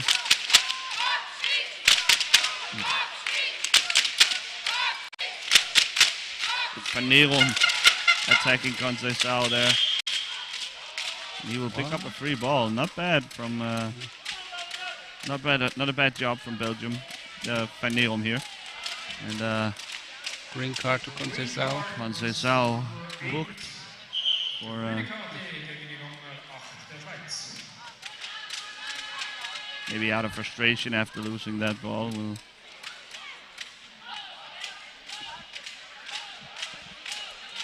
The move will tip it to Panerum.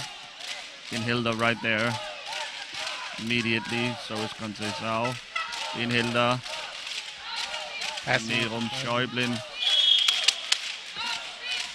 It's a very chippy game. I mean, considering this is a lopsided game, 7-0, it's getting pretty chippy out there now.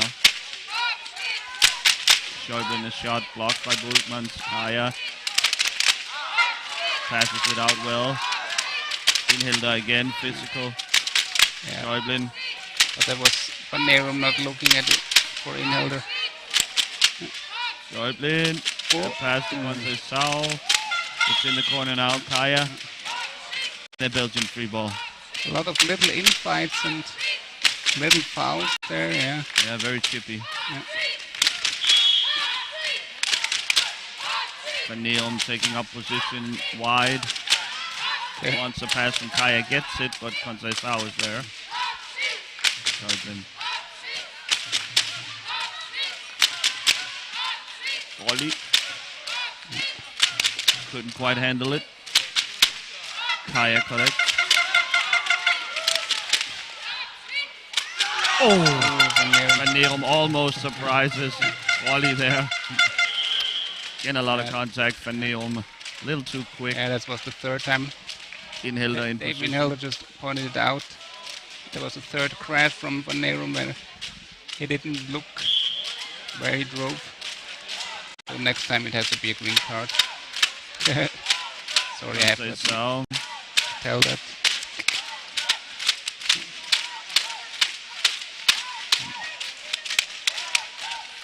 Shot off the post, I think, or maybe off the chair of Conceição. I mean, the power on those passes from Joyblin, it's so much that his teammates almost are surprised when the ball gets there at such speed.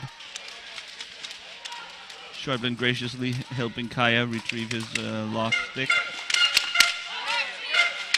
Joyblin, don't be surprised if he shoots directly here.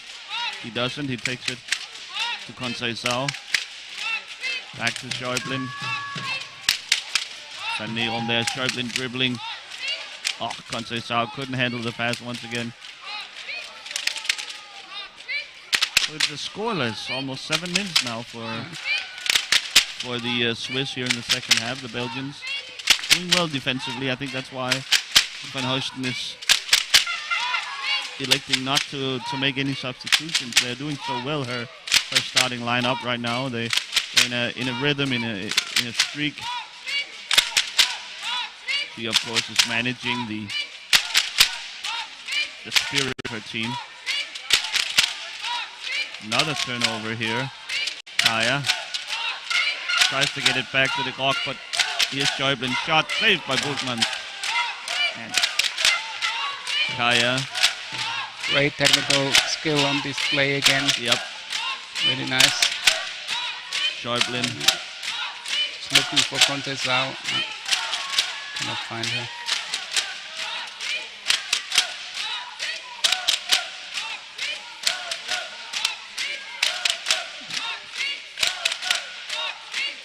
Oh, Nice.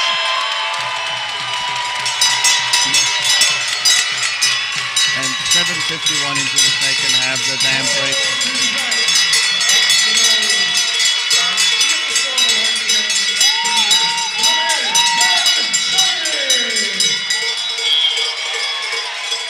Schäublin with the backhand once again.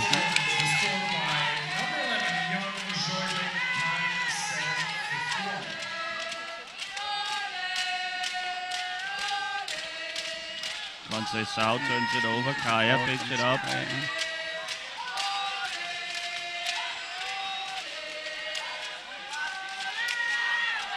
Kaya tries to find Van Neelm.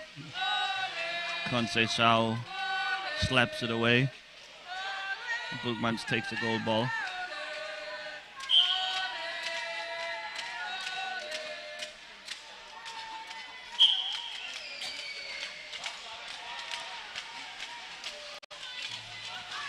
Kaya to Van Neelm. Led by Schäublin. Some little movement on the Swiss bench there. Dominik Zennhausen is coming in again. No, there's a technical. Schäublin will set up Affolter for a goal ball, and what's the issue here? No. I thought it was a technical one, but Yeah, we do apologize. I'm not quite sure what that was all about. The game resumes though. Schäublin, Van Neelm, great job. saw Conceição there.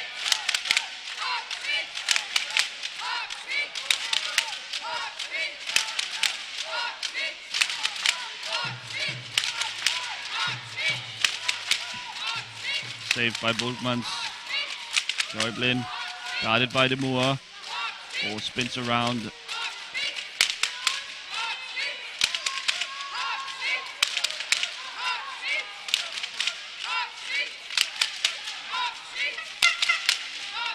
Schäublin again.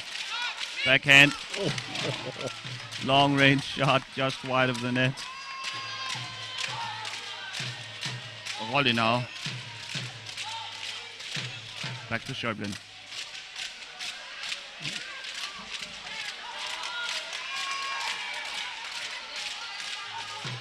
Schäublin will score here. Yep, idiot move.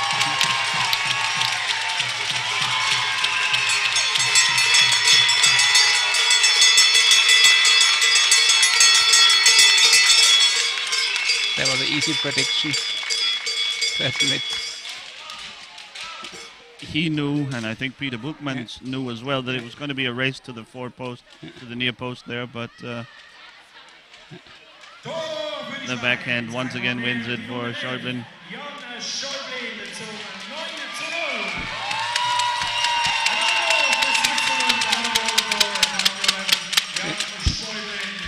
Swiss fans are still at it. Still celebrate all the goals like it's the first one.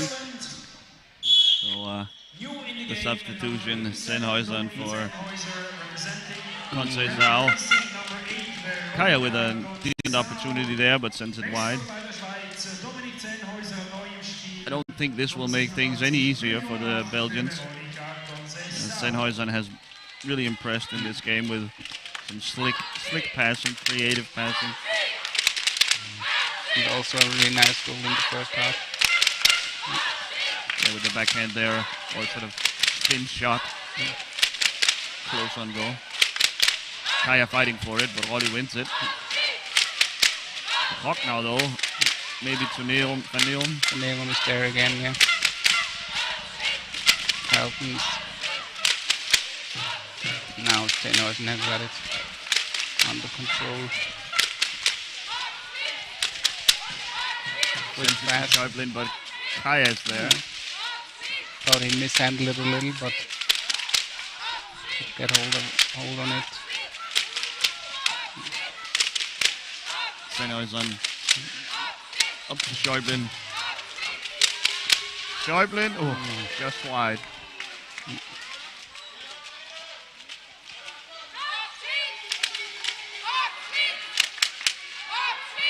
Sennhuysen to Schäuble.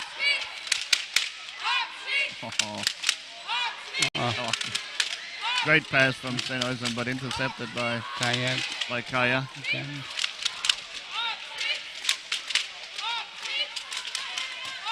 Sennhuysen, another shot. Saved by Bulkmans. Van Neelom back the other way. Oh. Schäuble takes over. Sennhuysen, Schäuble is with him. Can't quite find the handle and it's turned away.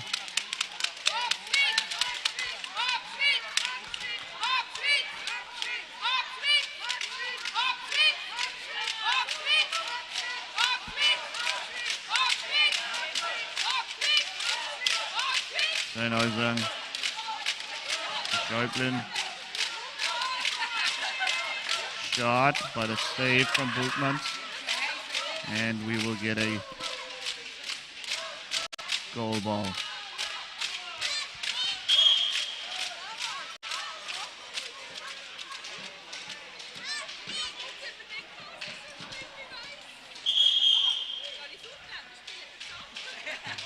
A timeout called now.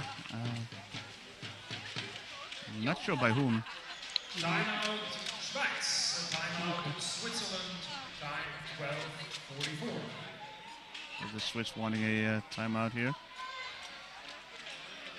Just giving a little advice to Jan Schäuble there. And then Rafael Mattes also.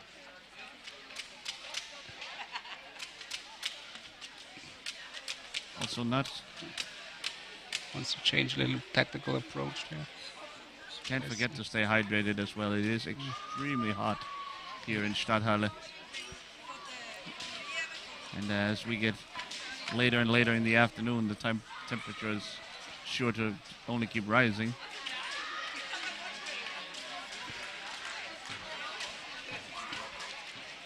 Little boiling pot here. Yeah. I mean, at the moment simmering, but still.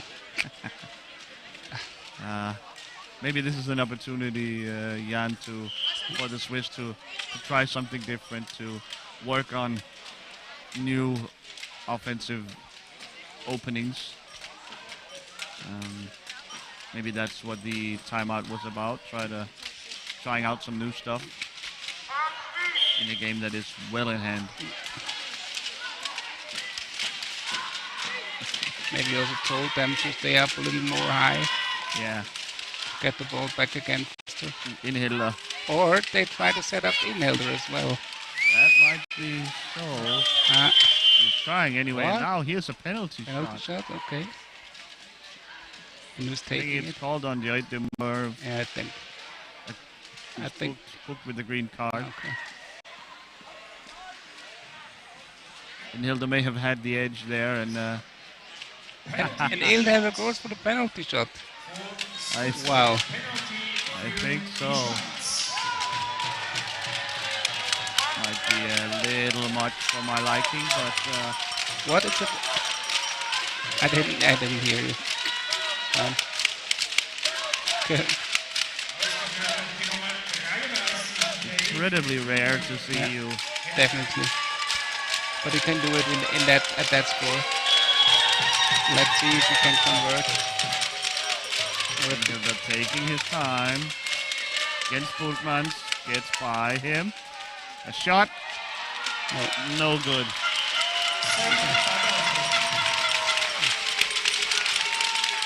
Okay. I think this confirms that the new Swiss plan is to set up Inhilder for a goal.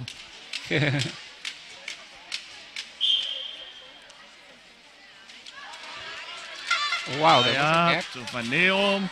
Shot just wide. Kaya. Surrounded by Inhilder, by Sennhuysen.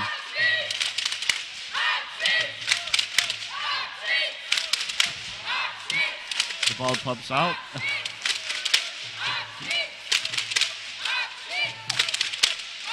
Sennhuysen and Schäublin. In Hilda. Oh, nice pass from Sennhuysen, but Hilda couldn't quite turn it in on goal. So the Swiss watched the game of Germany before. Germany versus Australia. Jan is referring to it. The Germans seem to make it a team-wide priority to set up their T-stick player Roman Hill to try and get on the scorecard. Wild spin shot here from Inilda, but couldn't quite connect, time it up right. Another chance for Inilda, and there it is! Yes. There you have it.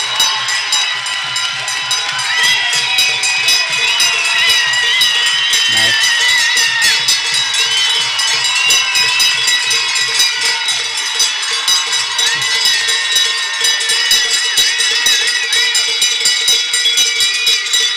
The crowd goes absolutely crazy here. It's of course a 2-point goal. Little knuckle ball there, but went in. Was able to put some knuckling action on it, and it almost bounced in over Peter Buchmann's stick. Another shot from Sennhuysen, spins around wildly. So Inilda becomes the third T-stick player in this tournament to score. He joins Sara Granada of Spain and Kieran Watts of Australia, who, despite the Germans trying all game long to set up Roman Hill, or basically all game long, it was actually the Australians, their opponent, who had success with Kieran Watts snapping up a loose ball in front of Jessica Thoma and send it in. A little bit surprising, like at this situation there, but yeah, Watts scored nicely then. So facing a 10-0 deficit. No, 11. 11 11-0 deficit. The Belgian coach Ant van Royston has elected to substitute for the first time. In comes Jan Verheyen instead of Jared de Moor.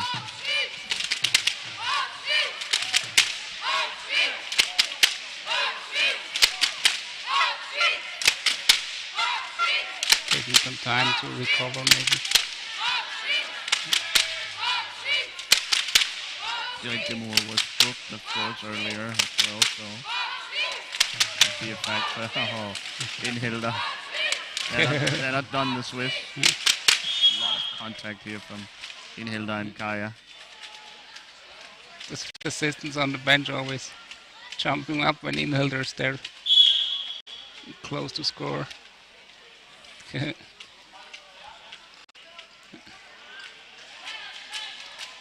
Kaya immediately swarmed by Swiss players. Schäublin. Verheyen. It's Sennhuysen now. Schäublin shot blocked by Kaya. Verneerung, backhand. Saved by Janis Affolter. Sennhuysen. Still in the corner now, out of bounds. Belgian ball.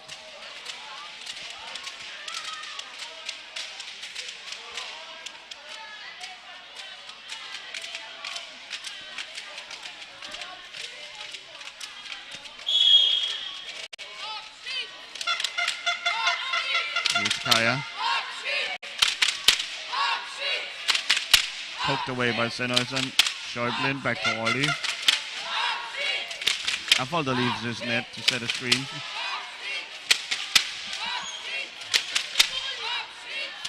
Sennhuysen takes over.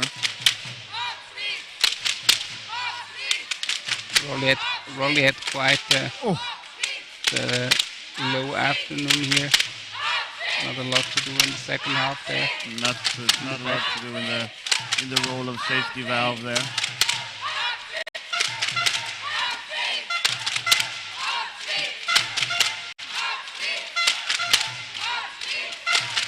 Swiss are still powering there. Kaya has played all game. He's Going for played another very hard.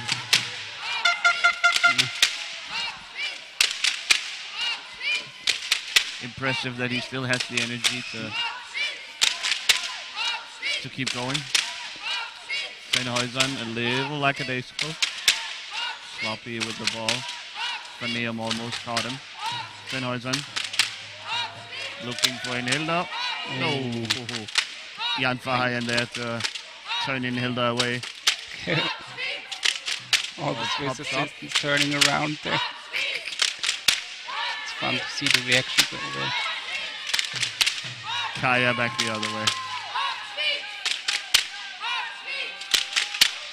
I wouldn't mind a Belgian goal here. I think they've fought really hard in this game and given it a nice crack. And they even created a handful of decent shots. But Affolter unbeaten so far. Kaya. Stolen by Schäublin.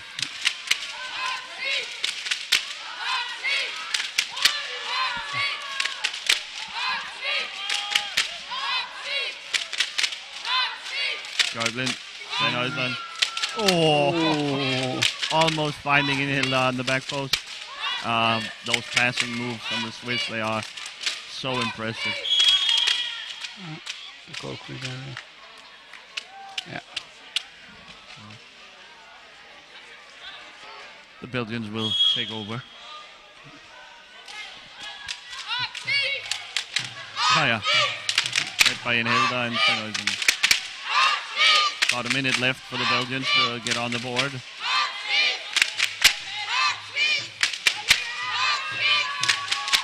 Up. Oi! Inhilda. Another shot on goal. Inhilda wants to be the only one that scores twice. Does he need to Here's Schäublin. organize Steinhuisen. his own club then? Schäublin to Inhilda. Oi! Little too quick the pass.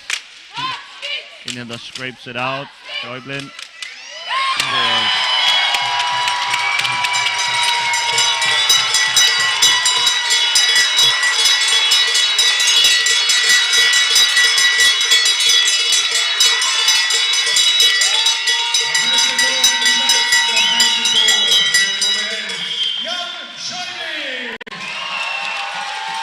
Initially saved by Bugmans, but turned in off the rebound for Schäublin and the Swiss. Van Neum got one last attempt here in the 9 seconds.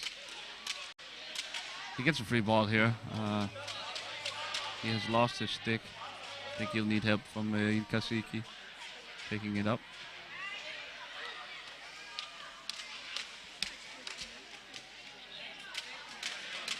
Verheyen will tip it to Van Neum.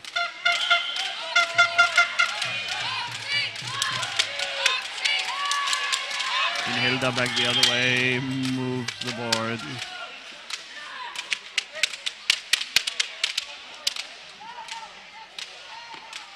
A free ball with 9 seconds to go.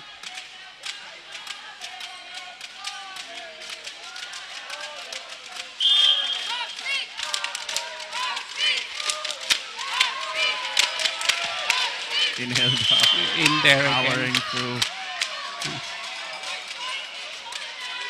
Okay, Kasik is giving Come on. Inhilda reminds him to stay put there. Okay. 1 second left on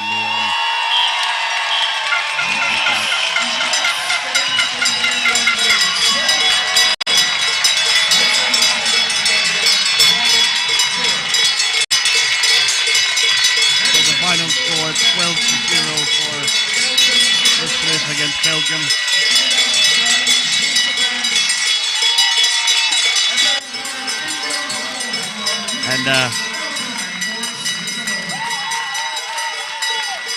following this game, we have a break of about half an hour.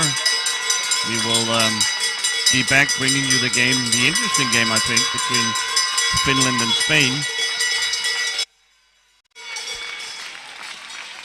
Finland and Spain fighting for third position in Group B. It's going to be an interesting matchup, don't you think, Jan? Yeah, I think so too. Like we cannot underestimate the Spanish team. And yeah, the Finnish, they had a rough morning, so let's see if they can fight back. Yeah.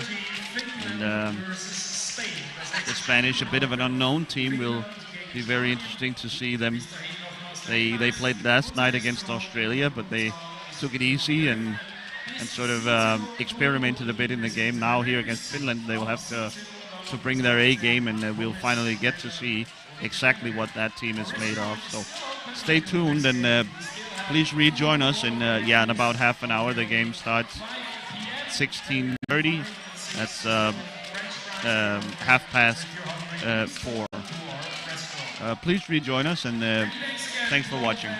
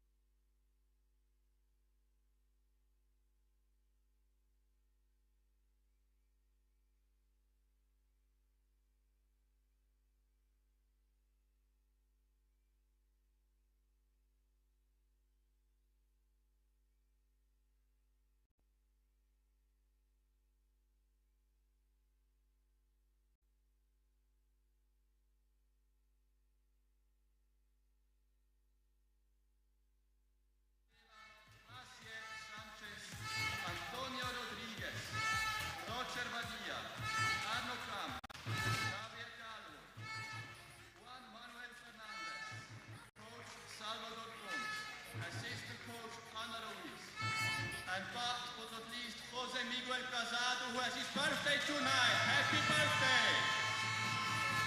The bottle is up, we're over the top, it's time to get wild. The time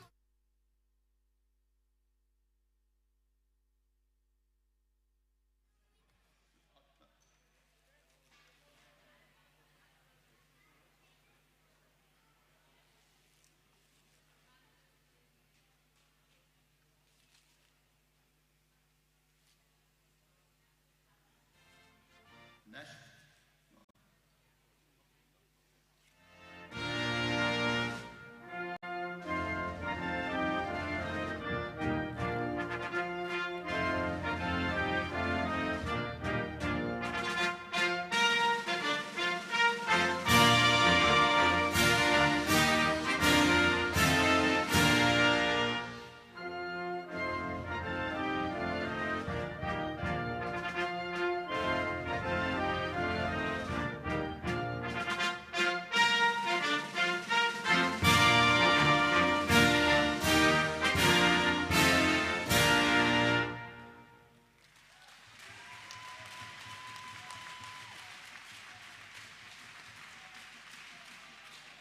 And now the national anthem for Spain.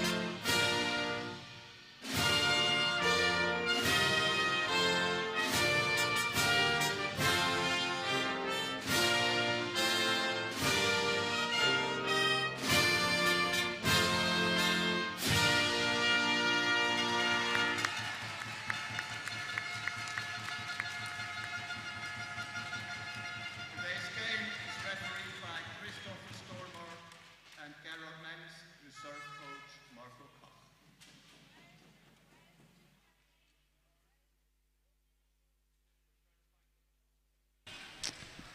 A very warm welcome back inside Stadthalle in Sursee, Switzerland. We are ready to bring you game 5 of today. Spain versus Finland.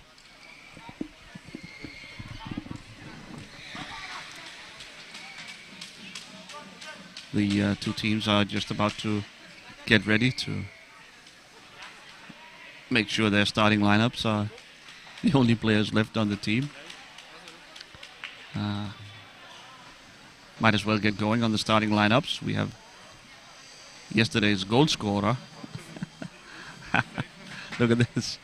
A little four-legged friend somewhere on the court. We have a visitor from outside.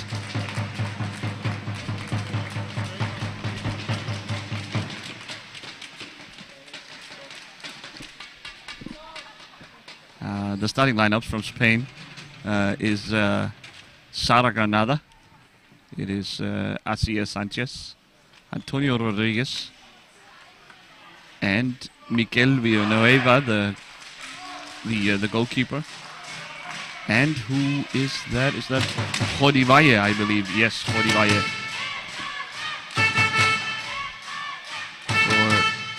For Finland, it's Atsi Ahonen, the goalkeeper and captain. It's Kasper Voirunen, it's Jesse Musu, Saila Lumi, or Anni Kirolainen. The second game today for Finland. They had a rough morning, losing to Denmark. It was somewhat expected, that loss, but nonetheless, of course, disappointment. During that game, Anna Kirolainen had to leave the game due to her chair malfunctioning.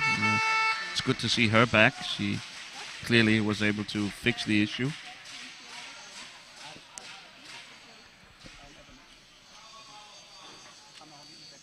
It's a dedicated workshop here for players to fix minor malfunctions on their chairs, to make sure that they are spick and span in perfect working condition.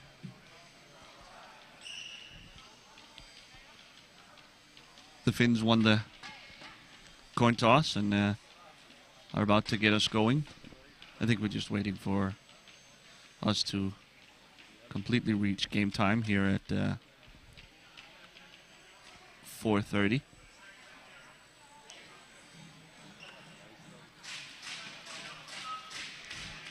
Alongside me again, Jan Oeniger, the former Swiss international. Hi again. And he and I both ready to guide you through this game. The Finns are in great position to, despite their early morning loss today, are in great position to make the semifinals. The Spanish have only played one game so far, beating Australia yesterday. So they are still alive as well, and a win here would be very big for them. Sara Granada and Rodriguez against Voironen. Asier Sanchez, long arm, great reach. Team Spain, a bit of an unknown. They did not compete, neither did the Finns actually. Neither team competed in the 2018 World Cup because of all the COVID restrictions. Not a lot of international tournaments have been played since then. So a bit of an unknown team, the Spanish, and they experimented a lot against Australia yesterday, and I think now we finally get to see what they are really made of. The first moments didn't look so bad, so A pass from Mursu hits his own T-stick player, Annie Kiolinen. Sanchez yeah, a little bit. intercepted by Lumi. Here's Voirinen. Mursu. Notes more appropriate than this one, Finland versus Spain, for me to apologize if I'm getting any of these names wrong. Neither Spanish nor Finnish is my native tongue, and I'm struggling a bit, I must admit, but I'm doing the best I can. Jasper Voirinen gets by Granada. Jesse Mursu. It's that Mursu-Voirinen connection I think the Finns are trying to set up.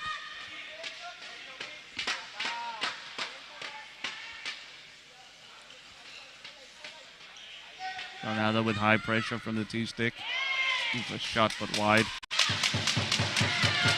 Sanchez will take over. Met by Mursu. Hard fighting for it. Podivaya here. Voironen takes over. Sanchez with the forechecking.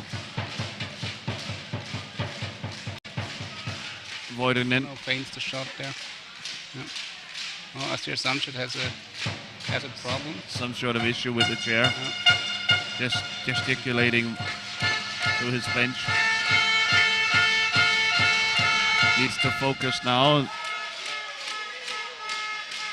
The shot from Voironen goes wide. Rodriguez, maybe he just wants to get the ball out of bounds. He Finally does so, even though Voironen tried to stop him.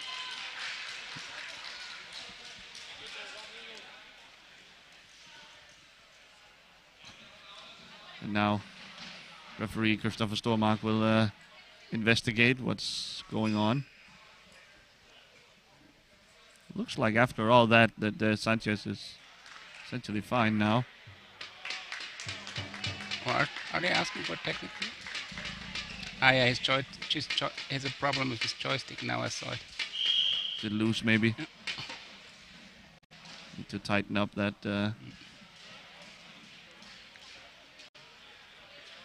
Yeah, sometimes you need to stick that top part to it. I think it works. Okay, we can get back to the game now. Finished free ball.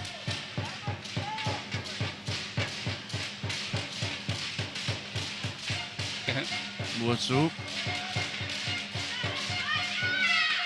I expected them to play the ball to the Spanish, to be honest. But I don't think you could say that the Spanish were in possession. no, Rodriguez was surrounded by Finns when he kicked it out of bounds. I think it's quite all right for the Finns to keep going. Here's Voironen, a save from Villanueva. Rodriguez dispossessed by Voironen. Back to Muosu, and the Finns will start over.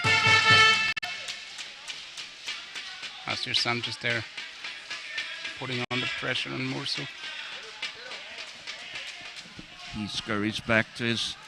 Ooh, a shot from Voironen. What a shot. A lot of power, but wide of the net.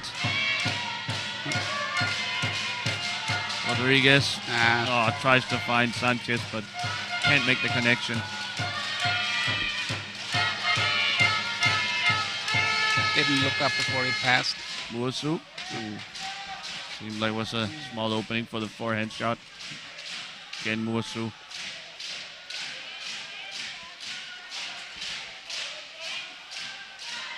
Interesting that Voironen doesn't take up... Muosu shot wide. Misfire from Jesse there. He sends it to Voironen, but Granada intercepts. Voironen digging it out of the boards. Oh, Sanchez very close to stealing that pass.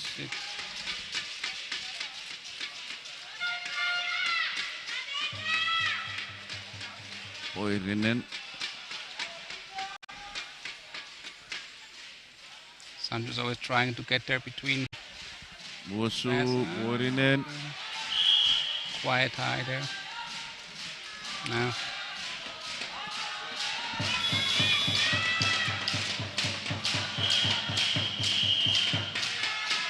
We'll have a Spanish timeout now, I believe. Yeah, they're still working on Sanchez's chair with now bringing in some tape. It's I think the joystick itself is loose. Yeah, please shut the chair off. It was just still moving there. So what's at stake in this game? Well, the Finns have already bagged a very important win against the Germans. Spain, of course, is have won their only game so far. They are a bit behind scheduling-wise. They have 2 games tomorrow, which will be the ultimate test of them going up against Germany and Denmark. It's not completely outside the realm of possibility that the Spanish could put up a fight against the Germans, but definitely Finland remains the favorites to go through. If the Spanish win this, though, they will be right back in. They'll be right in there with the Finns in contention for that final semi-final spot. We're still tied 5 minutes into the game, scoreless. We'll have our first Spanish substitution. Out goes Rodi Valle, and in comes Gabriel Calvo.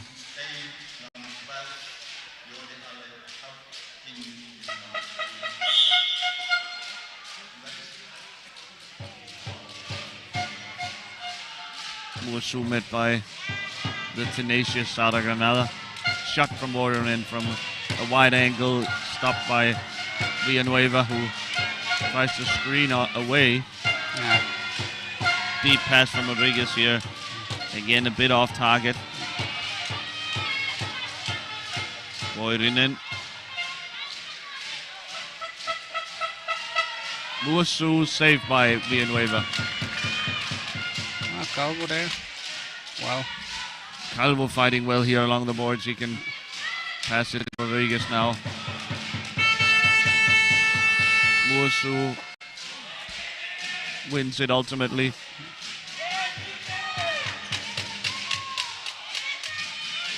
There's a small gap in the corner, but the Spanish able to take it away. Voironen. Saved by Villanueva. Great save. Big mistake here from Rodriguez. Turning the ball over right in front of his own net. Shot by Voironen. Great save again there. Another save from nice. Villanueva.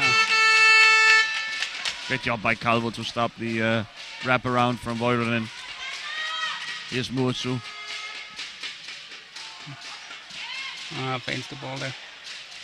Loses it. Gloomy picks it up, gets it to Muosu.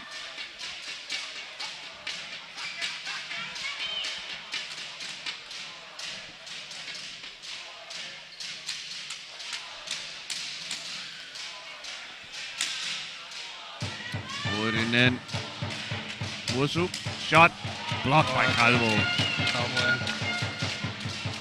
It is last ditch defending from the Spanish right now. The Finns pouring on pressure. Uh-oh, Sanchez going back. Oy, oy, oy. Voironen just stays in possession and he fires a shot. It's blocked by the defense. Rodriguez again spinning around. Maybe he should start taking a little bit. Oy! Muosu with the Inch goal there. the cheeky finish from behind the net, playing it off of Villanueva. So the Finns take the lead. It was bound to happen at some point with the amount of pressure they was pouring on. We do have a Spanish player waiting in the substitution box, but we'll postpone that till the next stoppage. Rodriguez to Sanchez, around Muosu.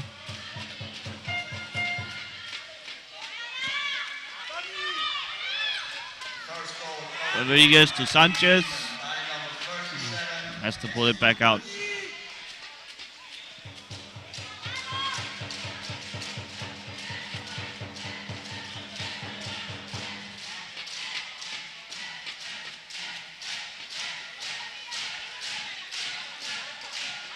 A lot of contact here from Muosu and Rodriguez. Play on, says the referee. Voironen, shot, off the post.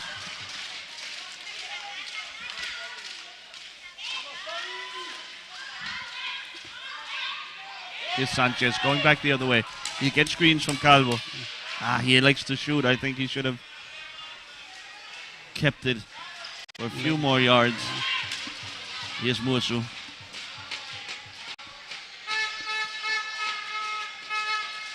Finding Voironen, a shot just wide and off the jumping referee Christopher Stormark.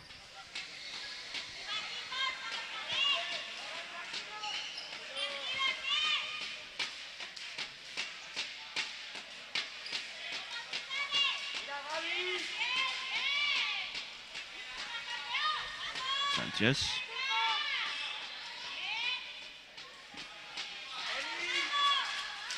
Rodriguez from way outside. Blocked by the Finnish defense, blocked out of bounds, and we'll have a Spanish free ball.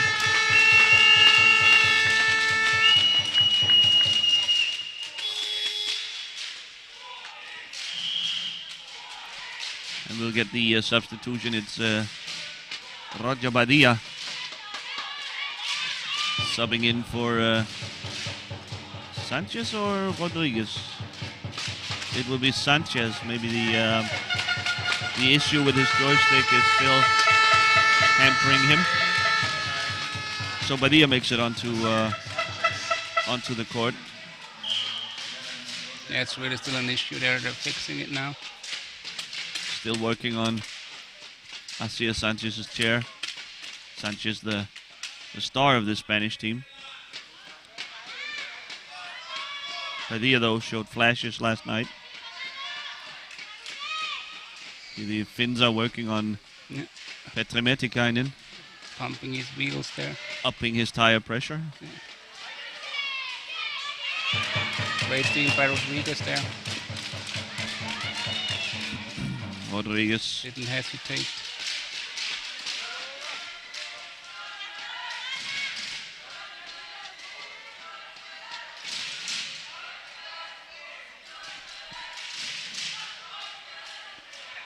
Rodriguez searching.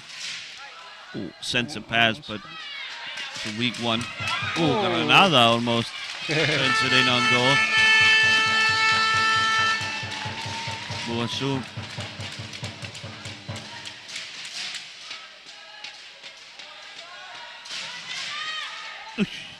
Searching for Voiron and a high ball out of bounds anyway.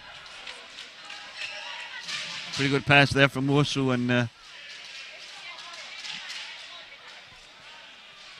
pretty good scoring opportunity for the Finns. Free ball Spain.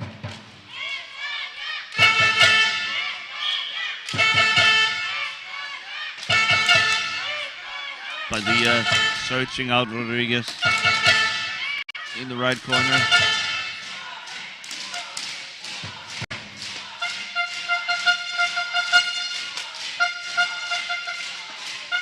Oh, Padilla! That's a goal! Yeah. Wow! So Padilla ties it up.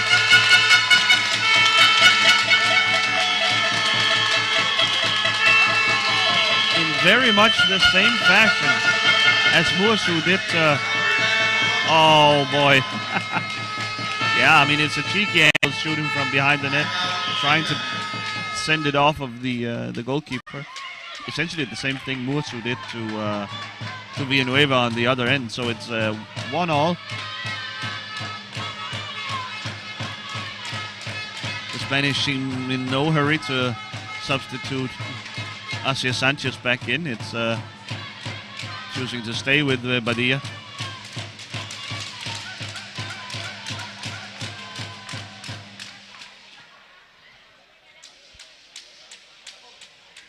Yeah, I think Mats Ahonen there tried to be safe that he was the further corner, or like the corner that's on the other side, and anticipated a little bit too quick. I mean, there was not a lot of space between him and the post. So it's questionable decision, but the playing with his left hand, he would have been a backhand out on the other side of the goal, and generally you need a little more time to finish that off.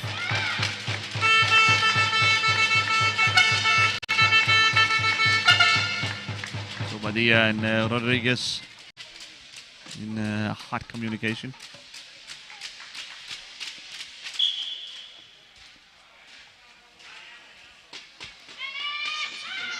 Muasu. A Finnish substitution during that timeout. In comes Sami Ojala. Out goes Kasper Voironen.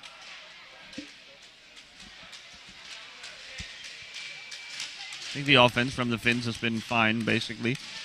A lot of good saves from Mikael Villanueva. again, And for the third time in this game, a shot from behind the net goes in.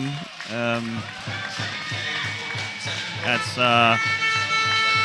what do you think, Jan? Should they start putting people on the posts, yeah, I would recommend. stuffing the defenders on the post to fight this? I mean,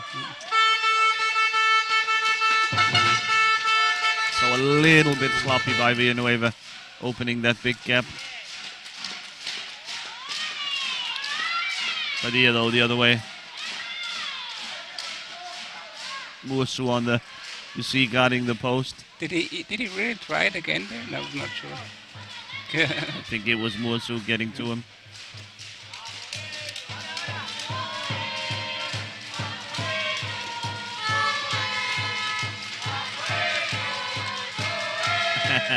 Kirolainen, Ojala, Padilla. Granada in there, Padilla gets rid of it. Muasu takes over.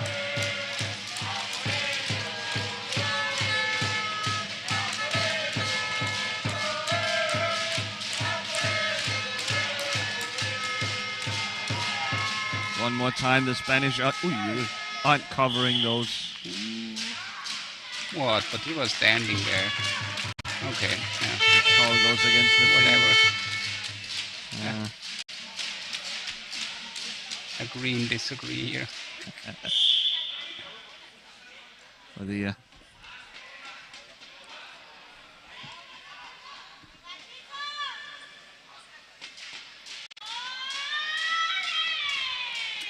Padilla tries the backhand pass, but it's intercepted by Muosu. Back the other way it goes Oyala. Shot, scores. And Oyala is so dangerous in front of goal.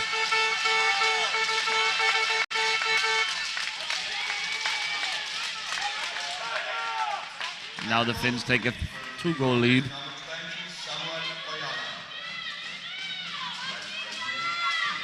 Just pulls it back, gets rid of Rodriguez, and fires a shot into the net. Yeah, really nice that he, with this stick movement, that he let Rodriguez just slip past him. So Just sailing by, really did Rodriguez. put him on skates. Padilla, surprising referee Stormark. Here's Oyala. Oyala might just take it himself here. Calvo covering.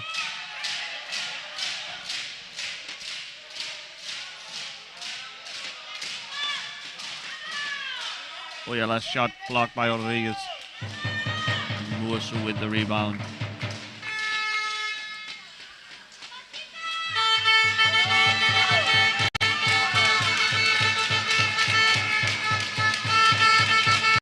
Oyala can't quite corral it. Villanueva has no idea where the ball is, I think. Now, though, might be able to find it. Well, is he stuck? Here's Muosu.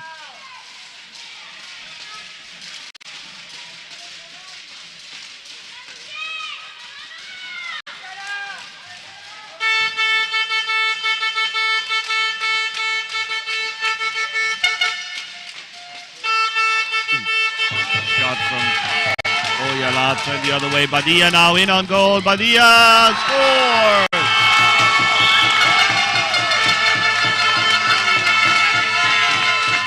Roger Padilla pulls one back on the Finns.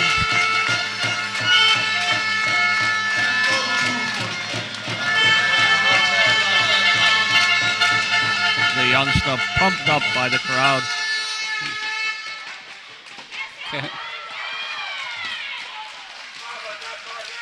Always it is loud vamos after he scores a goal. The young, excitable guy. Absolutely. Nice to see a guy like that having success. The Finns with a substitution. In comes Petri Metikainen, generally a starter for them. And out goes Saila Lumi. Oyala will win a free ball. He got the advantage. Play on, but when nothing came of it, he's now awarded a free ball. Oy, oy, oy. A lot of contact here. Shot by Oyala, and it just sneaks in underneath the stick of Mikel Villanueva, and it's right back to a 2-goal lead. It's Oyala, it's Padilla going at it.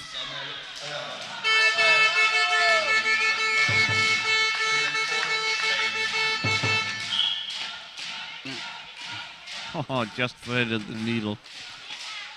Rodriguez met by Oyala. Rodriguez wins that little duel, but loses track of the ball. Oyala back the other way.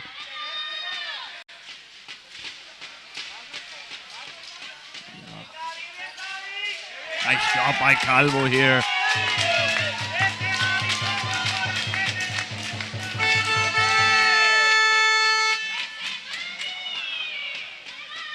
Spanish defense a tiny bit unorganized. There's a lot of yelling and pointing and gesticulating to each other.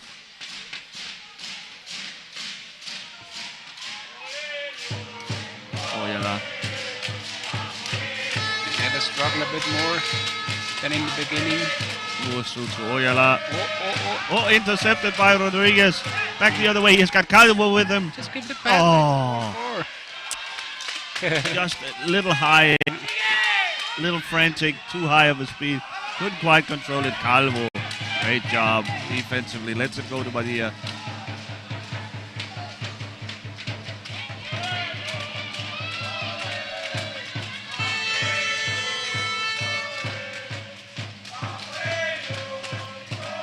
Back to Rodriguez, but he can't control it. Oyala wins it over Granada in the end. Oh, ooh. Rodriguez just gets in there to disrupt the shot from Oyala. It's underneath Oyala. Calvo wins it. Back to Oyala.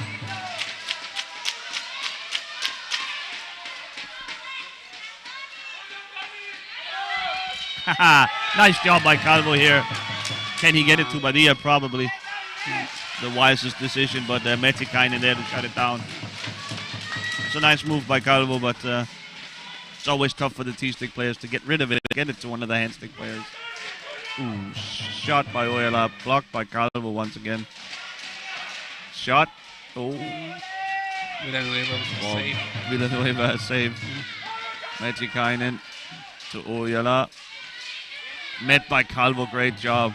Taking away that narrow angle. Again. Rodriguez. To Badia. Met by Metikainen. Too much. Just in time by Petri Metikainen. Metikainen is really good defender and always solid. Oyala. Oh, poked away by Rodriguez.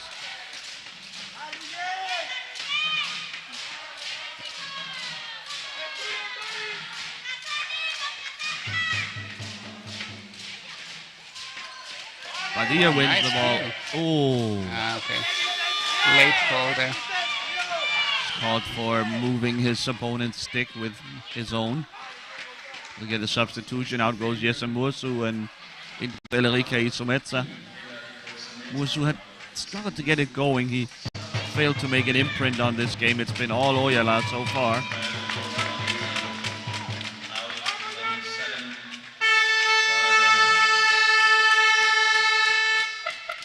Itsumetsa, a similar player type. The playmaker from deep. Trying to set up her teammates.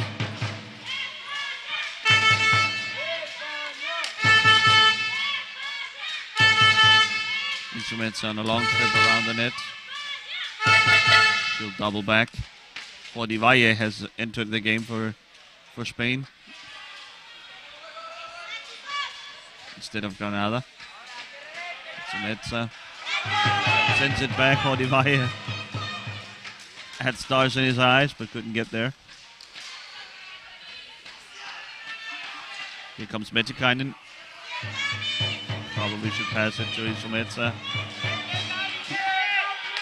Carl was trying to keep Atsu Ahonen out of the net. Finally, Atsu outsmarts him. Itsumetsa could have gone for goal herself, but passes it to Oyala. Shot, a save. Itsumetsa. Oh, Villanueva leaves his goal. Woo. Nice play there by Villanueva, but the Finns are able to retain possession. That's a surprise. Itsumetsa surely has made a mental note of that is something Villanueva has in his game. Shot and a save. Badia takes it away. Sends it up court, but That's a great pass. Itsumetsa. He went for the home run there, didn't he? All the way down. Oyala, Itsumetsa, but Badia now may have an angle here. No, Oyala turns him away. The Spanish retain position.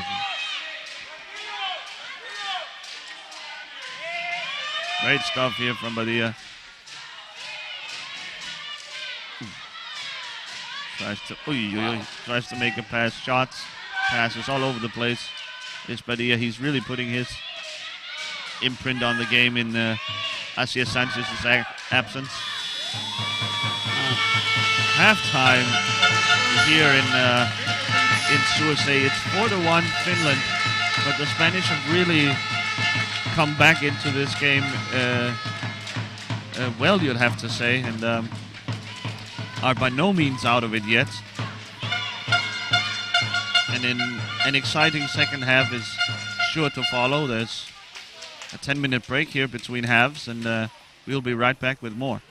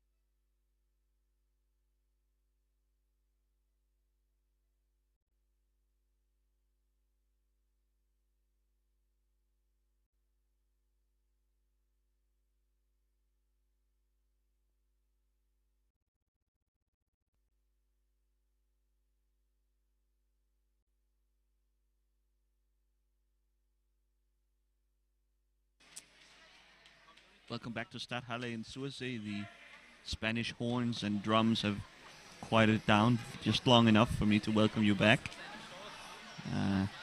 We are in the middle of a fairly exciting, or at least very interesting game between Finland and Spain. Finland has a 4-2 lead. They are the favorites coming into the game, but the Spanish are putting up quite a fight.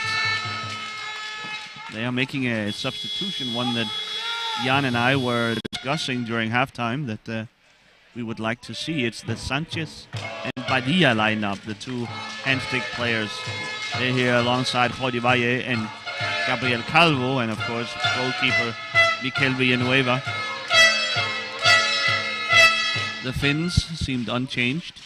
It's still Ojala, it's Elrike Itsometsa, it's Petri Metikainen, Anni Kyryläinen, and goalkeeper Atsi Ahonen.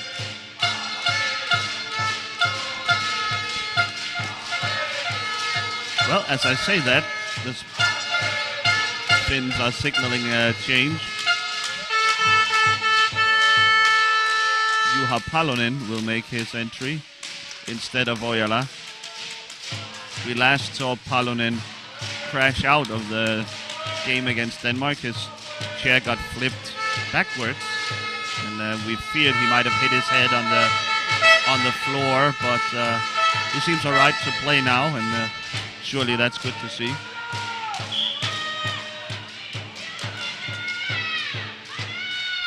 Sanchez will take the playmaking responsibilities. So the young line of Padilla and Sanchez. Padilla with the shot, whips the shot right.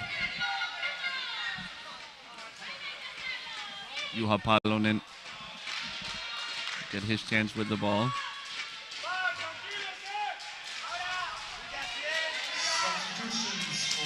His pass off target, and the Spanish will take over.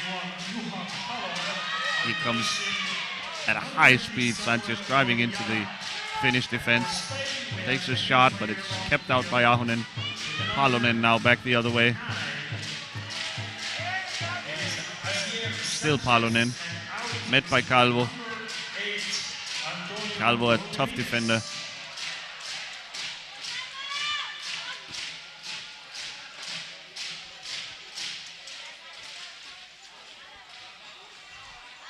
Palonen dribbling, blocked by Padilla. He sends it ahead to Calvo. Not sure what Calvo was supposed to do with it. Itsometsa picks his pocket. Shot blocked by Mikel Villanueva. Odivaya now tries to cover it off.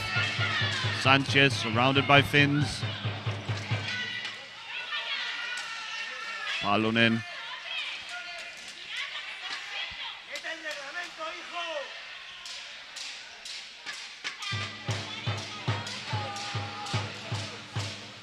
Palonen in on goal.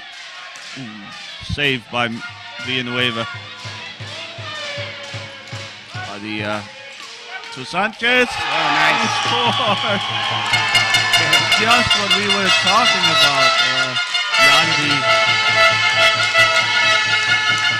The Padilla-Sanchez lineup offers a lot of creativity, a lot of ball handling. And they, in the span of 2 minutes, have pulled one back on the Finns. Only 1 goal deficit now, and I think the Finns are slightly surprised that they are having such a hard time shaking these Spanish.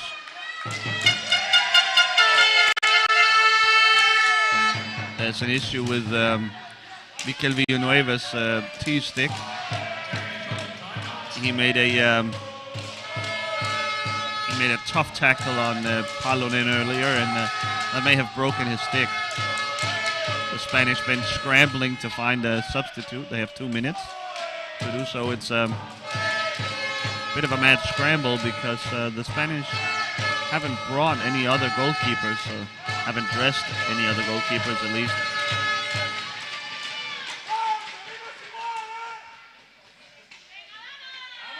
Blue stick attached, and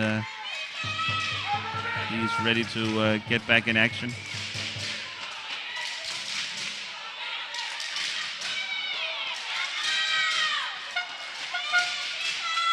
Referee Stormark just checking everything's in order.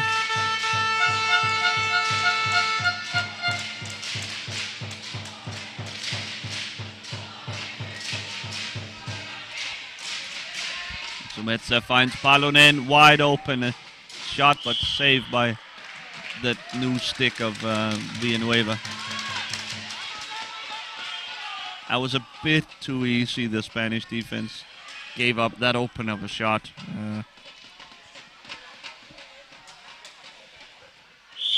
They must be careful with the qualities Finnish shooters. Padilla loses Palonen.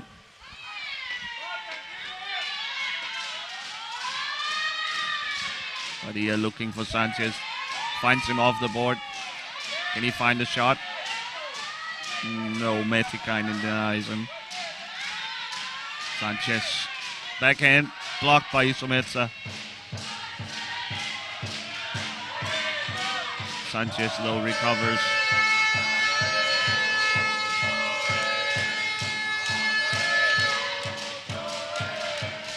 Padilla loses Palonen.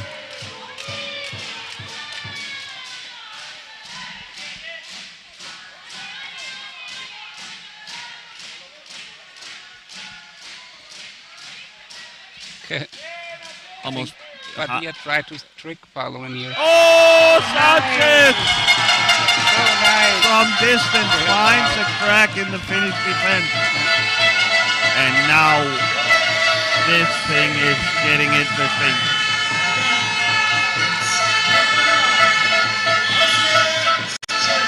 Sanchez around Palonen and just shoots it from way outside in between multiple Finns. Finds a crack in the defense and ties this game up at 4. Now it's interesting, the Finns. Do they have any tricks up their sleeve? It was interesting the way Padilla tried to hide the ball on that play. Almost confusing Palonen. Not sure he bought it, but He bought it enough too. just enough to spring Sanchez free for a shot on goal. Palonen then will seek to get his revenge. Still Palonen, a block from Metikainen. Oh, turns it over, Padilla collects. Ooh, he sends it ahead to Sanchez. A bit early. Sanchez rams right through the stick of Metikainen. Isometsa picks it up. She's met by Calvo. Sanchez on the other side. Sanchez now lagging. A screening violation from Kiirolainen here on Sanchez, and a book with a green card. And now the Spanish are bringing up Mikel Villanueva, their goalkeeper, to set screens here in the beginning. That's an interesting play. Timeout now, Team Finland. They have plenty to discuss. The Spanish just showed that little wrinkle of bringing up Villanueva to compete for that free ball. Still working on Badia's stick. Excuse me, on Villanueva's stick.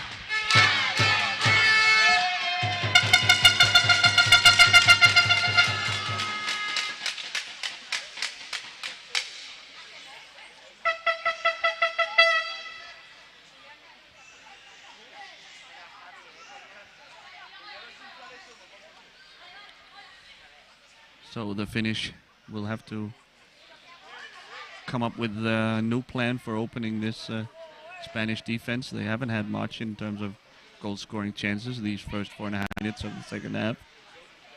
Only really one nice offer from Palonen. He was very open, but saved by Mikel Villanueva. As we zoom in on the Spanish mascot. It's a squid of some sort, an octopus maybe. Like to know the Spanish word for it. Well, I can't help you there. What's going on here with the referee? Maybe someone can leave it in the comments for us too, so we can check and learn some Spanish.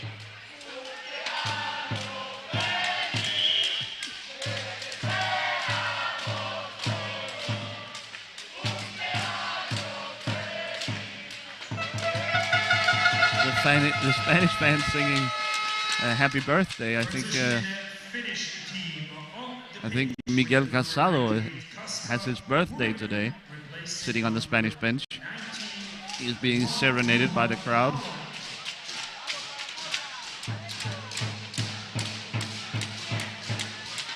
Padilla ready to get us going.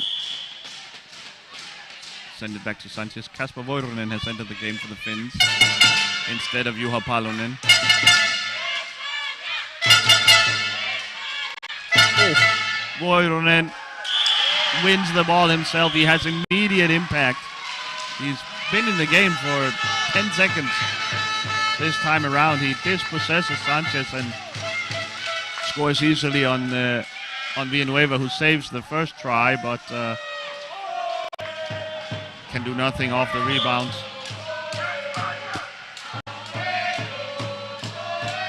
Almost too easy for Voironen there. Quality defense from the Finnish player. Padilla. Now Voironen again going back the other way. Sanchez. A lot of physicality. I really like Kasper. Kasper Voironen is really, it's a nice player.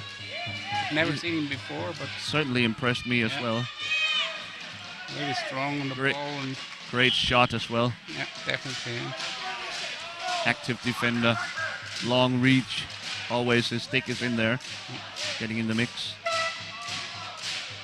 It'll be a Finnish ball here off the out of bounds play. So the Finns right back in the lead. It has been with a small Finnish advantage throughout the game. And the Spanish will have to climb another hill.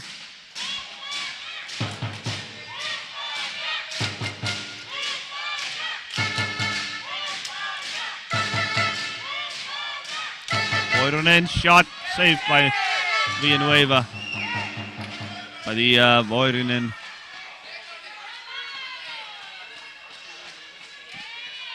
Vallagrau here with the ball, but Isometsa shot scores.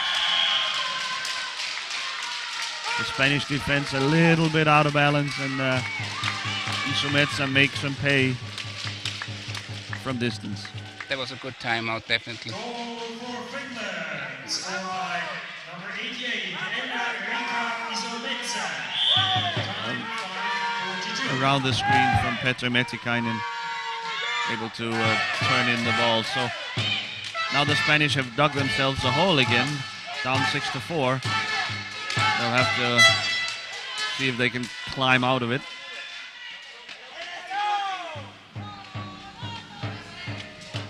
Isometsa back the other way.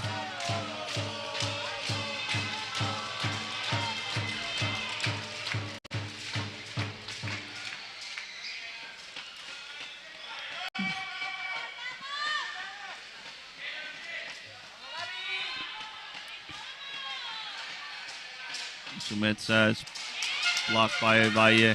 Here comes Padilla.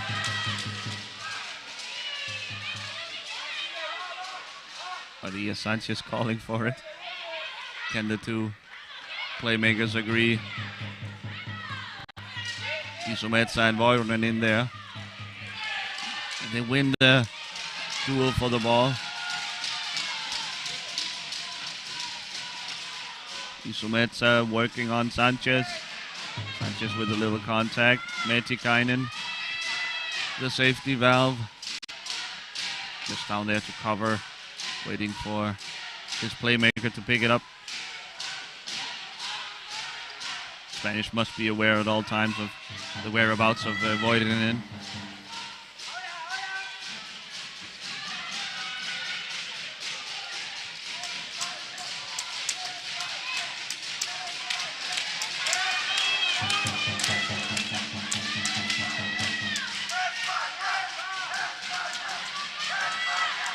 Almost stolen by the Spain defense.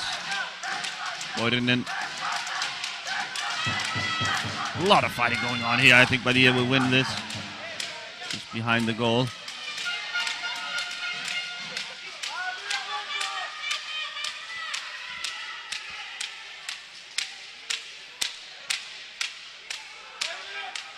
Badia tries to turn it in on Ahonen.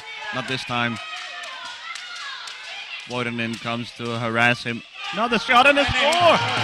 Oh, he just kept working that little corner.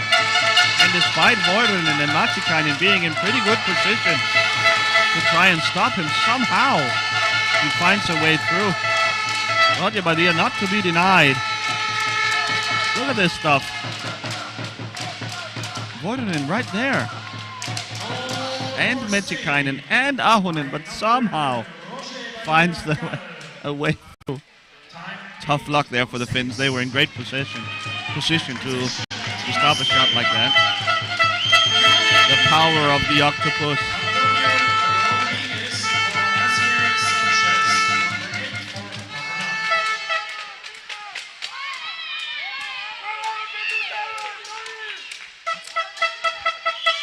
A 1-goal deficit now, 12 minutes to go.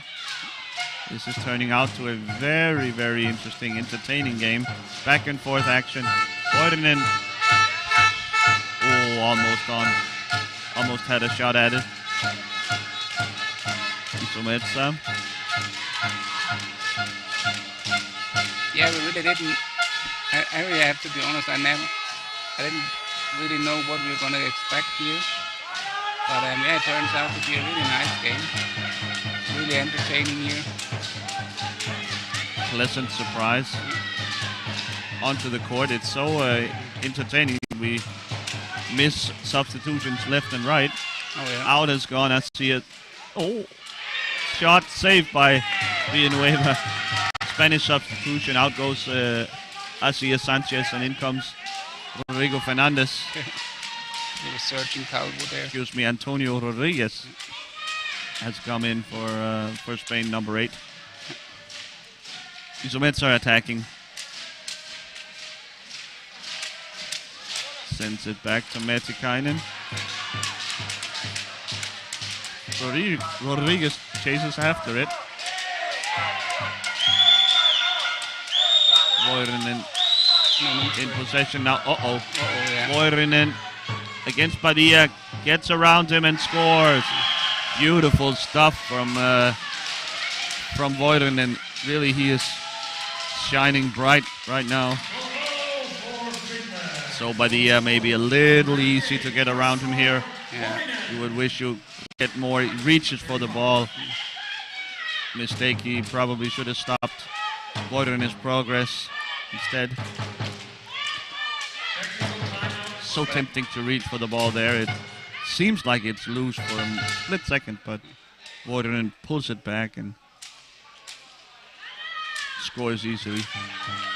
And there was also a bit of struggle that Spanish forecheck for not really a good chance of the ball. And then 3 players were behind Voironen. Tony Rodriguez being caught way high up the court. So that left Badia in a tough spot. Trying to defend the Voironen one-on-one.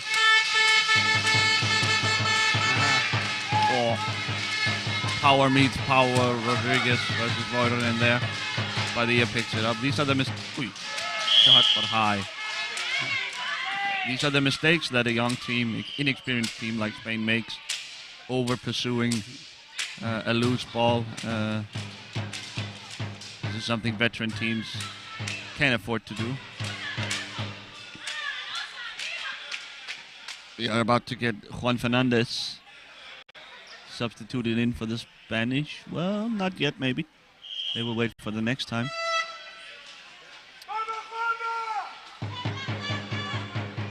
Never mind all of that. Here comes Fernandez. Juan Fernandez instead of Calvo, Gabriel Calvo.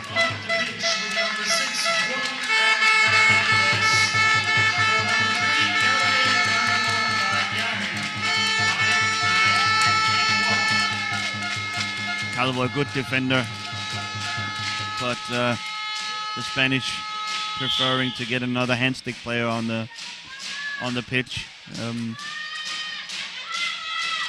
They are down 2 goals, and you need all the shooting, all the passing you can get. And Calvo being a T-stick player, there's just a limit to how much he can help in that part of the game. Voidonen shot. Oh, saved by Villanueva, but the ball bounces away from him and into the net. So it's 8-5 Finland, and that might be the decisive goal from Voidonen here. 3-goal deficit now for Spain.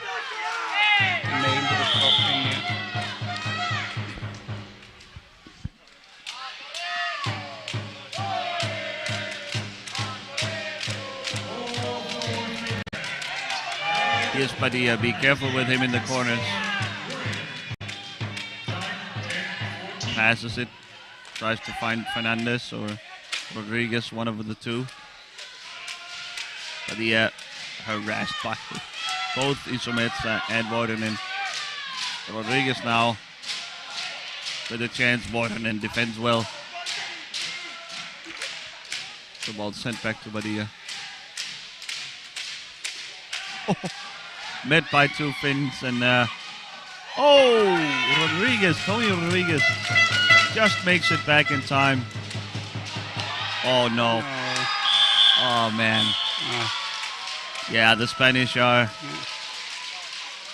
seem to be a little bit tired and unfocused. Falling apart here. Yeah, a little bit, yeah. Oh, what a pity.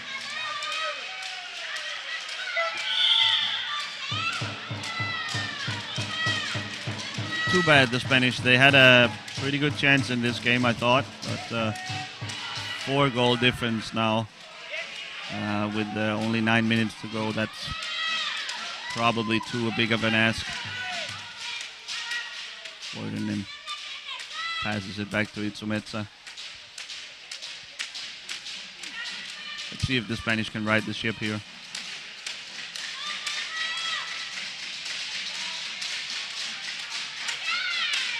Padilla pressuring high up the court.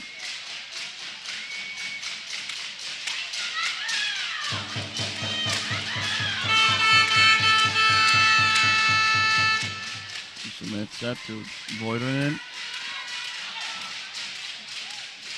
Metikainen. Oh, sent away by Padilla.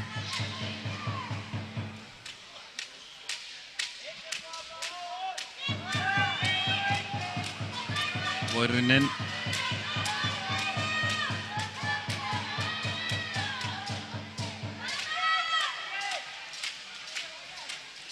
Yeah, Finland definitely the driver's seat now.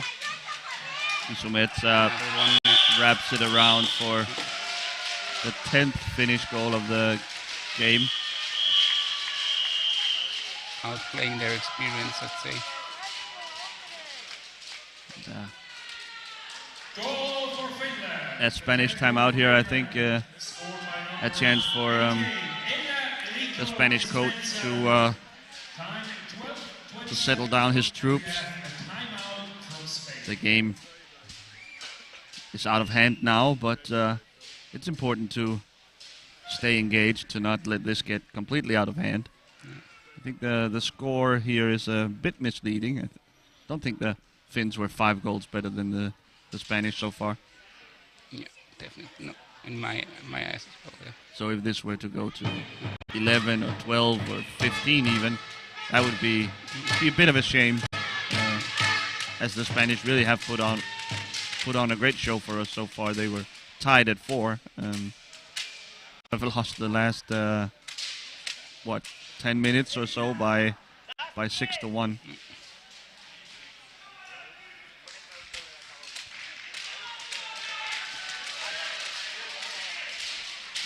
Quick look at some of the Dutch fans. They are getting ready to see their guys in action at 6:15.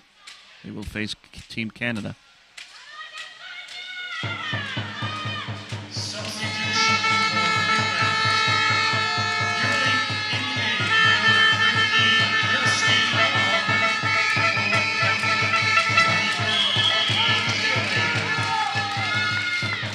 last team yet to play has entered the game. Jasmi Ahonen.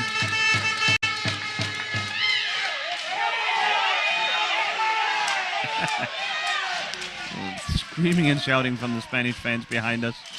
Don't know if that makes it through the screen back home, but they are certainly still engaged.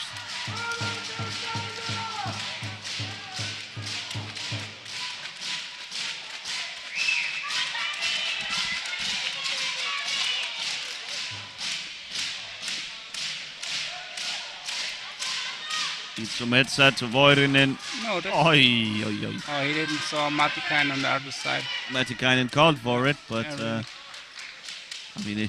Voirinen was so wide open he could think of nothing else but a shot on goal. His backhand misses narrowly off the post.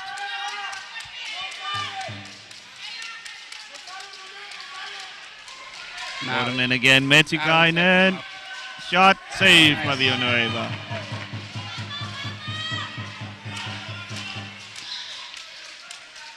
Matikainen, the rare 1-point hand stick player.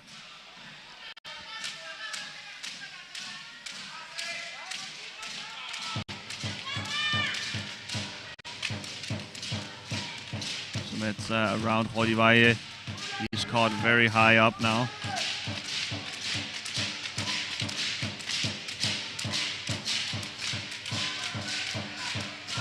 Sumetsa. Met by Fernandez. yeah, she can take her time now. Finnish are not in the urgent need of another goal. Calm trying the to game a little. grind away time here. The Spanish playing keep away from the Spanish.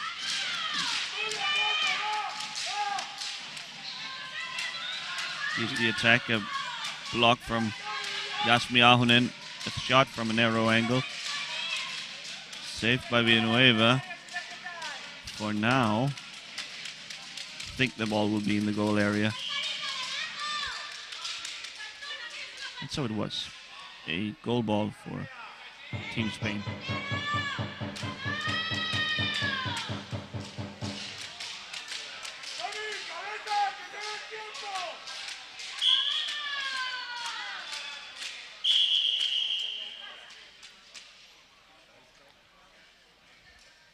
We get another stoppage here.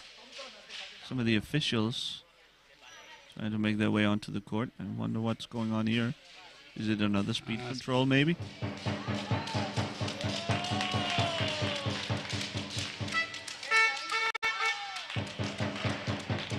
Yep, Itsumetsa has been selected for speed control. So we will wait for that. Check of player number 88, Elarika Zaritsa.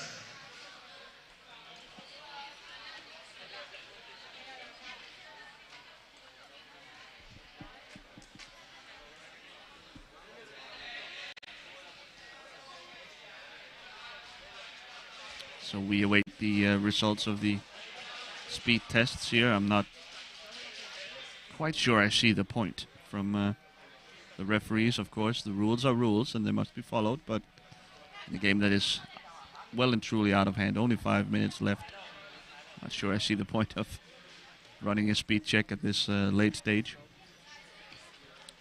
Maybe they want to bring in some drama here. Well, it would certainly help us out, and it would help out the Spanish if A bit conspiracy. Enrique is caught speeding. I really don't hope it's that point, but Probably not. if so,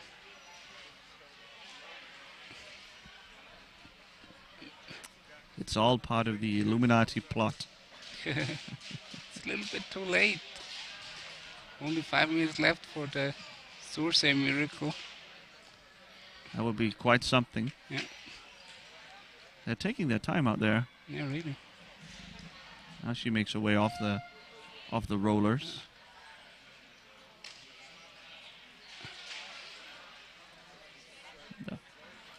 No. Oh, surely not. No. She will, No. will receive a red card here. No.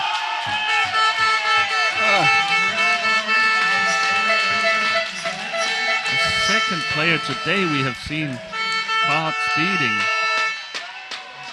I was really not aware of. I'm sorry. Excuse me? Bad joke. The second Aye, time. Well, so Really? she little housekeeping. She receives a game match suspension. She's not allowed to return to the game, and her teammates must now play short-handed for 5 minutes, which is just about the exact remainder of this game. And even if the Spanish are to score, the Finns will not be allowed to bring in a new player. They are allowed, of course, substitutions if they wish. But always keeping in mind that Elrika's classification points are still counting towards the team total. So they can't just sub in anybody. So the Spanish given a lifeline here. Can they make up 5 goals in 5 minutes while playing 5 against 4? Little drama here at the end. Are the Spanish preparing Asier Sanchez to come back in? We saw the Italians play Team Holland earlier this afternoon and earlier today, and when Patrick Ansotto was sent off for the same reason, the game got completely out of hand. It changed on a dime. It was a pretty close run affair up until that point, but the Dutch just kept piling on goals in that 5 minutes. So maybe the Spanish can do the same here. They need to hurry up a little bit. After all, they need to catch up 5 goals in 5 minutes. Shot saved by Ahonen. Padilla. Still searching. One of his another one of his corner shots. Ahonen. Bit too inexperienced for that sort of thing. Padilla. And Rodriguez. Padilla. With a shot blocked by Voirinen. Voirinen certainly a candidate for player of the match. Scoring multiple goals and playing great defense. Look at his reach here. He's trying to keep Padilla away from the corner. Asier Sanchez is ready for... Yeah, I was just wondering, this is the exact situation where a guy like Sanchez, who can do something creative and unexpected, they make the change. It's Substitution, Team Spain. Tony Rodriguez, I think, will leave the field. He needs to hand over the captain's armband to a teammate, this case Juan Fernandez. In comes Asier Sanchez, the aforementioned Sanchez. He and Badilla will be the architects behind this potential comeback. There's only 4 minutes left now. They need to score really quick now, so... It's about but yeah, first... Voirinen wants to grind some time. Give the referees credit, though. They called for this strange speed test late in the game, and they were right. They were correct. Elrika was speeding, and now the Spanish given a lifeline. A shot blocked by multiple Ahonens. Sanchez. Oh, no goal. Metikainen.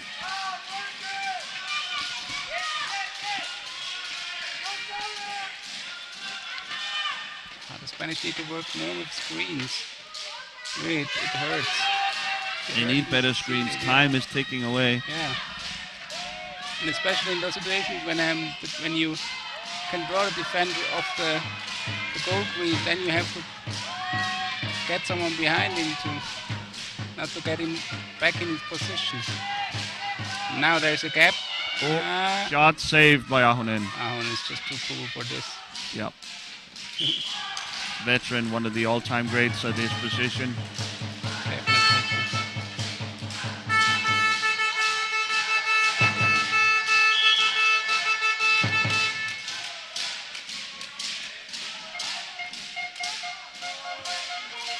Yeah, I'd say Finland is going to hang on here.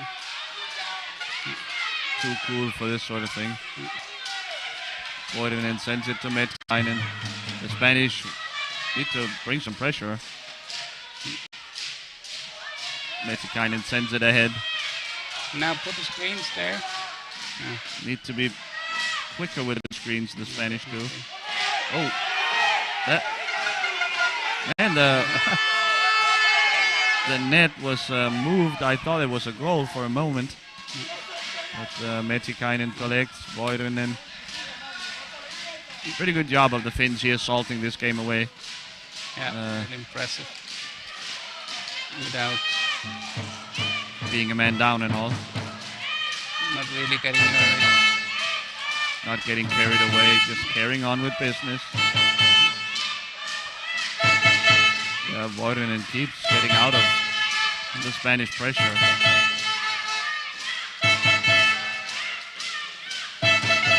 Voivonen eventually is surely to, oh man, he gets it to Metikainen by hook or by crook. Metikainen now alone, he sends it around the boards. Finally Badia can collect. Voivonen still fighting for it. Fernandes met by Ahonen, Metikainen there.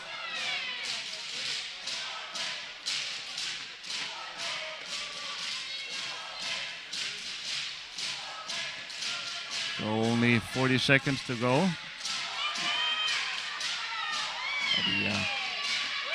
Badia.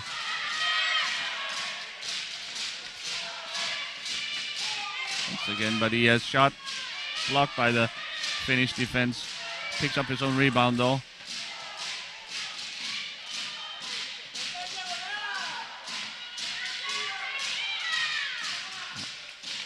Time ticking away here. We'll give it another goal ball, I believe. If Ahonen can keep it under control.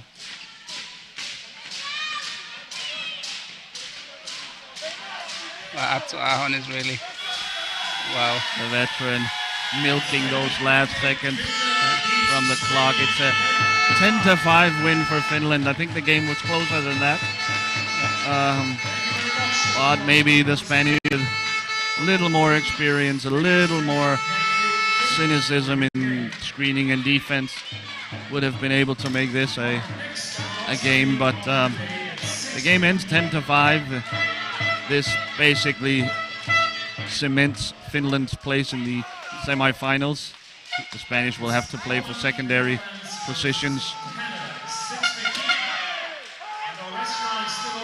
So, with the pictures here of the Spanish and Finn players congratulating each other on a well-fought game and celebrating with their fans, I think Jan and I will sign off for now. We will be back at 6:15 with Holland, Canada. Holland trying to lock down their Group A win, and Canada still looking for their first win of this tournament. So stay tuned for that. And for now, thanks for watching.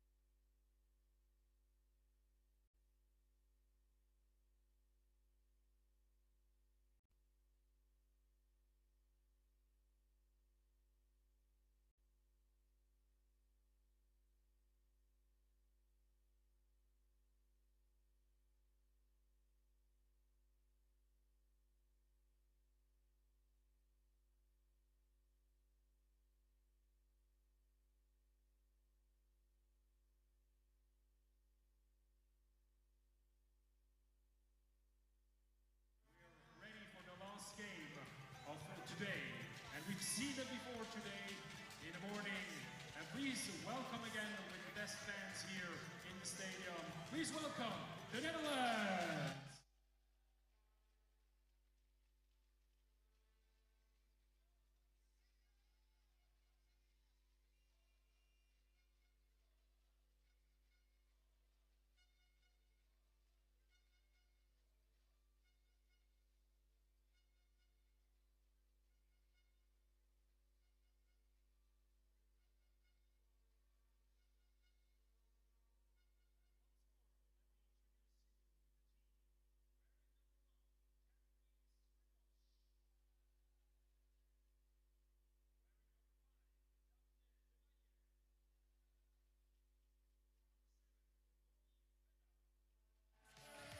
And the captain for this game, number 21, Steen van Zon.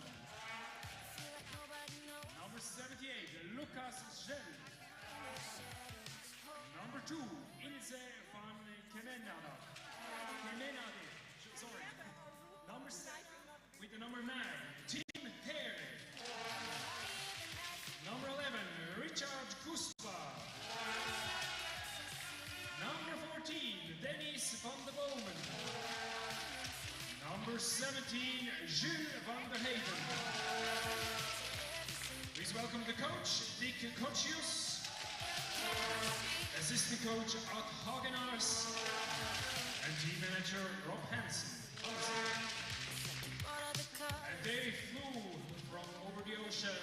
They're wearing the maple leaf. Please welcome Team Canada!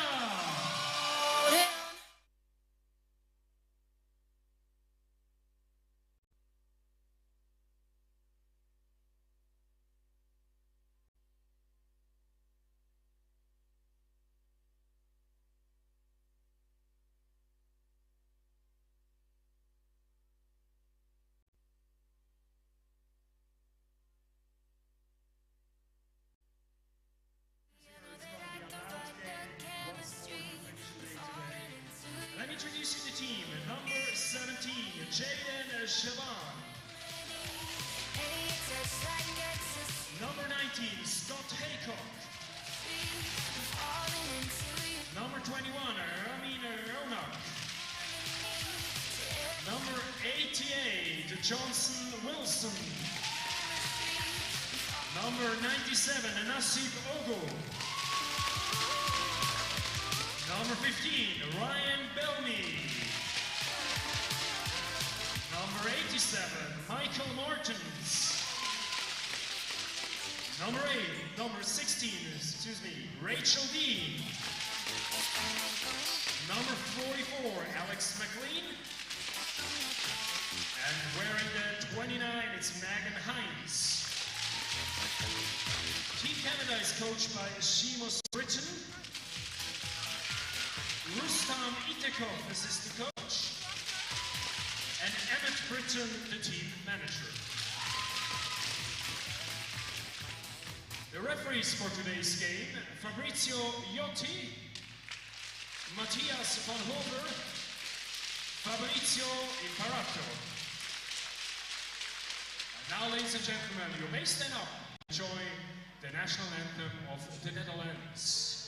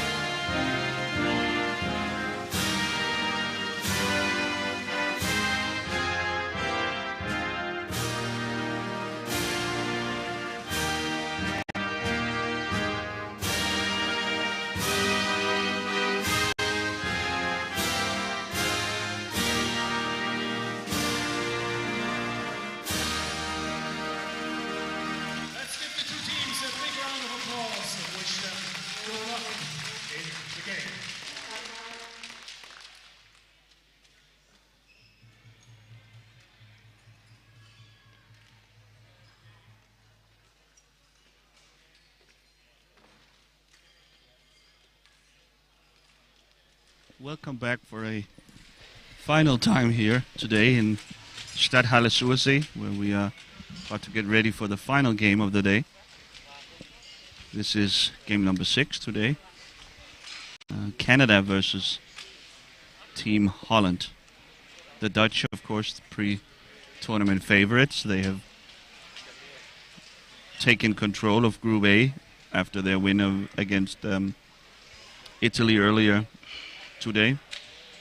And they are sort of in a one-on-one with Team Switzerland. They will be facing off tomorrow.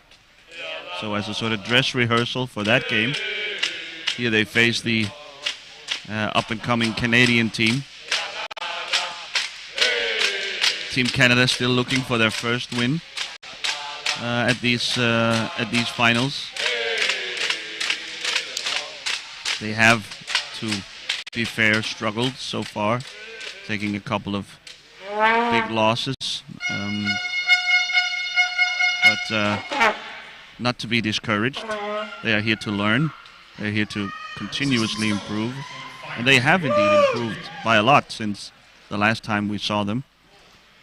So step by step, steady on improvement. Pretty soon we're going to see them join the European teams atop the power chair hockey world. Starting lineup: Stein van Zoon for Holland, the captain. The Dutch have rotated the captain's band. We've seen Dennis van der Bomen wear it. We've seen Katja Strijbosch. I think even Caminada had a game where she acted as the captain. But now Stein van Zoon hasn't played a lot so far, but he will get a chance here against Canada. We have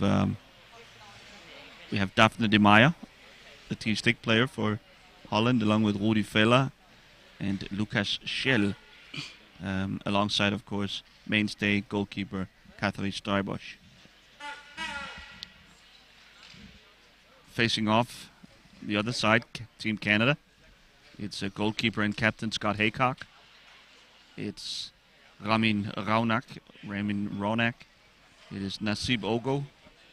It is Jaden Shaban and Johnson Wilson, the final handstick player for Team Canada. Alongside me, as always, is Jan Uniger, former Swiss international. Hey Jan, there. what are your expectations for this game? Just exactly what happened right now. The Dutch, of course, major favorites for this game. No, I really hope Canada can fight in a little and put his teeth into the legs of, or the wheels of the Dutch. Yeah. But it's really, that's a huge gap between those two teams. I mean, just like years and years of experience and just a young Canadian team. So, I mean, young, just like not experienced and not on this level. So, yeah. It's maybe not a young team, but a young program. Absolutely, yeah. Thanks. A young organization that have so much to learn. It's tough being a team like Canada, trying to pick up the game from so far away. Of course, the European teams have been doing this for a long while, and they know all the ins and outs, all the tricks. And Canada really only ever gets to play the European teams every 4 years or so during these World Cup matchups, and it's hard to develop a culture in a program. Nasibogo, though, searching for a weakness in the Dutch defense.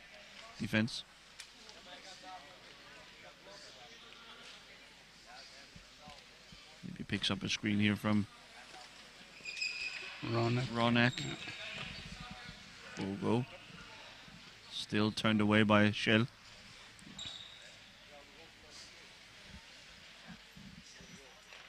The Dutch purposely sitting back here, letting the Team Canada get their feet wet. Schell, though, pounces alongside De Meyer. They win the ball, and it's Rudi Vella taking over the And I think the Dutch have had the ball for a combined something like 15 or 20 seconds, and they're already scored 2 goals.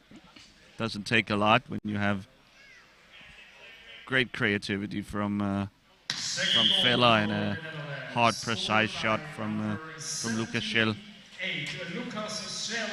Fella just gave Shell the time to make the drive behind the net, and then all just waiting at the far post. Ronek gets a go here. With his special one stick of the handling there. Of course, dealing with his disease, the spasms, muscle spasms, Yes. and it gives him a rather unique style of play. Always love watching Ramin Ronak. He's fighting so hard, always in there. As Schell picks up his second.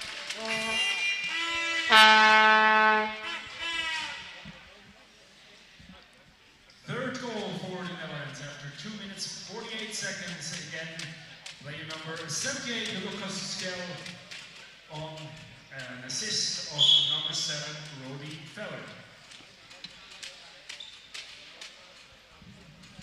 Ronak then.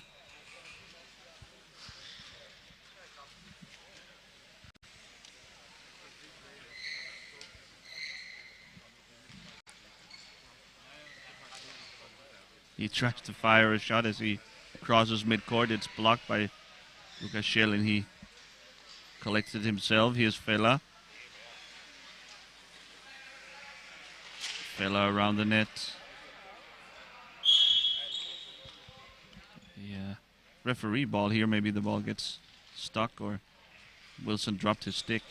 Not for the first time in this tournament, it has to be said. Playing fast and loose with the stick. It's a referee ball, so the 2 players will have to fight for it. One on Canada by Ogo in front of Fella, and Ronak. Arms and legs akimbo will collect in the corner. Here's Ogo.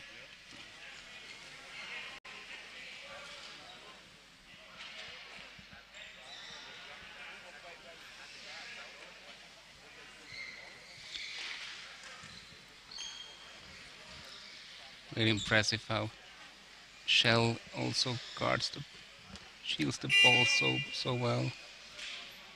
It's a testament to the depth of the Dutch that Lucas Schell has barely played so far this tournament. There's simply so much hand-stick talent on the Dutch roster that can be hard even for a quality player like Lucas Schell to grab some playing time. He's going to get plenty here, I imagine.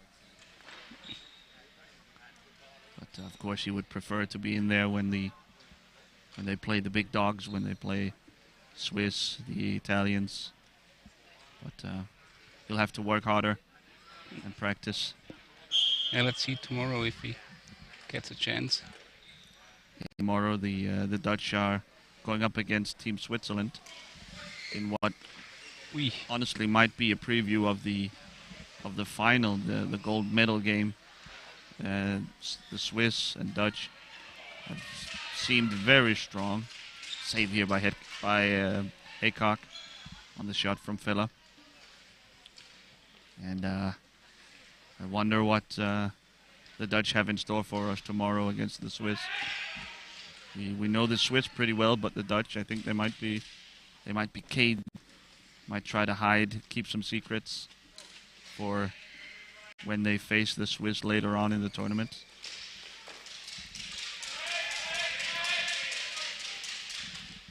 The defense stiffening up, tightening up a bit for Team Canada.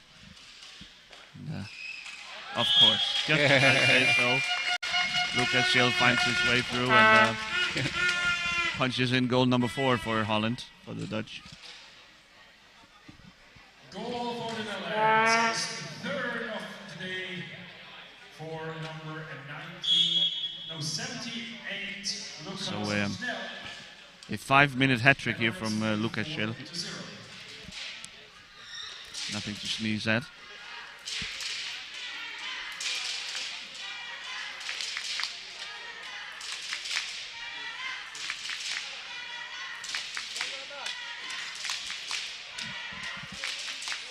Villa and Shell now alone with Haycock. Yeah, there was no chance of stopping that.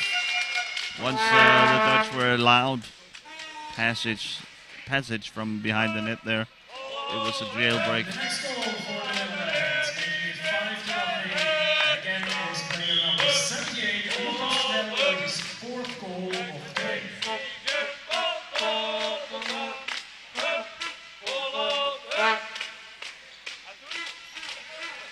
The Dutch getting closer to that 1 goal per minute pace we have seen a couple of times in this tournament in the early in games where the dominant team just keeps piling on. Usually it slows down a bit towards the end, but if anyone can keep up that pace, it's going to be the Dutch. Van Zoon. Villa. And some sort of screening violation, I think, called against the Dutch. We get our first substitution. In comes Megan Hines. Team Canada. Out goes Jaden Shaban. Onto the field with the number 29, Megan Hines, replacing number 17, Jaden Shaban. 5-6-27. So, Megan Hines subs in. That means that now actually there is a bit of experience for the Canadian team in there. 4 of the 5 players also took part in the 2018 World Cup down in Italy. 6 minutes and 39 seconds, scored by number 7, Robbie Feller. Great show of his skills. Really, He's, really incredible skill play. Ooh, Raunak there, almost. you saw him tip over Yeah. yesterday, or was it the day before? But this time keeps all 6 wheels to the ground. Wow. Just easy passing and shooting. I mean, when it's way easier than it looks, this, folks. But once you can do it, you can keep doing it over and over again, and the Dutch can do this all day. His 5th goal of the match.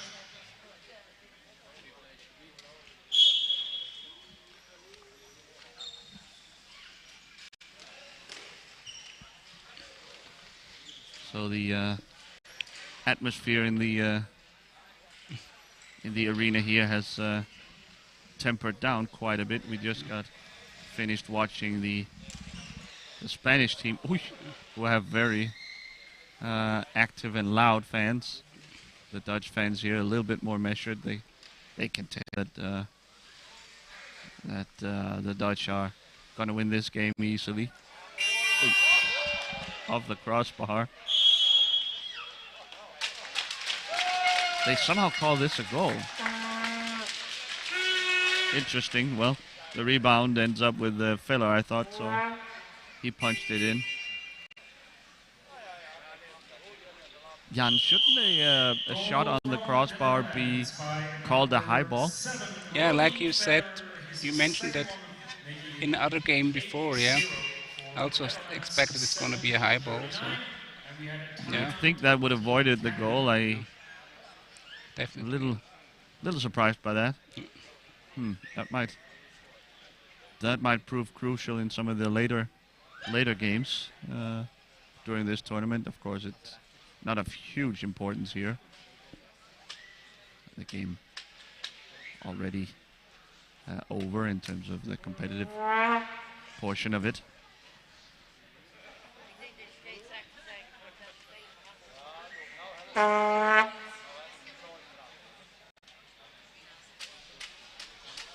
Maybe the fans in the arena also struggling with the heat.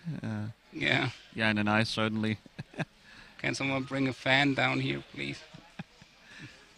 some ice chips maybe.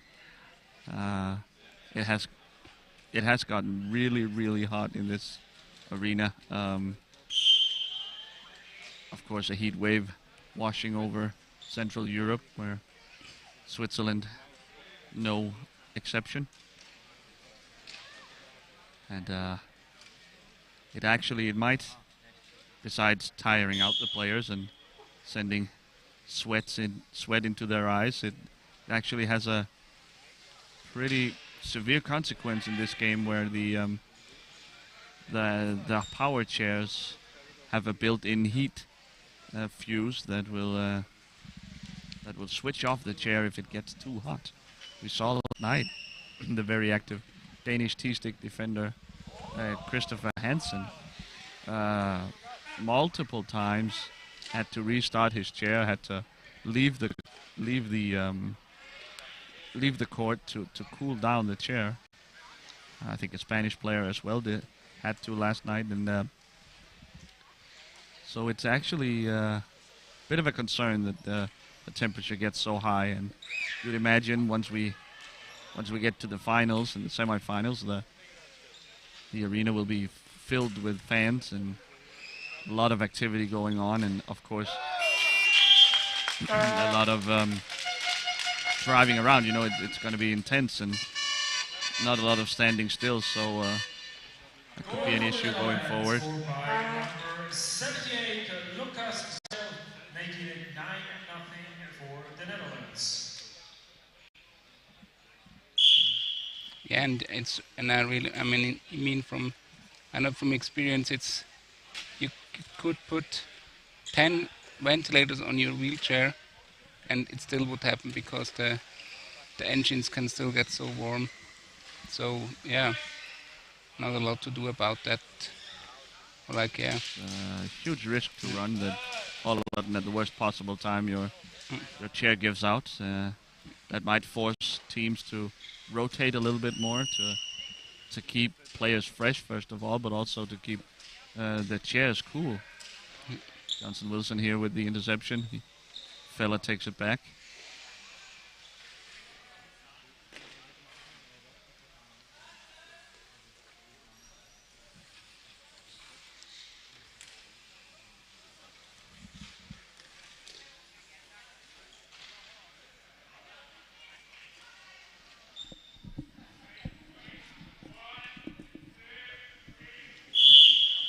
Canadian goal ball here.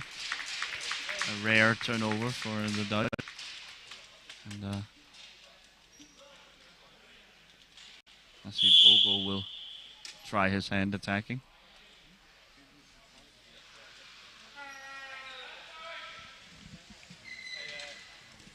A shot. Oh! Deflected by Shell. This a high ball, surely. That was incredible.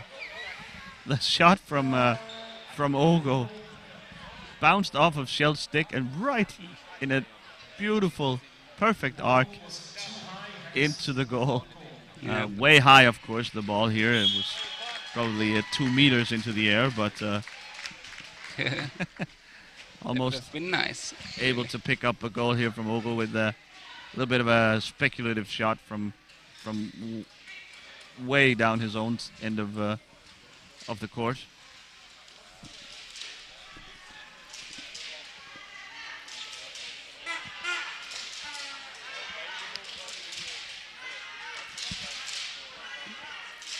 Johnson Wilson fighting with Fella.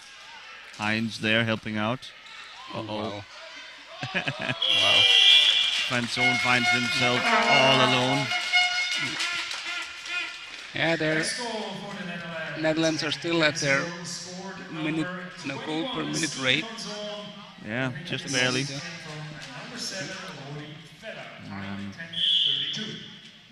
I mean, if the takeaway here tactically for the Canadians, once you decide on committing the entire team to keeping the Dutch behind the net,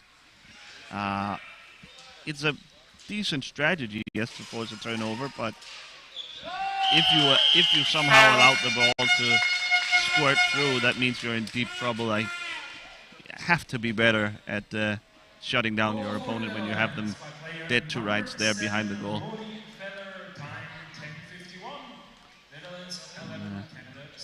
The Netherlands again to that 1 goal a minute pace. But in 9 seconds they'll have to score another one.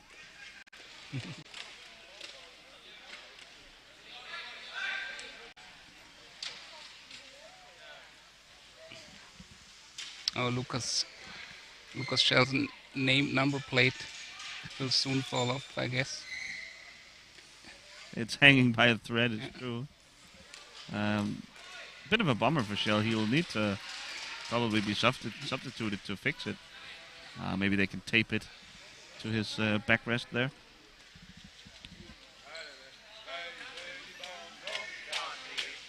Maybe he can make it to halftime. This fella.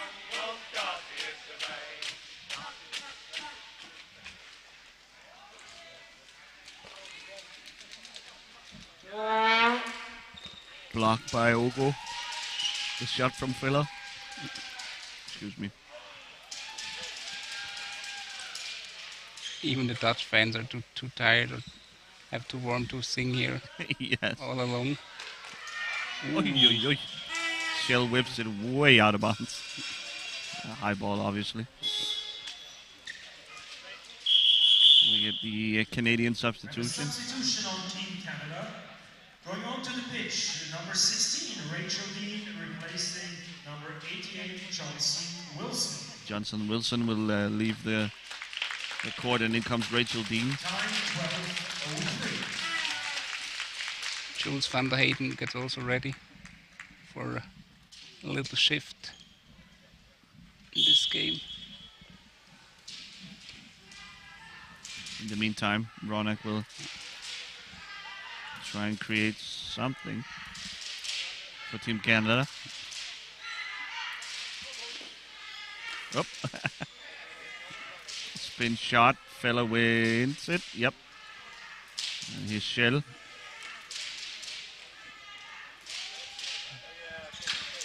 Van Zoon back to Shell with his crooked number plate.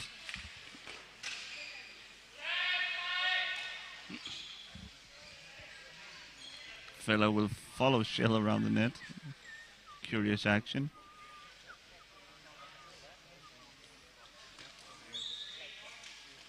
Shell. Fella. Shot. Score.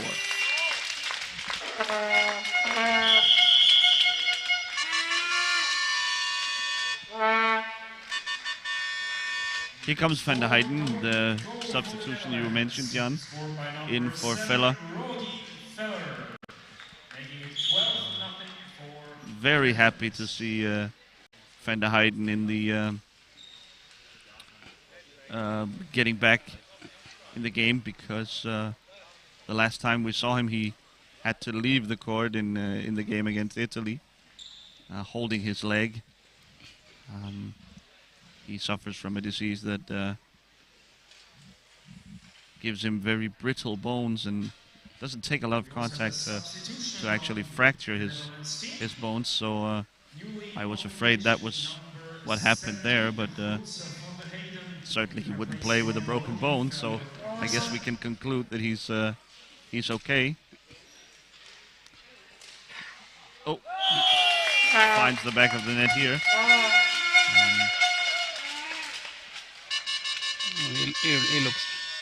He looks really okay. He looks all right, yeah.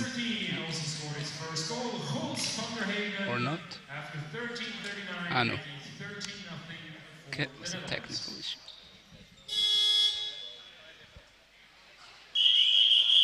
Timeout, the Netherlands, after 13:39. So with a bit over 6 minutes to go in the first half, the Dutch will make use of their timeout in this half.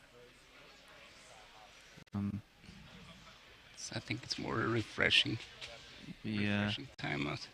We have seen about this time in games where the score has been this lopsided, the team ahead would call a timeout and then maybe change strategies, trying to do something a little more creative, go away from their main strategy and maybe set up a T-stick player for a goal or something to that effect. Maybe that's what's going on in the Dutch huddle. That's the most un-Dutch thing I heard at this World Cup so far. You don't think that's possible, Jan? Well, the Dutch known for their no-nonsense approach. Yeah. We're gonna shoot. We're gonna keep shooting until you stop it. So maybe not. Maybe not even the Dutch will make that such a change. Canada will get us started.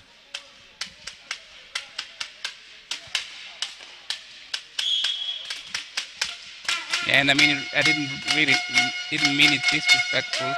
It's just that the Dutch are not really are really a team that is strong on their hand stick. So actually, you don't see a lot of T-stick action or like, their T-sticks, they don't need to be around the ball because they always have at least two strong, skilled players around the ball. So yeah, the primary job of the T-stick in Holland is definitely not to be around the balls, but to just create space and with screens and open shooting and passing lanes.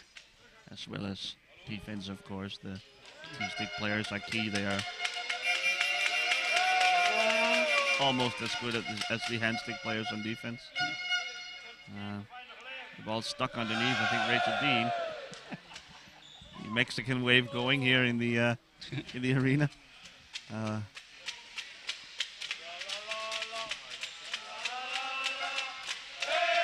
Dutch fans have woken up.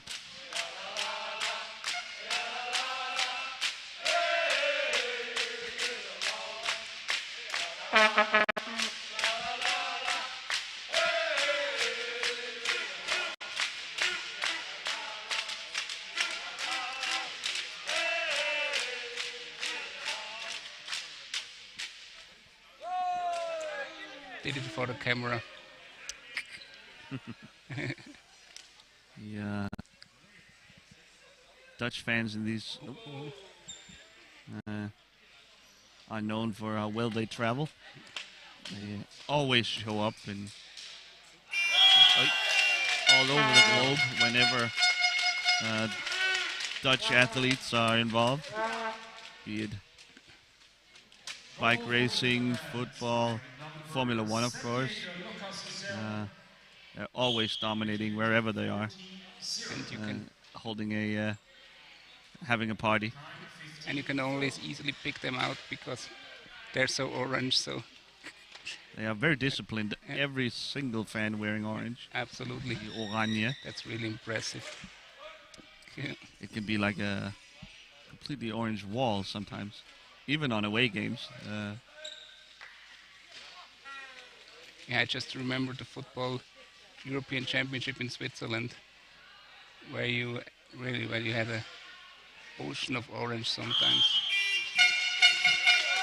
Kind of hiding. Again there.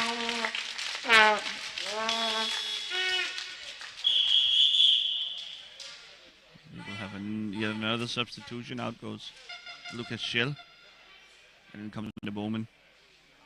Van der Heiden's teammate in GP Bulls. 17 rules van der Heyden, making it 15-0 for the Netherlands after 16-14. And new on the pitch for the Netherlands with the number. Earlier this tournament we saw Denmark beating Australia 32-0. The Dutch is on pace to beat that record. See if they keep up the pace or if they let up slightly. Yeah, I hope they slow down a bit. But yeah, I mean, all the power chair hockey players watching this stream, I think most of us remember our beginnings, so yeah, we all started with those results. I mean, yeah, you have to learn, you have to experiences, and yeah, losses are a big thing of the experience in the beginning. Nice. Gives you some hair on your chest, and it's almost a rite of passage for a young program, such as the Canadian one, such as your Swiss one, Jan, when you got started, that you always start out being beat by Holland. Yeah. The Netherlands will just show no mercy, and they're always so excellent teams that they really you really have no chance of really even competing with them when you're getting started. Absolutely. So much to learn. Yeah, my first international appearance was against Holland, and we lost 22-1. So yeah, that might even be considered a pretty good result, scoring once at least. Yeah, at least. I remember the goal by Roman Scherer, ex-player from Bern, really from the middle line, just trying his luck.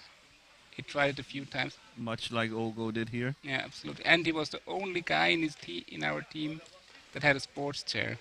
Okay, you were all playing your everyday chair? Yeah. Yep. And the rest. Yeah, and he really had this nice black turbo twist, the first or second version of it. Yeah. And it was really, that was quite something back then. And that was like a kid's birthday when he got it, so really, really nice. Like, I remember it really so well. And I mean, at this World Championship, European Championship, we lost against Belgium with a really high margin, and also, like, I think against Italy. So yeah.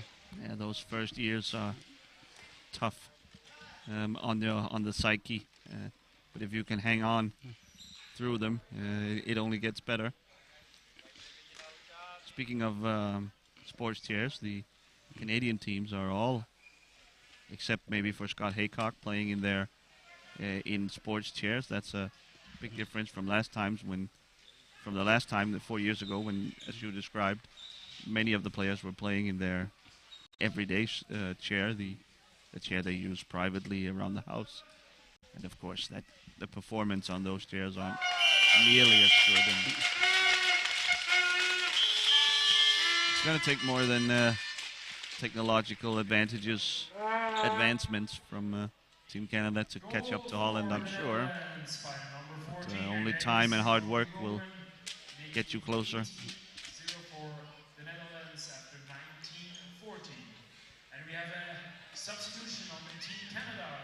What's your recommendation, Jan, for a young, struggling program like the Canadian? Yeah, it's tough to say or hard to say. I don't know.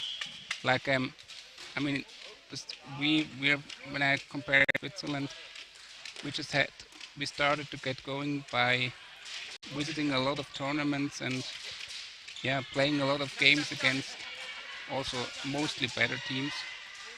And during the game you're always worrying and you can get frustrated, but in the end everyone can get something out of this. It's all worth it in the end. Yeah. Ooh. But I mean, hide behind his back. But that's a bit the difficulties that you mentioned in the other game where we accommodated Canada. It's like, I mean, it's nice that they have a program, but it's really difficult for them to find the games that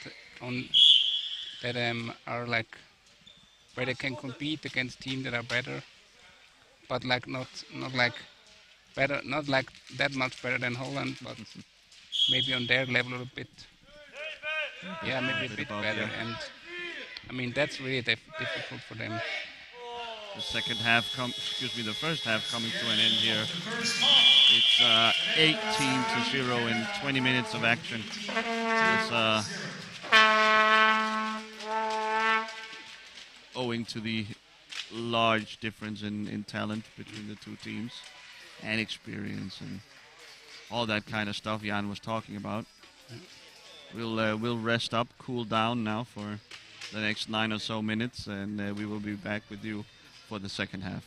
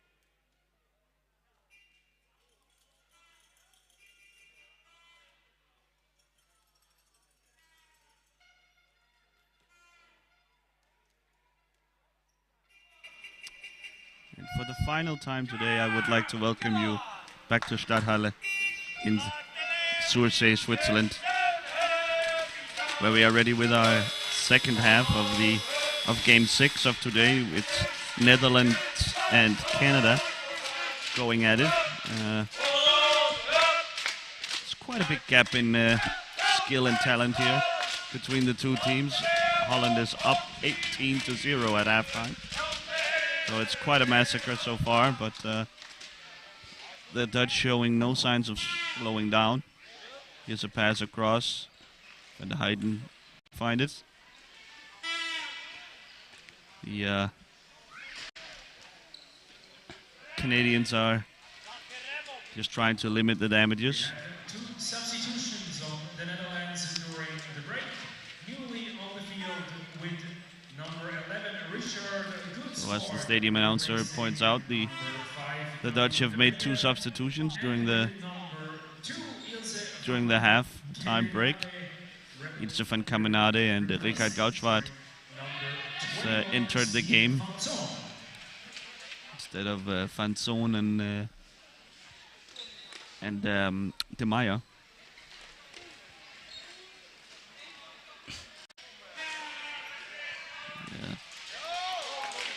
Wow. What a slash. Absolute reckless abandon. Ronak. Oh no. Somehow the ball snuck in. Was it a tasty goal? I'm not quite sure. Was that Richard? I guess so, like from his reaction. Let's see. 2 points, says the fans behind us.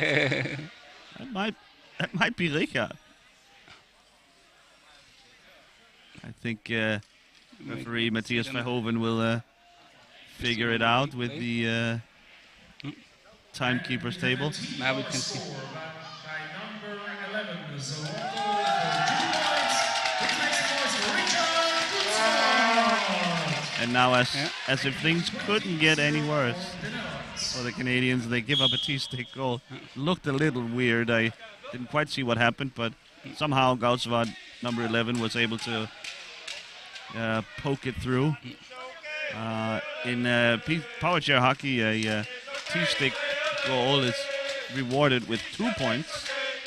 So the lead up to 20 now.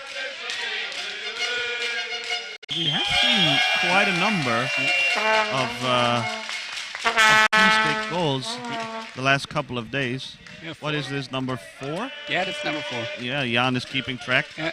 Jan, a T-stick player himself. So he's keeping notes on that by 4 different players. Yeah, this club is growing. The World Cup T-stick goal club started out by having no members before the tournament, and Sara Granada opened up this, I guess, founded the club yesterday for Spain against Australia. And then she was joined by Kieran Watts of Australia today, and Goudswaard here as well. And who am I missing? Dave Inhilder.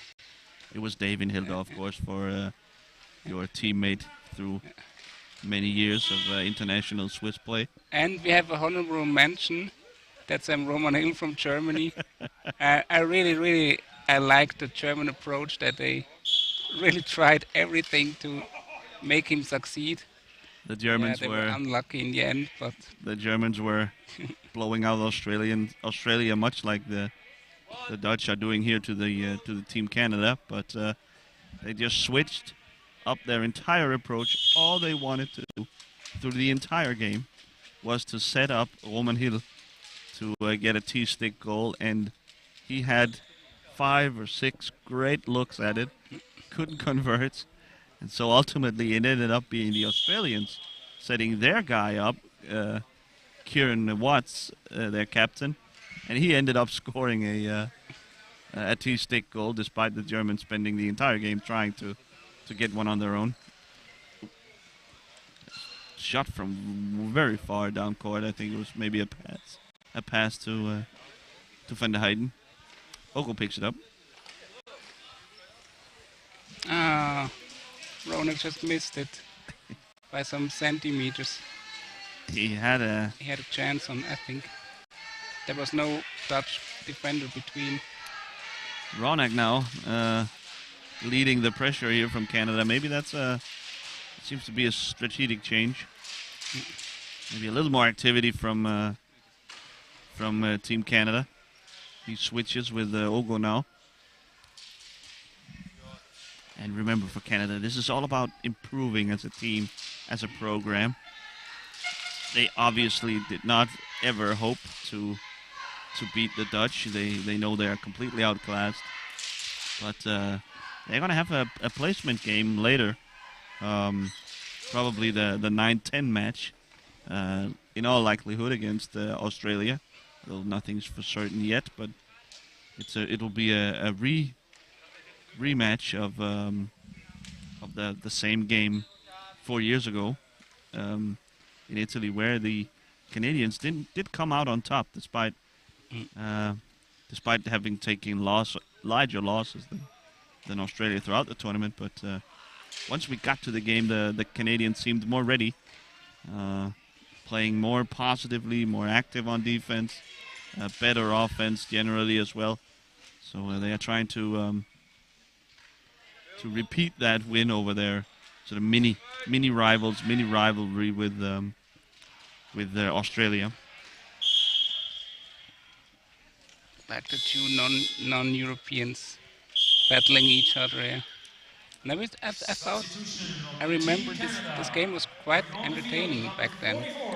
I definitely had a great time. I was doing the live commentary as well for that game, and it's really interesting to see a clash of style and to see the teams when they got a little space, a little air, a little space to play. It was quite interesting to see what they were really all about. I wish we would see more of that. That the tournament structure would lead to more such games. It's a pass from Van der Bomen to Kaminade, who turns it in with the backhand. I don't know if this is normal on every team. Jan, maybe you can help me out here, but I know the Danes have a prize every time a new player scores with the backhand. They must buy a round of beers for the team. Kaminade has been with the Dutch for many years, so this is certainly not her first backhand goal, but it's a little extra something when you score by the backhand. Generally most players' strongest shot is with the forehand. That explains a lot about the Danes. Here's a penalty for Team Holland. Van der Bomen with the biggest chance in the game to make it 23-0. Scott Haycock will try and stop him. And he can't. Bowman. Clinical finish from Van der Bomen to make it 23-0. And I have to add, just about what you said, that they have to buy a 6-pack of beer, you said, or what? Yeah. Yeah, any debut backhand goal requires a round of beer for the team. I don't know, I mean, like, if the Swiss coach, our assistant coach Rafael Mattis is listening, and if he does, like, I can assure you, he would not appreciate when we would celebrate backhand goals with alcohol or like with beer. So maybe we have to think of something else.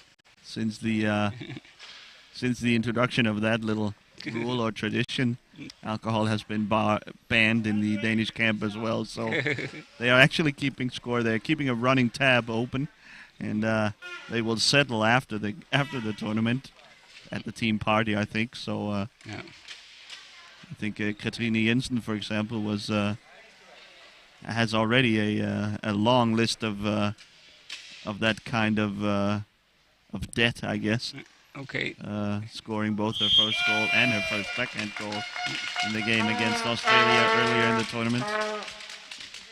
Well, enough about drunk Danes. back to the game. Dennis van der Bomen making it 24-0. And really they are just, I guess maybe they're shooting for the record of this tournament. Denmark beat Australia 32-0. So that might be what the Dutch are going for. Blocking violation gives the Canadians a free ball here. They can shoot directly if they wish. My guess is they do wish. I think that's the longest time that the Canadians are in the Dutch defensive zone. Offensive zone, yes. That they're in their offensive zone, yeah. Oh. Oh no. Some sort of violation. I think the ball didn't even touch Alex McLean, and you can't play the ball without a teammate touching it. You can shoot it directly, but you cannot you cannot tip it off and then just regain it. That's not possible.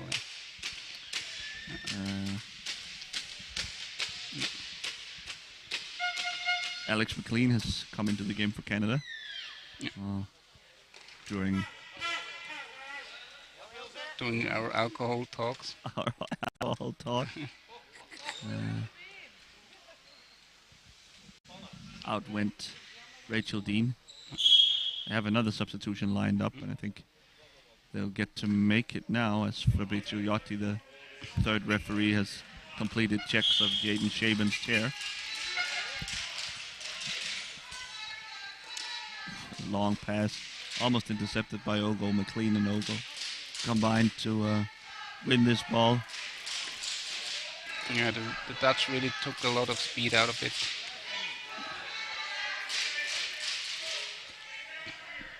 So it's 2-on-1 in the corner. Ronak sends it out. Van der Heijden back to collect.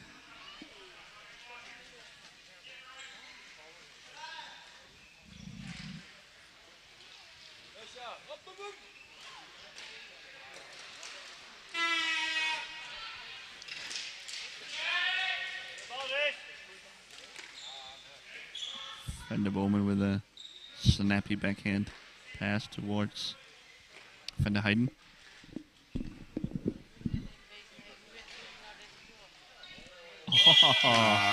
Bad luck there. A shot that was off target, but turned in by Ogo himself.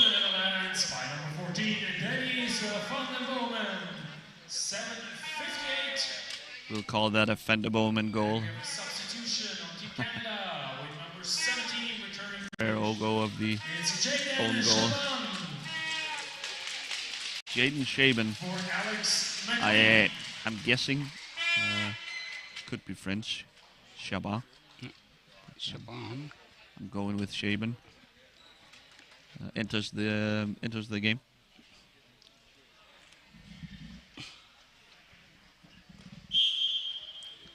It's a short stint for Alex McLean. Yeah. Who were also with the team in 2018 when we last saw the Canadians.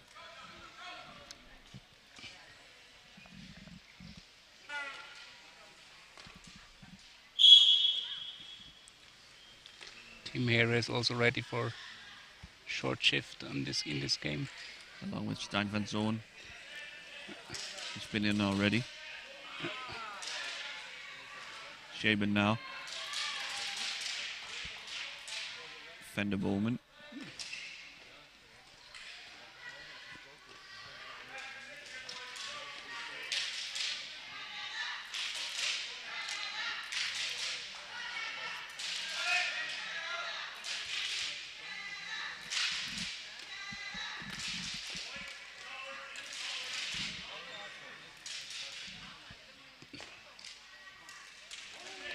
Blocked by Rone. Wow. He can get a counterattack going here by himself. He has Ogo on top, up top if he wants him. He tries to. Connect. Sort of blocking violation here. It was a nice try here from the two Canadian handstick players trying to link up for a shot on goal. So in comes Stein van Zoon and Tim Here For number 14, Davis van der Bomen. in for Van der Bomen and Van der Heijden.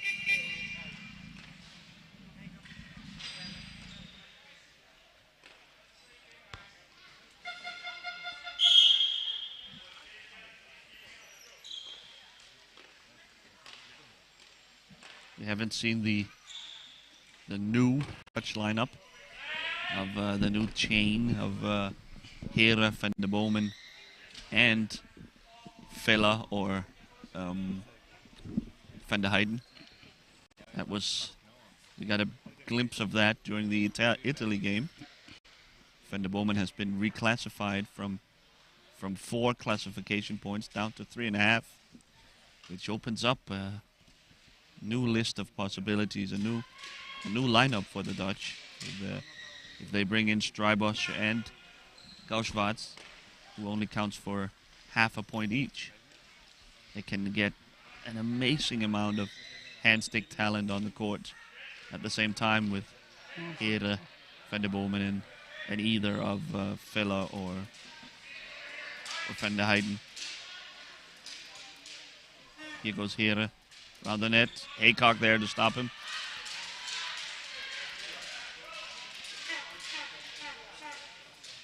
Van Zoon leaves it for Here. A ton of contact here. Play on, says the referee, giving the advantage to the Dutch.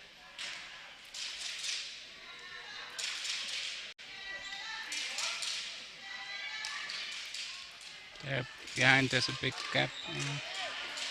Go back the other way. He just sends it deep into the Dutch defensive zone. Always on the edge of control is Ramin Ronak. Whoop. More contact here between Ronak and a Dutchman. Ronak even tried to catch his fall with his own foot. Glad nothing happened. Backhand shot by Ogo, but no Canadians there to follow up. And Tim Here was ready. Absolutely. Now. Took him too long. Oh, Wow. a spinning shot around the back. Nice pass. Oy. With the Oh, he feinted. just miss hit that. Hit Ogo. Nice sign of life here from Canada. Trying to get on the scoreboard.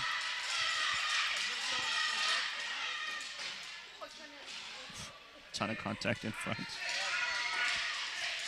Clear that the renewed confidence from the Canadians after getting a couple of shots on goal. Doesn't take a whole lot to turn that frown upside down. Oh. Canada defending well.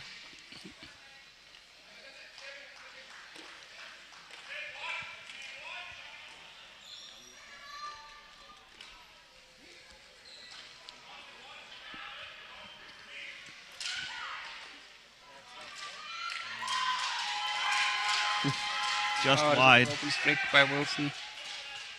Oh, And Wilson broke his stick again. Shaking his head.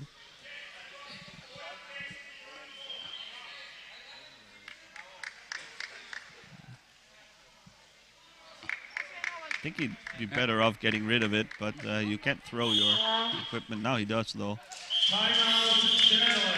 Okay, so the Dutch take a timeout, and then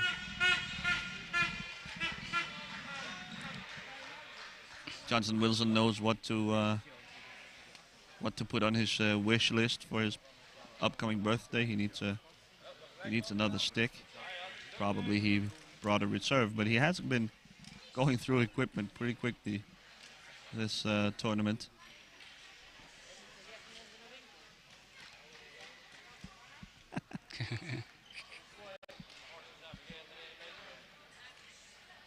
There we go.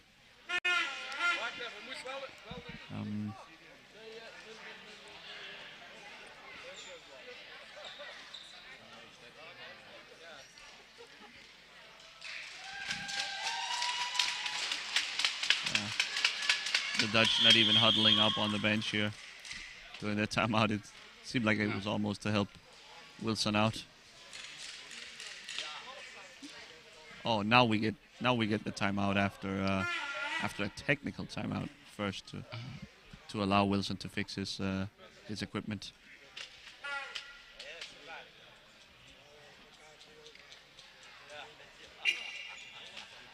So 7 minutes to go. The Dutch need to will have to return to their 1 goal a minute pace in order to beat the Danes' record of 32-0 that they got in the opening game against Australia.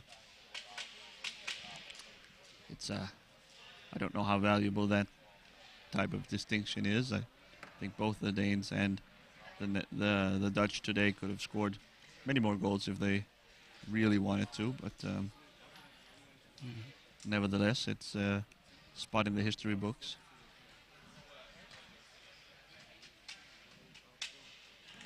Would it be Guinness World Records? I'm not sure. Not sure that even Guinness keeps tabs on PCA results. I know I heard about the result, like 43-1 or something, but I don't remember where it was. But yeah, and it was not on the international display, but like I think that's the highest that I ever heard. My highest loss was 25-5. Okay. No, it was 22-1 because that's 21 goals. Yeah, the gap was even bigger. Yeah. Fella has entered the game instead of coming out. No, he missed it. Oh, Bronak missed it again. Come on. Back to Wilson. New stick and all. Fella shot. Kept out by Ogo. And sent high. High ball. Yeah. That's 4.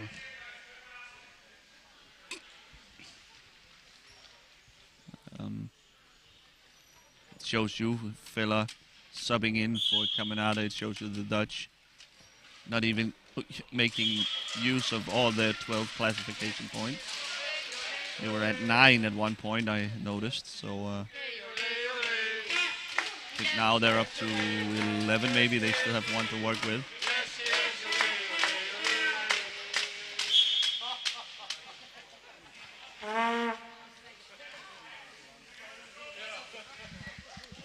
Shot from Ronak, just wide. I think the far post was open, no? I think it would have taken a little bit more to beat Katrik Saibosh, yeah. Ire.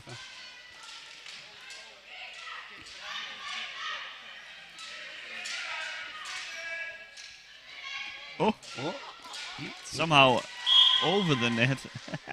Johnson Wilson That's not gives his it a whack, shakes his head, he knew that was high. own stick, I guess.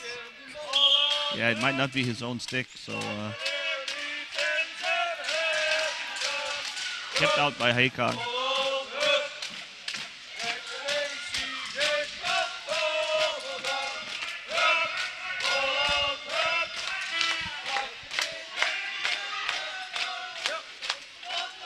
Oh, Here.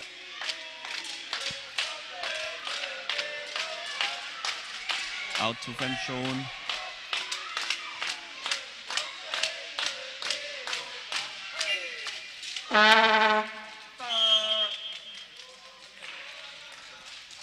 Have a referee ball.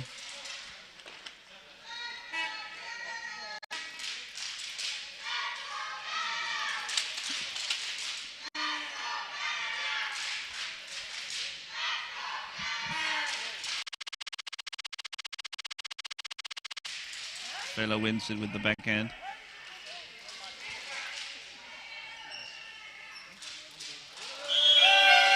Shot and a score from Fela. You leave him that much space, nothing a goalkeeper can do in that situation. He's going to score every time. Goal for the Netherlands by number 7, Rudi Vella. Making 26-0 for the Netherlands. 5 minutes left until school is out for today.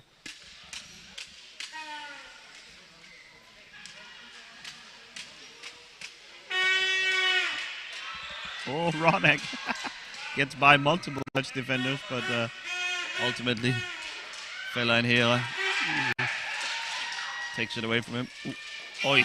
Wow, what a pass from Hera. How did he thread that? I have no Goal clue. for the Netherlands, again by number 7, Rudi Vella. Magician here. 27-0 for the Netherlands, 15-13. So in a lopsided game like this, we can start bringing you some advertisements for... Oh, nice tackle here by Ogo. We can bring you some advertisements for the games tomorrow. We start off once again at 9:30 with Italy versus Canada. So Canada will have to... It's going to be a quick turnaround for Canada. They will have to get ready early morning against another top team in Italy. Then at 11:15 it's Spain versus Germany. Spain showed more life than I expected, and than most expected at least, against Finland earlier today. So it'll be interesting to see if they can do anything about the Germans. Then the headline match at 1 o'clock. It's the hometown Swiss against these Dutch players. That will be a game for Group A supremacy. We'll see how hard they will fight for it. I think both teams would prefer to avoid Denmark in the semifinals, so the winner will get Finland in all likelihood. So that's on the line there. We'll see how. Also, of course, bragging rights is always on the line, and there's a bit of a rivalry, I think, developing between Swiss and the Dutch. And we'll get another episode in that tomorrow. That's at 1. 14:45, 2:45. It's Australia and Finland. Australia looking for their first win of World Cup competition. Finland are just about ready to go to the semi-final. They have punched their ticket. So maybe we'll get some alternative lineups and some fun there. We have Canada-Belgium in a game that Belgium will look forward to. They have had a lot of tough opponents. Switzerland, the Dutch, and Italy. They have taken it on the chin so far. Maybe against these Canadians, they will get a chance to show off their skills, stretch their legs a little bit. That's at 4:30. And then to round out the day, to round out the group stages, it's Denmark versus Spain. Denmark also ready for the semi-final, but the Spanish were a entertaining group.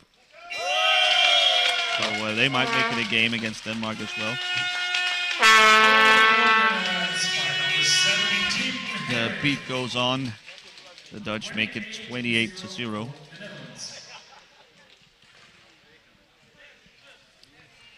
So tomorrow, Friday, marks the end of the group stages, and with both sets of semifinal spots already decided. We are looking forward to Saturday when we will see games between number 3 and 4 of each group, and of course the semifinals. The semifinals begins at 2 and 4:15 as well. So the game's a little more spaced out on Saturday. As they're only Who was it? Sorry. It was like a Gausswart again. Gausswart with another Yeah. goal. So he has to create his own club now. I guess he found the true T-stick goals club. Oh man. Oh, nice, really. Richard Gausswart, such a nice guy, enthusiastic. Always, just truly loves this game, and to see him have a little success here, personal success as well. Well, it's a bit of good news coming out of this game. Yeah, it's a pleasure to see, definitely. And he also, obviously, his goals counts double. Uh-oh, Ogo back the other way, shot! Hey! He snuck it in underneath Streibusch. Looked like Streibusch had saved it, but it just snuck in. Even the Dutch players are laughing here. Team Canada gets on the scoreboard. Beautiful stuff here by Ogo. He takes a shot from far out, and the ball just sneaks in. The Canadian fans are going crazy. Even the Dutch fans are joining the fun here. Oh, shot from Filler, saved by Haycock. The arena announcer is quite happy about that goal. Yes, I think that's a unanimous feeling in the crowd. Canada finally getting on the board.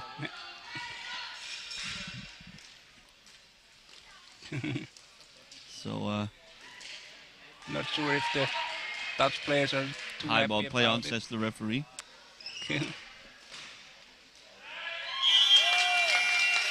Goal crease area. Goalkeeper's So area, sorry. So the goal disallowed. And I think the referee believes that Tim Hille was in the goal area.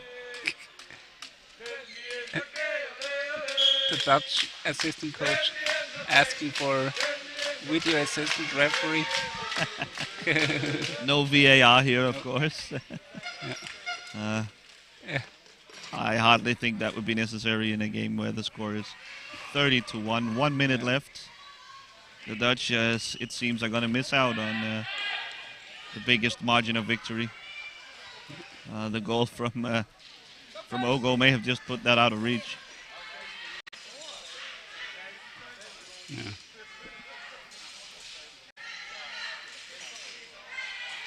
Maybe they're in for one more, but let's see. Here.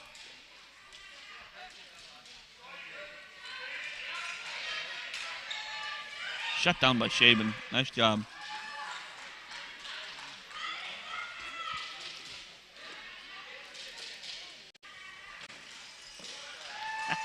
Ronek swats it away. The big fly swatter. Touch to his right hand.